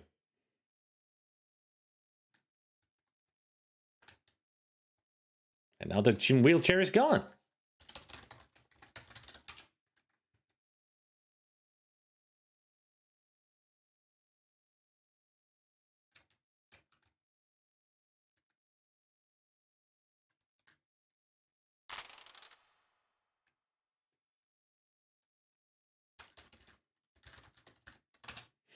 A small empty bottle has been thrown into the wastebasket.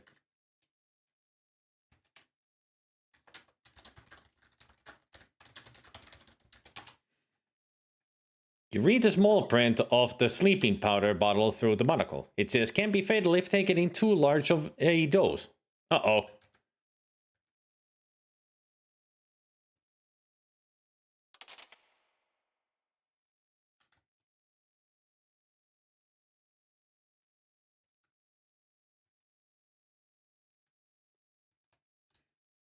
I'm wondering if the two are having a great date.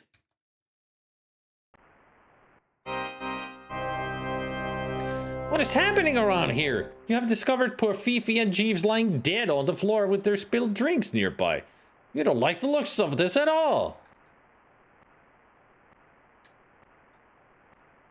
It was a Romeo and Juliet themed date.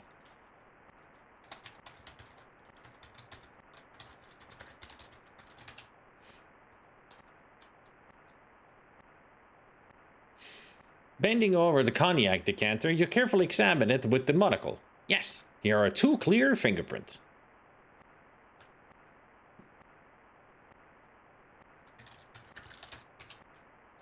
You thoroughly examined G's and Fifi's body, but cannot see how they might have died. You're very puzzled. I would say it's not really a puzzlement now that we found the bottle and them. They got sleepy, and then they died.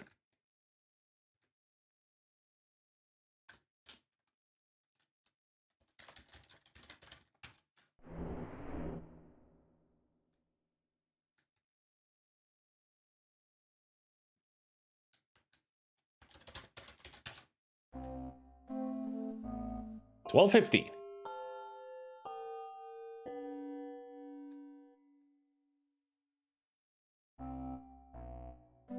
Lillian is writing in a book which she apparently keeps locked in her suitcase.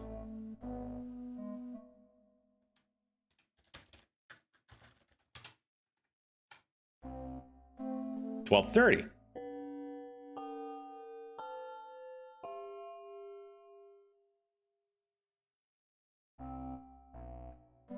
Clarence is running at his desk.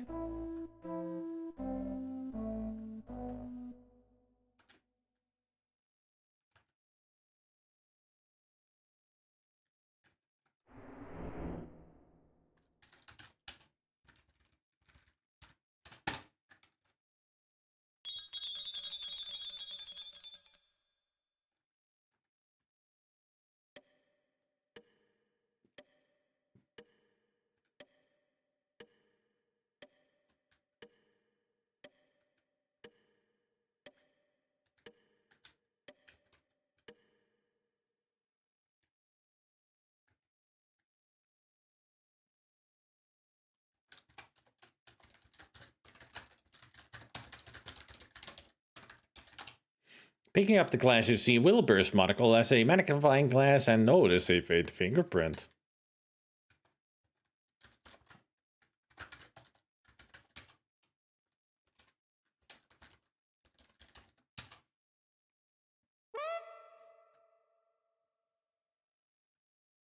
Brack, I can't find her. Brack, where's Gloria?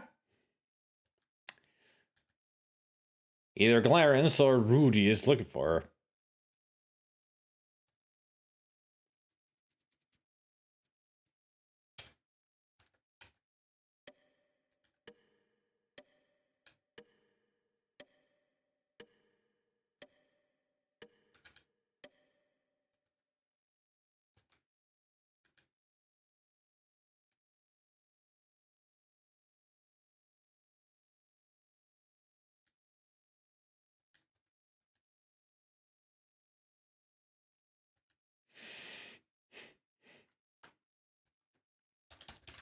Cabinet is open. The lid of the glass cabinet is wide open. Cautiously, you peek inside the open door of the cabinet. Not surprisingly, part of the Colonel's weapons collection is housed there. Within the cabinet, you see an Australian boomerang, a steel cutlass, a mace, and an antique crossbow. There was also a dagger, but that's missing.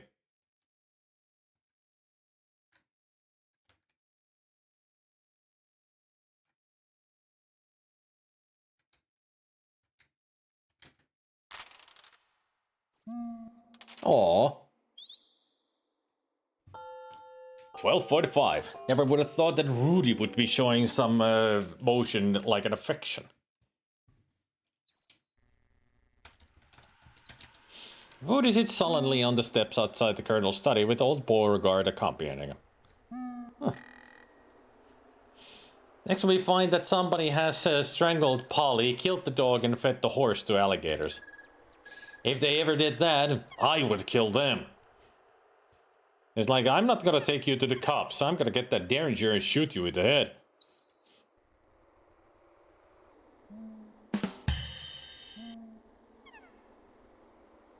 Funny stuff.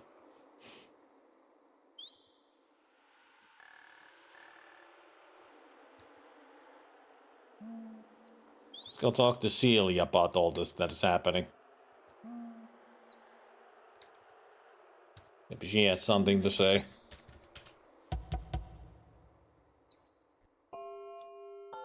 Act 7, 1 a.m.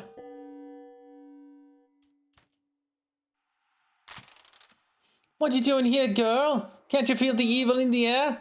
There's something real bad around here, and I'm staying put in my cabin behind locked doors. You get yourself back to your room, you hear? Well, she uses voodoo and got that necklace, so yeah, she can sense evil.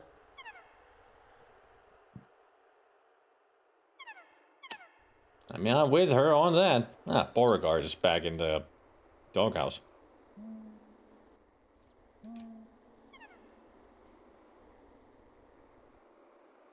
Yeah, she's got chickens.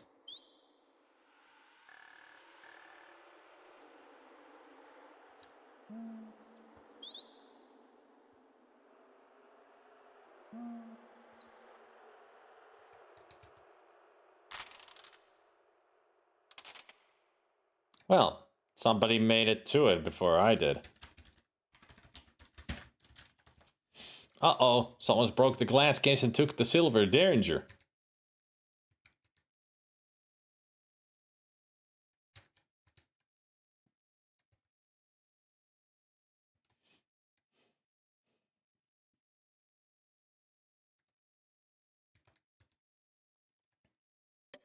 Things are getting so dangerous that we need to go take a poop before the poop stains our lovely gown, dress, outfit.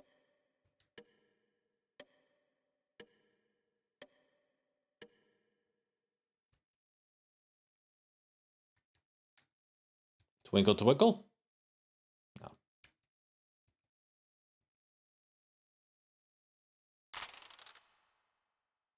Mm-hmm.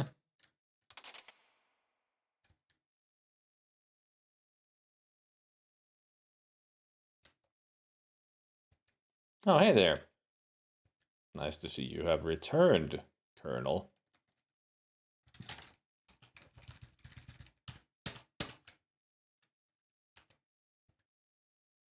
This is horrendous. Now it's Clarence. Someone has killed him by stabbing him in the chest with a dagger. If only there were a way to flee this terrible island. The other place where Clarence can be found. Okay, Mr. Eden. That reminds me, I discovered a YouTube channel today that does video game documentaries, but presents them in the style of Sierra-style pixel art animations. Huh. Oh, as I was saying, Clarence. Yeah, the other place that you can find Clarence is in the bathroom. He would be in the tub. And you can still use the toilet when he's in the tub. She don't give a shit.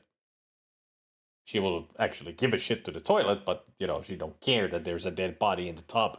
She'll still have to use the toilet when she has to use the toilet. Kind of disturbing when you think about it. Shaking terribly, you search Clarence's body and establish that he did indeed die by a stab wound to the chest. Upon further searching, you discover a pack of matches in Clarence's coat pocket. Thinking it might come in handy, you take it with you.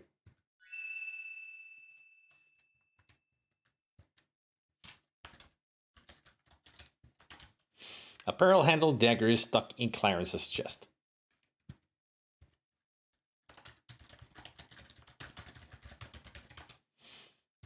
All right.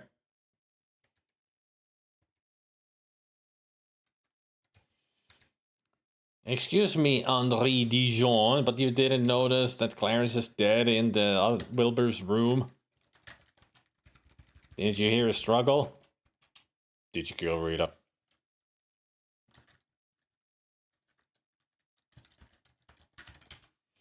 Stop meddling in my attorney's affairs.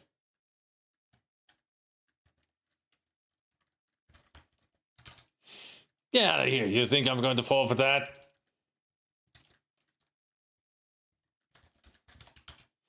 Just get out of here. I've had enough of your stupid stories. He won't believe any word that I say about everybody being dead. Dick.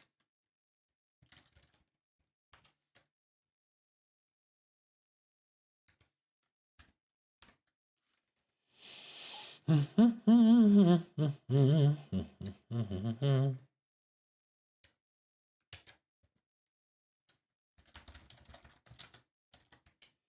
suitcase lies on the bed to the left of the doorway, while Lillian's lies on the bed to the right.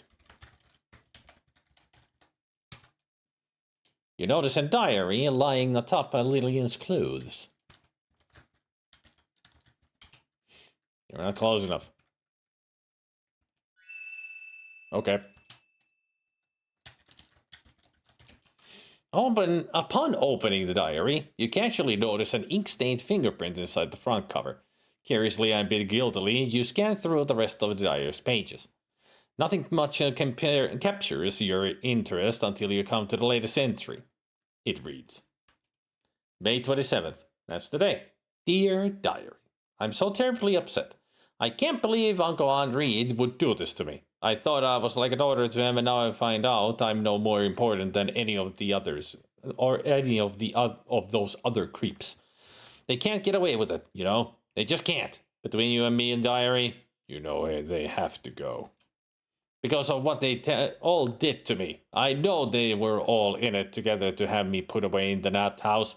I was never crazy. They just wanted me out of the picture. Now they have to. That's it. The passage answered properly.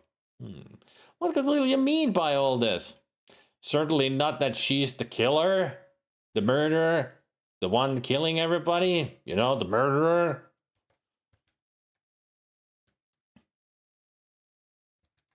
Oh, right. One more thing. Columbo style. Just one more thing.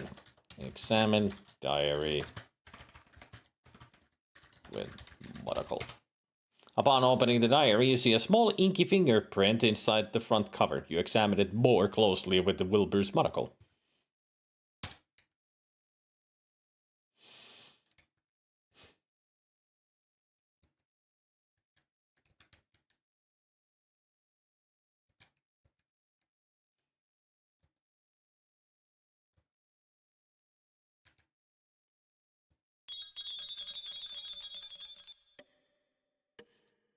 All right, let's go for one more time to see if we can trigger that elusive Easter egg.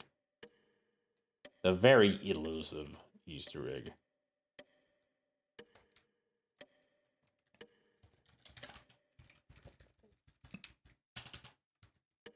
Give me that Easter egg!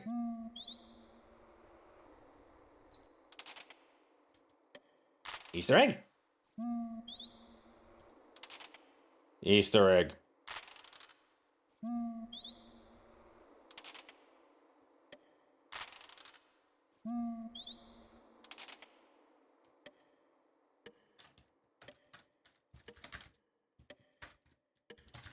Five, 4, 3, 2, 1. Didn't work. Countdown didn't help.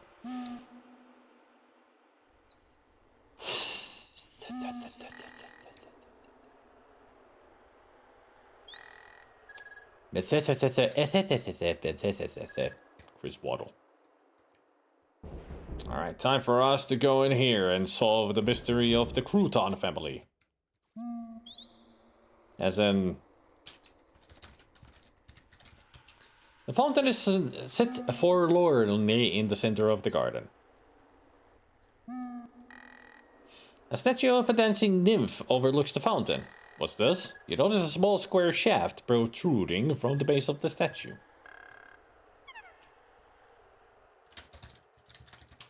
The small square shaft attracts your curiosity.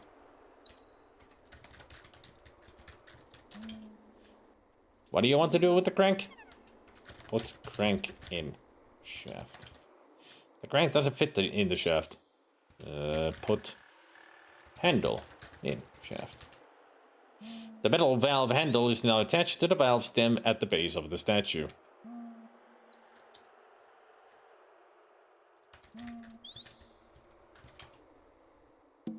Upon turning the valve handle, you hear a click and the fountain comes to life. And then push statue.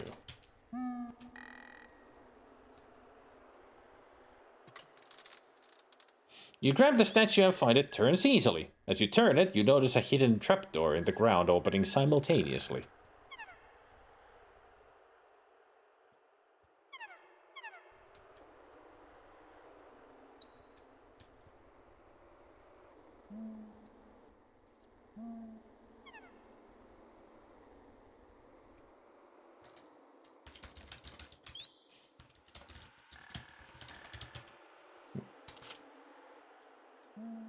Can I look at it here? You see an open trapdoor in the ground. You see a steep, rickety stairs leading down into darkness. Dun dun dun.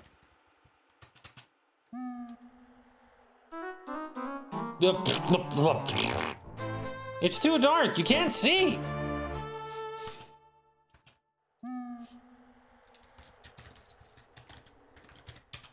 Using a match, you carefully light the lantern. It glows brightly.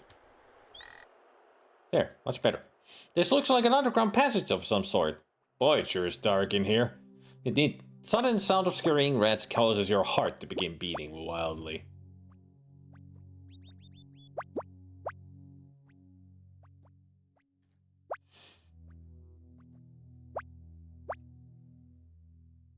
This looks like an underground passage of some sort. Boy, it sure is dark out here. The sound of scurrying rats causes your heart to beat wildly.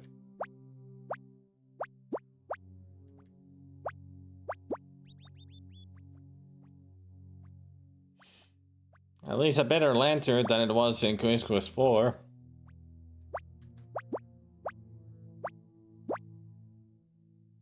It appears that you have discovered an old sealed-off portion of the basement. You notice some outdated laundry paraphernalia in the form of a laundry chute, a wash tub, and a broken-down wringer. You can barely make out a pile of something underneath the chute.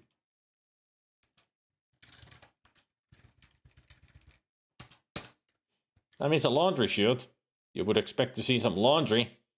A pile of dead bodies! Now we know where all the bodies have disappeared to. Somehow even Clarence ended up here. But there's everybody.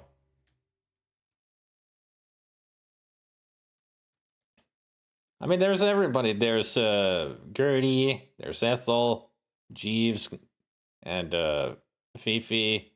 There's Wilbur. There's Clarence. Gloria somewhere. Wait, is Gloria even in there? I mean, that's definitely Gertie. That's Ethel, Wilbur, Clarence, Jeeves, Fifi. I don't see Gloria at all. Someone has cruelly dumped the bodies of Gertie, Wilbur, Gloria, Ethel, Fifi, Jeeves, and Clarence down all the laundry chute. It's the pronunciation of the French word for me, myself, I, moi. A lot of people think it's the sound of the kiss, moi, but it's not. It's moi, me, French, moi.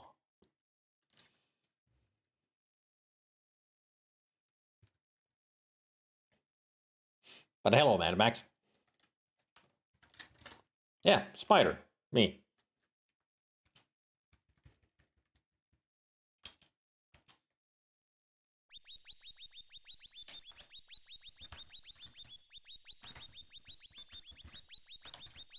Seeing the small furry shape scurrying across the floor causes your skin to crawl.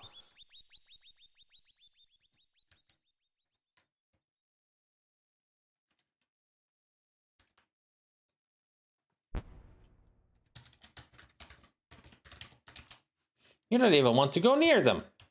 Well, you're right next to them.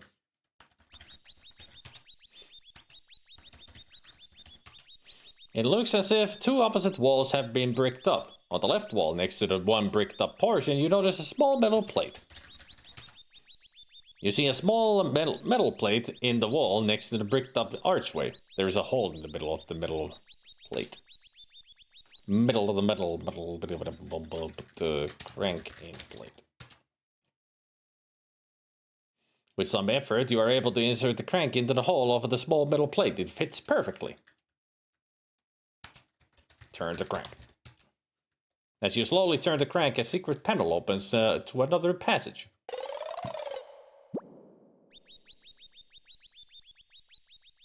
That is one noisy rat.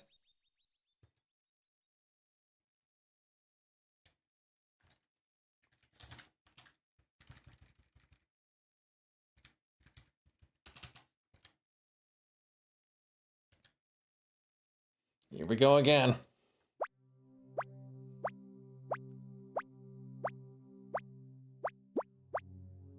Makes you wonder who built this and for what reason. Might be an escape tunnel during the Spanish-American War. You have come upon some stairs leading upward. You wonder where they might lead.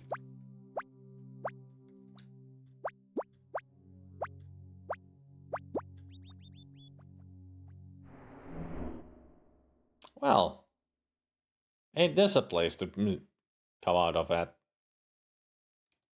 You have entered a cold, dark tomb. From moonlight shining in through a stained glass window, you can make out 4 vaults in the wall and a stone sarcophagus on the floor.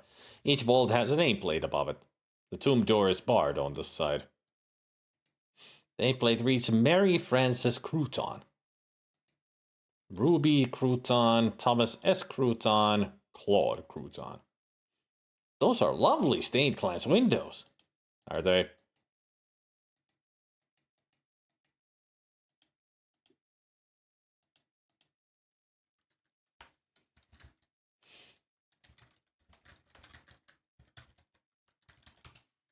You insert the crowbar into the small opening between the vault door and the tomb wall. You then pull with all your might.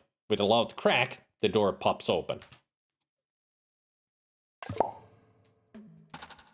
Sorry about that. This game does not understand the skull.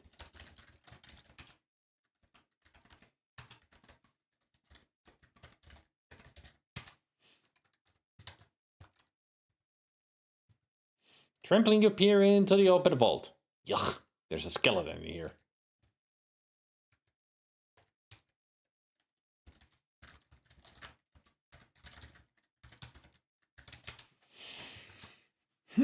I wish there were more murder mystery games like this based in the 1920s.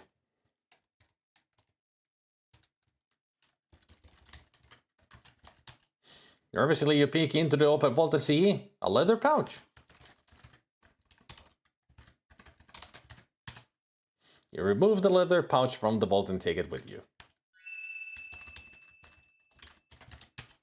You open the leather pouch and peer inside. It's full of precious jewels. Carefully you close it again so as not to lose any.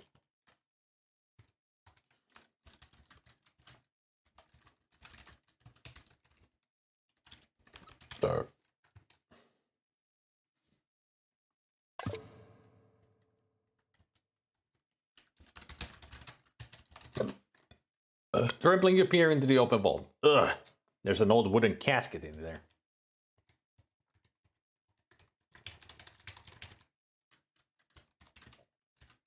Purr.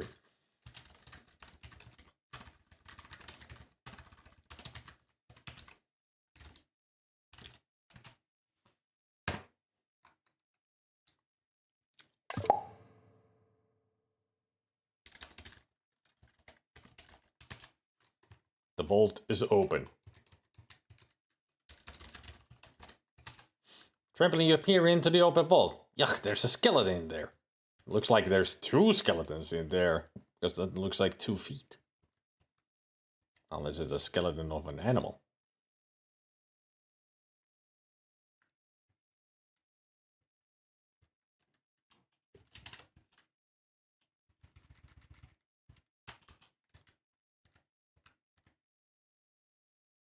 The tomb door is barred shut.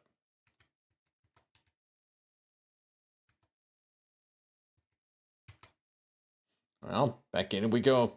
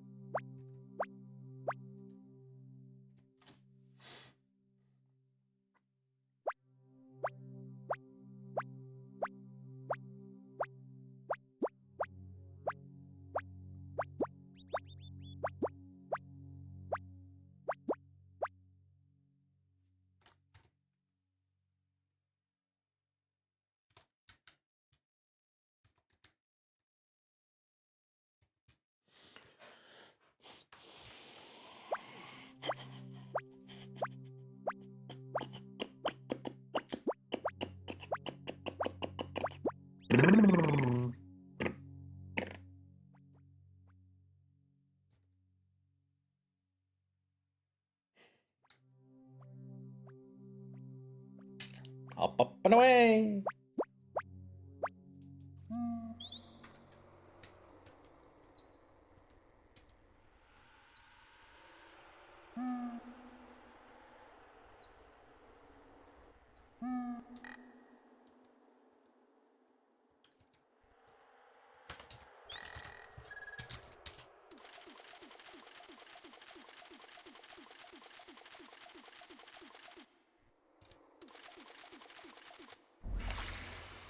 Fun detail, if we hadn't gone to the cellar first, if I had come here first before going down to the cellar, we would have found Gloria's body there.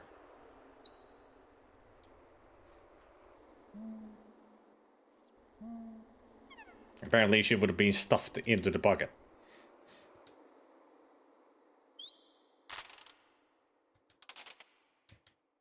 Also, since the acts are time passing, neat little detail, the coffee pot's empty. There would have been a middle part that would have said, like, the coffee pot still has some lukewarm coffee in it. I've played this twice on stream and once myself, but this is the first time that I actually am playing it, like, knowing as much as possible of the game.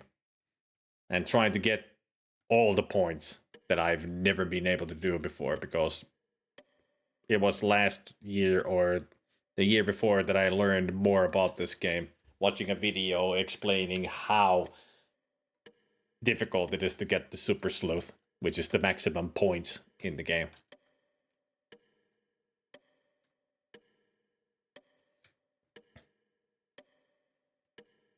There was another thing, it's not just this. Yet the other thing that is a interesting detail is when you go back to the attic and into the back of the attic with a chest that has the killer's clothing in there. And if you keep looking into the chest, you'll see that we have looked at it once. The next time it would have said that it has mud on the boots. And on the last one, it would have said that there's mud and blood on the boots and clothes. So the further we go into the game, the bloodier the outfit gets, because Lillian just keeps killing more and more people. So they really did put a lot of detail into the game. Easter egg! Come on, these are my final times of trying to get that Easter egg. Come on, give it to me. Give it to me. Give it to me. Give me the Easter egg. You son of a bitch.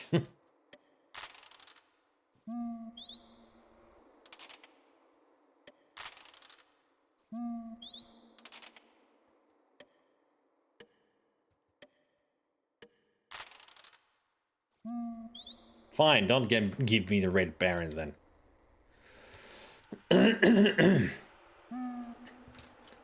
Fun detail, in real life, we would now know who is the killer simply by looking who has the doubles of the keys we have and who is strong enough to carry all the bodies without dragging. Yeah, but that's beyond, that's, you know, Lillian is a tiny lady. About the same size as Laura here. You would not think looking at her that she is able to do all this. Especially carrying those bodies down the chute. That's why it's so surprising that Lillian is the killer. You'd never think that she would be. So able to do all this. I mean, he is like the main suspect. He's a strong looking angry guy.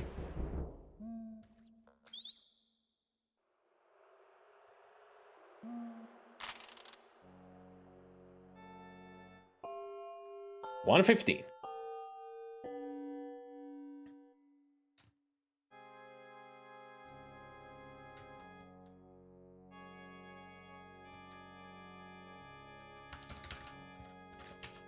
Celie sits in a pew before the pulpit, her head bent in fearful prayer. What are you doing here, girl? Something mighty terrible is happening. Old spirits is all around us. I think we are going to die before this night is over. I'll make sure that we don't. Somehow.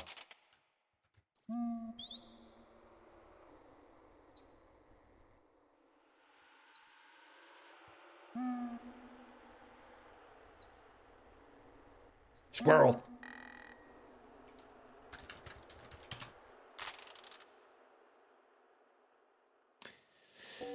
$1:30. She is still talking to the dolls.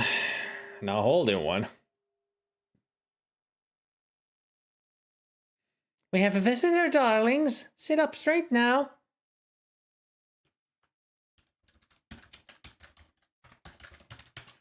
Lillian is acting very bizarre. Not only is she playing with the old dolls, but she's treating them as if they were alive. She barely notices you.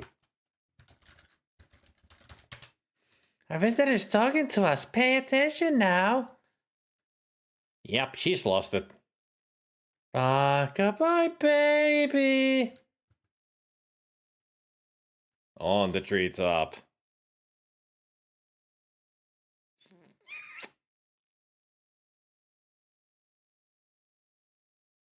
Anything else? She's gone cuckoo crazy.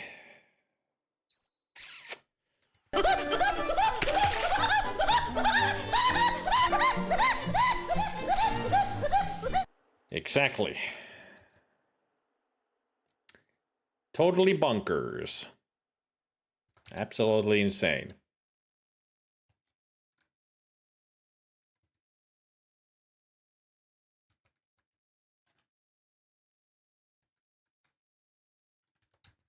Does the number on the board change as well?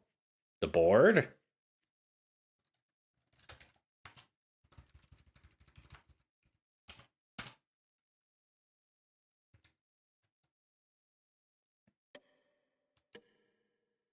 What board do you mean?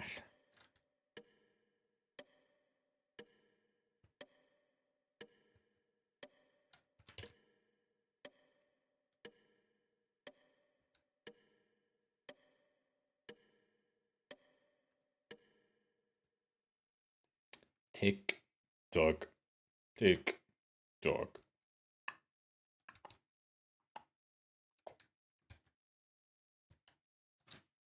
There was a board in the playhouse Lillian was in. You cannot look at it. I didn't even notice that there was a board. I mean, the whole playhouse is very decrepit.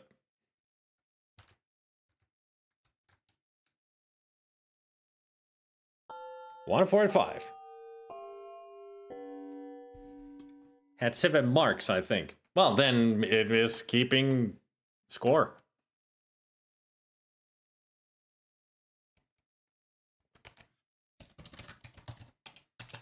Rudy appears to be frantically searching for something in your room. He seems to be very upset. Better kid, this ain't none of your business. This is my room, so you beat it.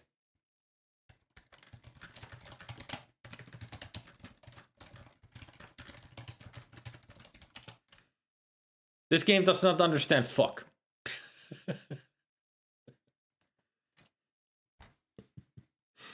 I mean, it understands get, it understands the, but fuck was the first word it didn't understand.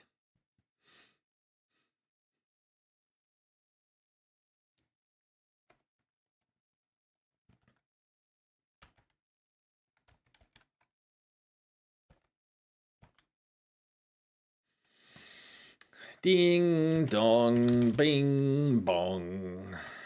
Bing bong, ding dong. I'll wait for the adverts to be over, because we're very close to the end of the game already.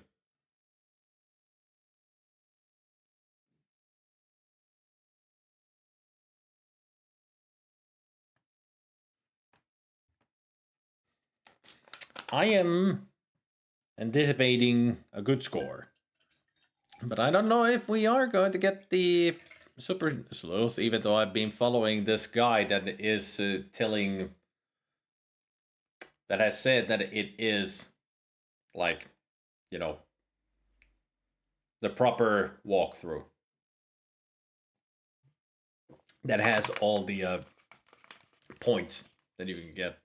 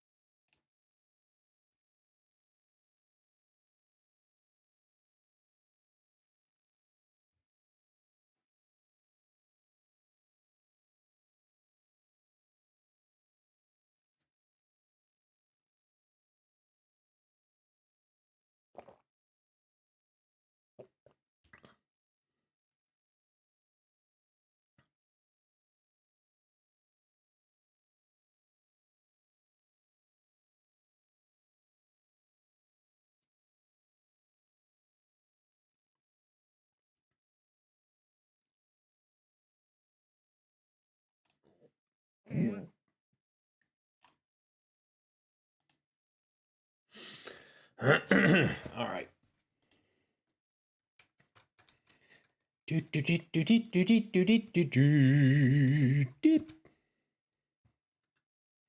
Uh-oh. A bad feeling comes over you as you look around this room. The small desk and the chair has been knocked over and you see a fresh blood stain on the rug. Well, we know who got killed here.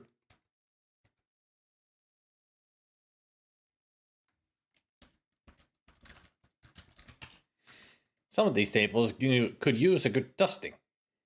But this is what I'm looking for. Clarence has left his notebook on the small writing table.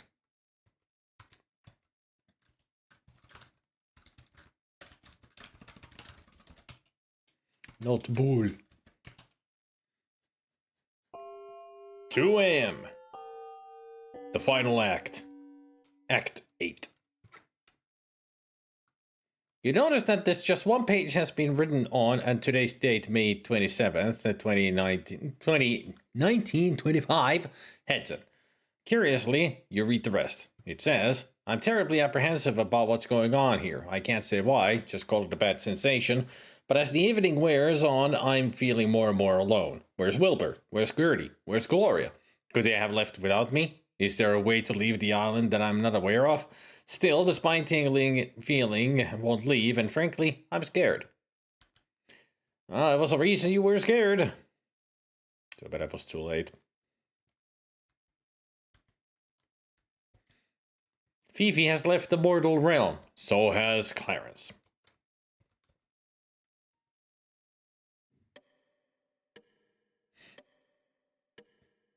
And pretty much the only ones left are Laura, Lillian, Rudy, and the Colonel. And Seeley. And Beauregard. Beauregard seems agitated about something. Maybe you should investigate. What's this? A note has been attached to the door knocker. You read the note. It says, meet me in the hedge garden. Oh no. A sudden gust of wind blows away the note.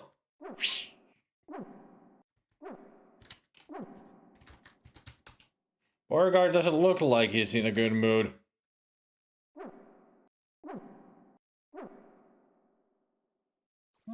Alright, let's go to the hedge garden then.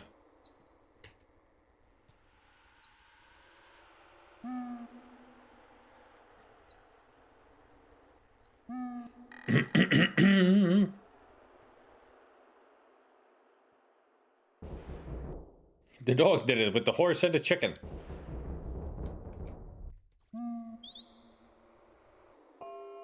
$2:15. Oh no! no! Someone has shot Lillian to death in the hedge garden. Quite afraid now you fear greatly for your own life.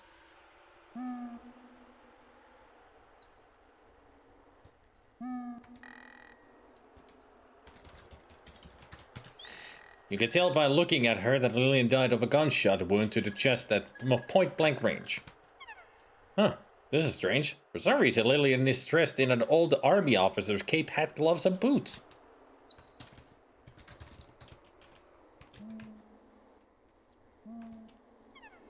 With trembling hands, you examine Lillian's body and see the horrible gunshot wound to her chest area. What's this? You suddenly find a skeleton key in a pocket of the old army cape. Since it may be useful, you take it with you. You notice the silver derringer lying on the ground near Lillian's feet.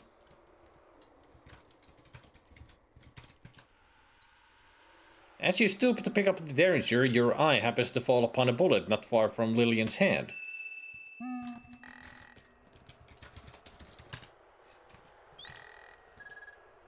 Okay.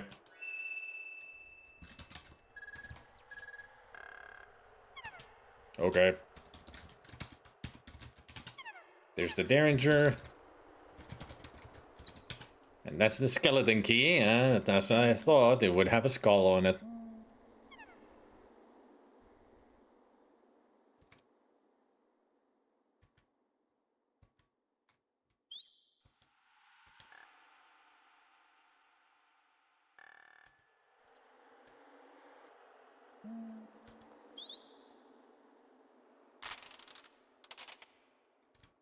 You hear scuffling upstairs.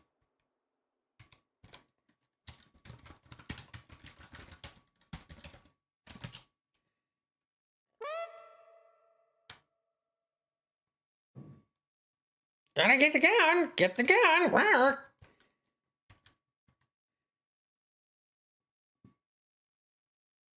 We still have one cracker.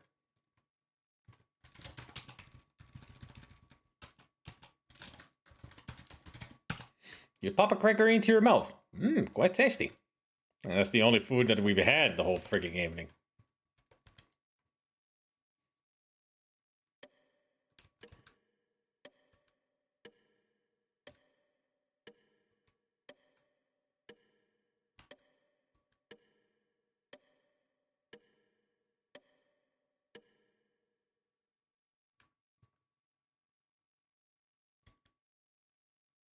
You're scuffling further upstairs. And also, I just remembered I missed out on a death. The closet door. When you open the closet door, there's a 20% chance that the killer is in there and it will strangle you. Grab you like in the secret corridors.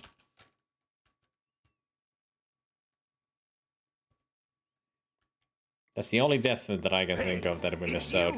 That's perfect. Let's join our cursed forces together, and together we can rule the world. Hey, Colum. Thanks for the raid. Hello, raiders. Someone has left the doctor's bag open on the floor.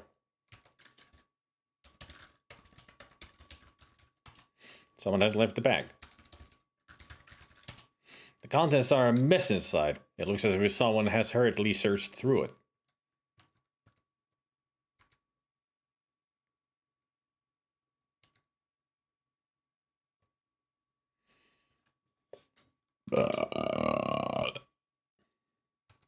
What was Kala up to today?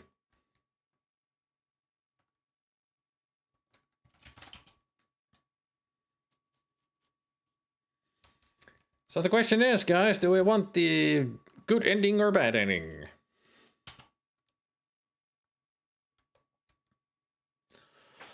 Random C64 games. Huh. Found anything good?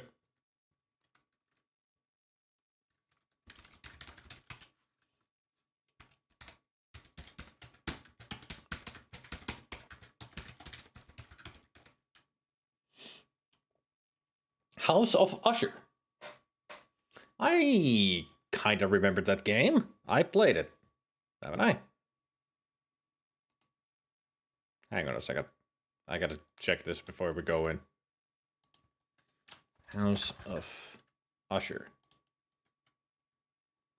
Have I played House of Usher before? Oh yeah, it's kind of like the Castle of Dr. Creep kind of a thing. I kind of liked it. Hudson Hawk and Hunchback. Hudson Hawk I wouldn't call a good game, but it's okay. No wait, Hudson Hawk on the C64 is good. The Amiga Hudson Hawk is not good. I mean, it's basically the same game, but on the Amiga they somehow effed it up. And Hunchback. You mean the first Hunchback? I mean, the first Hunchback is, alright. Yeah. I remember I had both. Hunchback 1 and Hunchback 2. Quasimodo's Revenge. Hunchback 2 wasn't that good.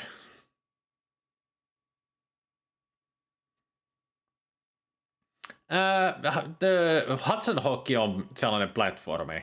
Amigalla se on paska. Siinä on jotenkin ne kontrollerit meni ihan päin persettä, mutta 6-nöballa se on hyvä. Both Hunchbacks are published by Ocean, yeah. But the second game has a different program, the developer.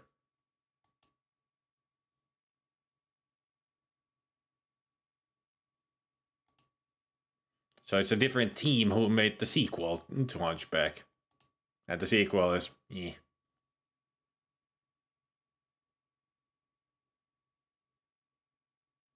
But yeah, Hudson Hawk is a platformer. That had some neat puzzles that you can actually move, like it has puzzles where you have to move like boxes around so you can jump higher and all that.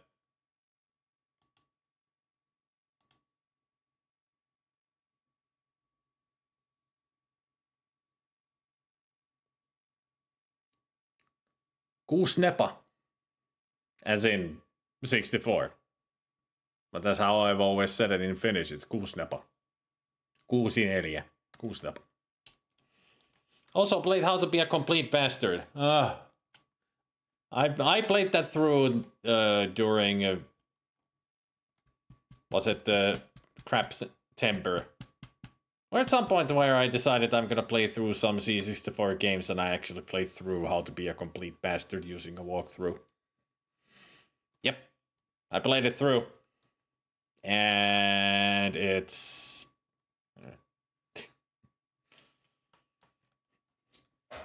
Without a walkthrough, How to Be a Complete Bastard is an impossible game.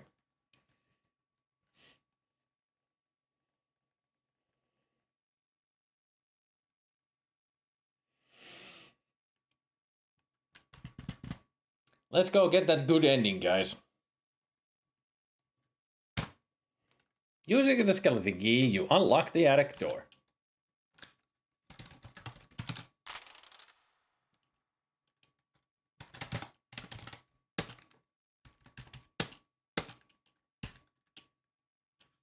Oh no! Colonel Dijon and Rudy are in the midst of a fierce struggle. You see a hypodermic needle between them, and it's impossible to tell which of the two men is the aggressor. This is indeed a dangerous situation.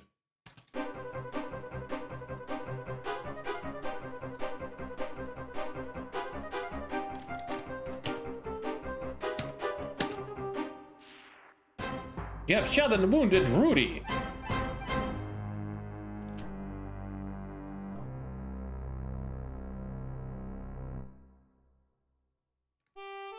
Oh, thank you, young lady Laura. That was some mighty fine shooting for a gal. I guess I owe you my life, don't I? Why, my nephew was trying to kill me with poison in one of Wilbur's hypodermic needles. Oh, it's terrible. It's what's been happening here tonight. I invite everyone here to tell them about my will, and they end up killing each other over it.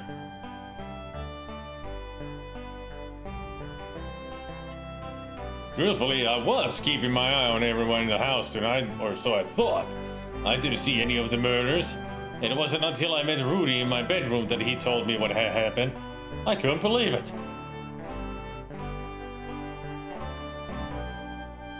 He told me that my niece Lillian had finally gone totally berserk and out of a crazy jealousy was killing everyone that she thought had gotten between her and me. She managed to just about murder everyone till she attacked Rudy with my derringer. Rudy managed to wrestle the gun from her and in self-defense killed her instead. My nephew, seeing as how everyone else was already dead, decided to finish the job by killing me with a hypodermic needle and say I died of a heart attack induced by terrible deeds that my niece had done. I can't stand much more of this. Laura, please find Celie and tell her to fire one of the signal rockets that we use to summon help in emergencies.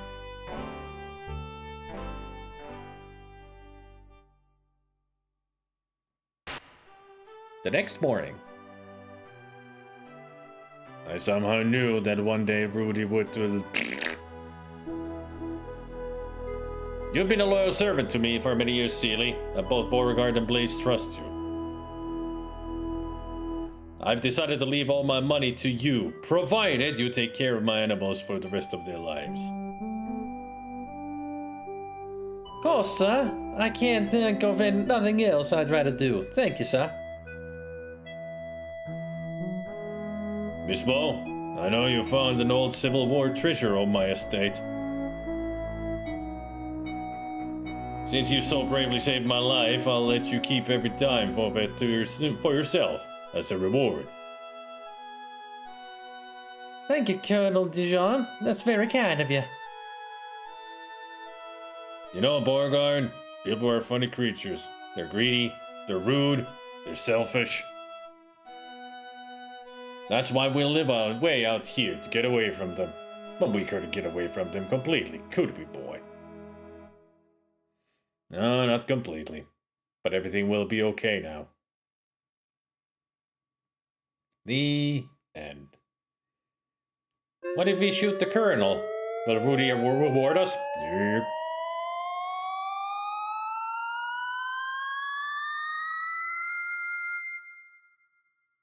Man! Super slow!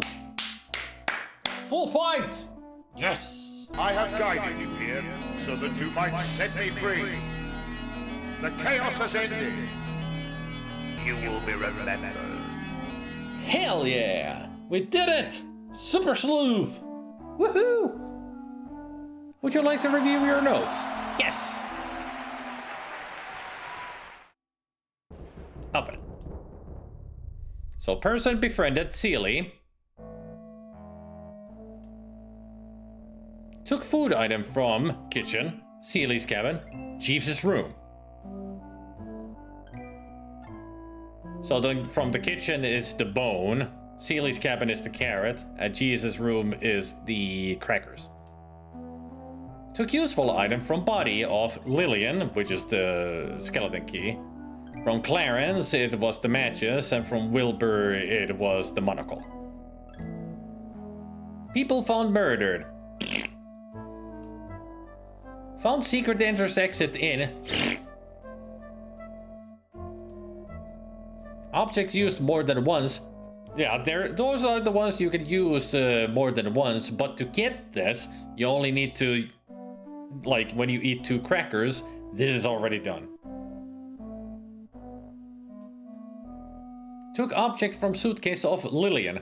Even though we didn't take it, we can read the diary. And that's enough. Valuable object taken. Pouch of jewels. Religious article discovered. The Bible. Items requiring close scrutiny. So these are all the things that we looked with the monocle. People with gambling habits. Rudy we learn from right from the get-go when we ask about Rudy from Ethel. And she will tell us that he has a gambling addiction.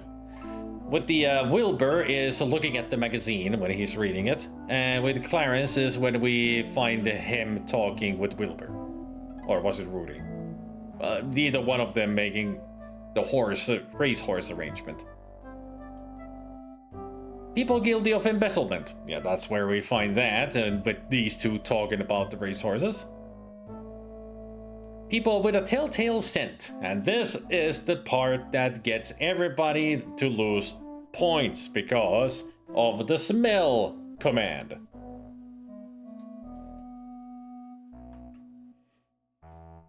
It is the Lillian scent that would be undiscovered. Because of the game smell command being just completely broken. The way it is that when we were in the corridor where we get the aroma of the perfume after we have watched her talking with the Colonel. If you do the smell command there, then and there, it'll give you that you will get the aroma of a perfume. But it actually is programmed wrong. Because if you smell around in the building or anywhere else, you will get the generic narration of sniff sniff, which means you don't smell anything like special. But in the corridor, it actually gives you the text that you get the scent, an aroma of a perfume, which is false because it's supposed to say sniff sniff. But when you leave the corridor and come back in, it gives you the pop-up text of that you sniff the aroma of a certain perfume, which is the correct thing to get. But if you type smell again, then you will get the sniff sniff. It's just completely broken in there. So a lot of people do the smell command. I mean, in the hint book and even in the manual, it tells you that the sniffing is a good thing, that you should be smelling in the game when you don't need it at all because it's broken. So a lot of people, after watching that cutscene with the Dijon and Lillian, they would smell in the corridor and they would get the false information because it's broken. So this part has made people go insane for years. Not anymore. Now it's known how to do it. Person refusing to sell something, Ethel Prune.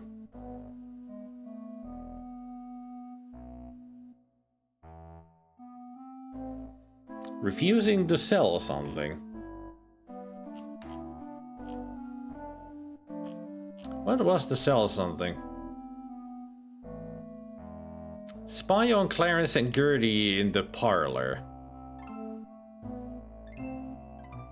That was right at the beginning of the game. What were they talking about again?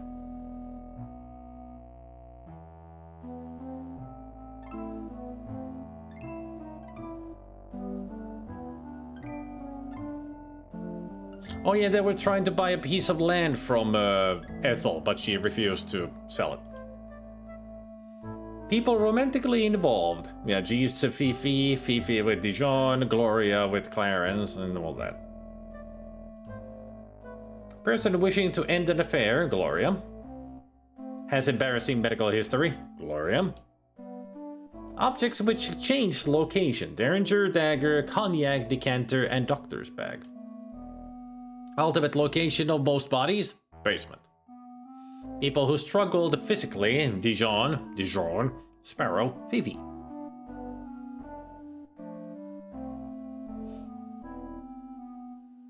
Which is Colonel Dijon at the end fought with Rudy. Rudy had a fight with Clarence, and also Fifi slapped Rudy twice. Person with surprising secret, the Colonel himself, because he can walk. People who use secret passage, Colonel Dijon and Lillian. You can, it's the smell of the cigar, which is the Colonel, and the smell of the perfume, which is Lillian. One who murdered the most people. Time of first visit to the attic, 9:45.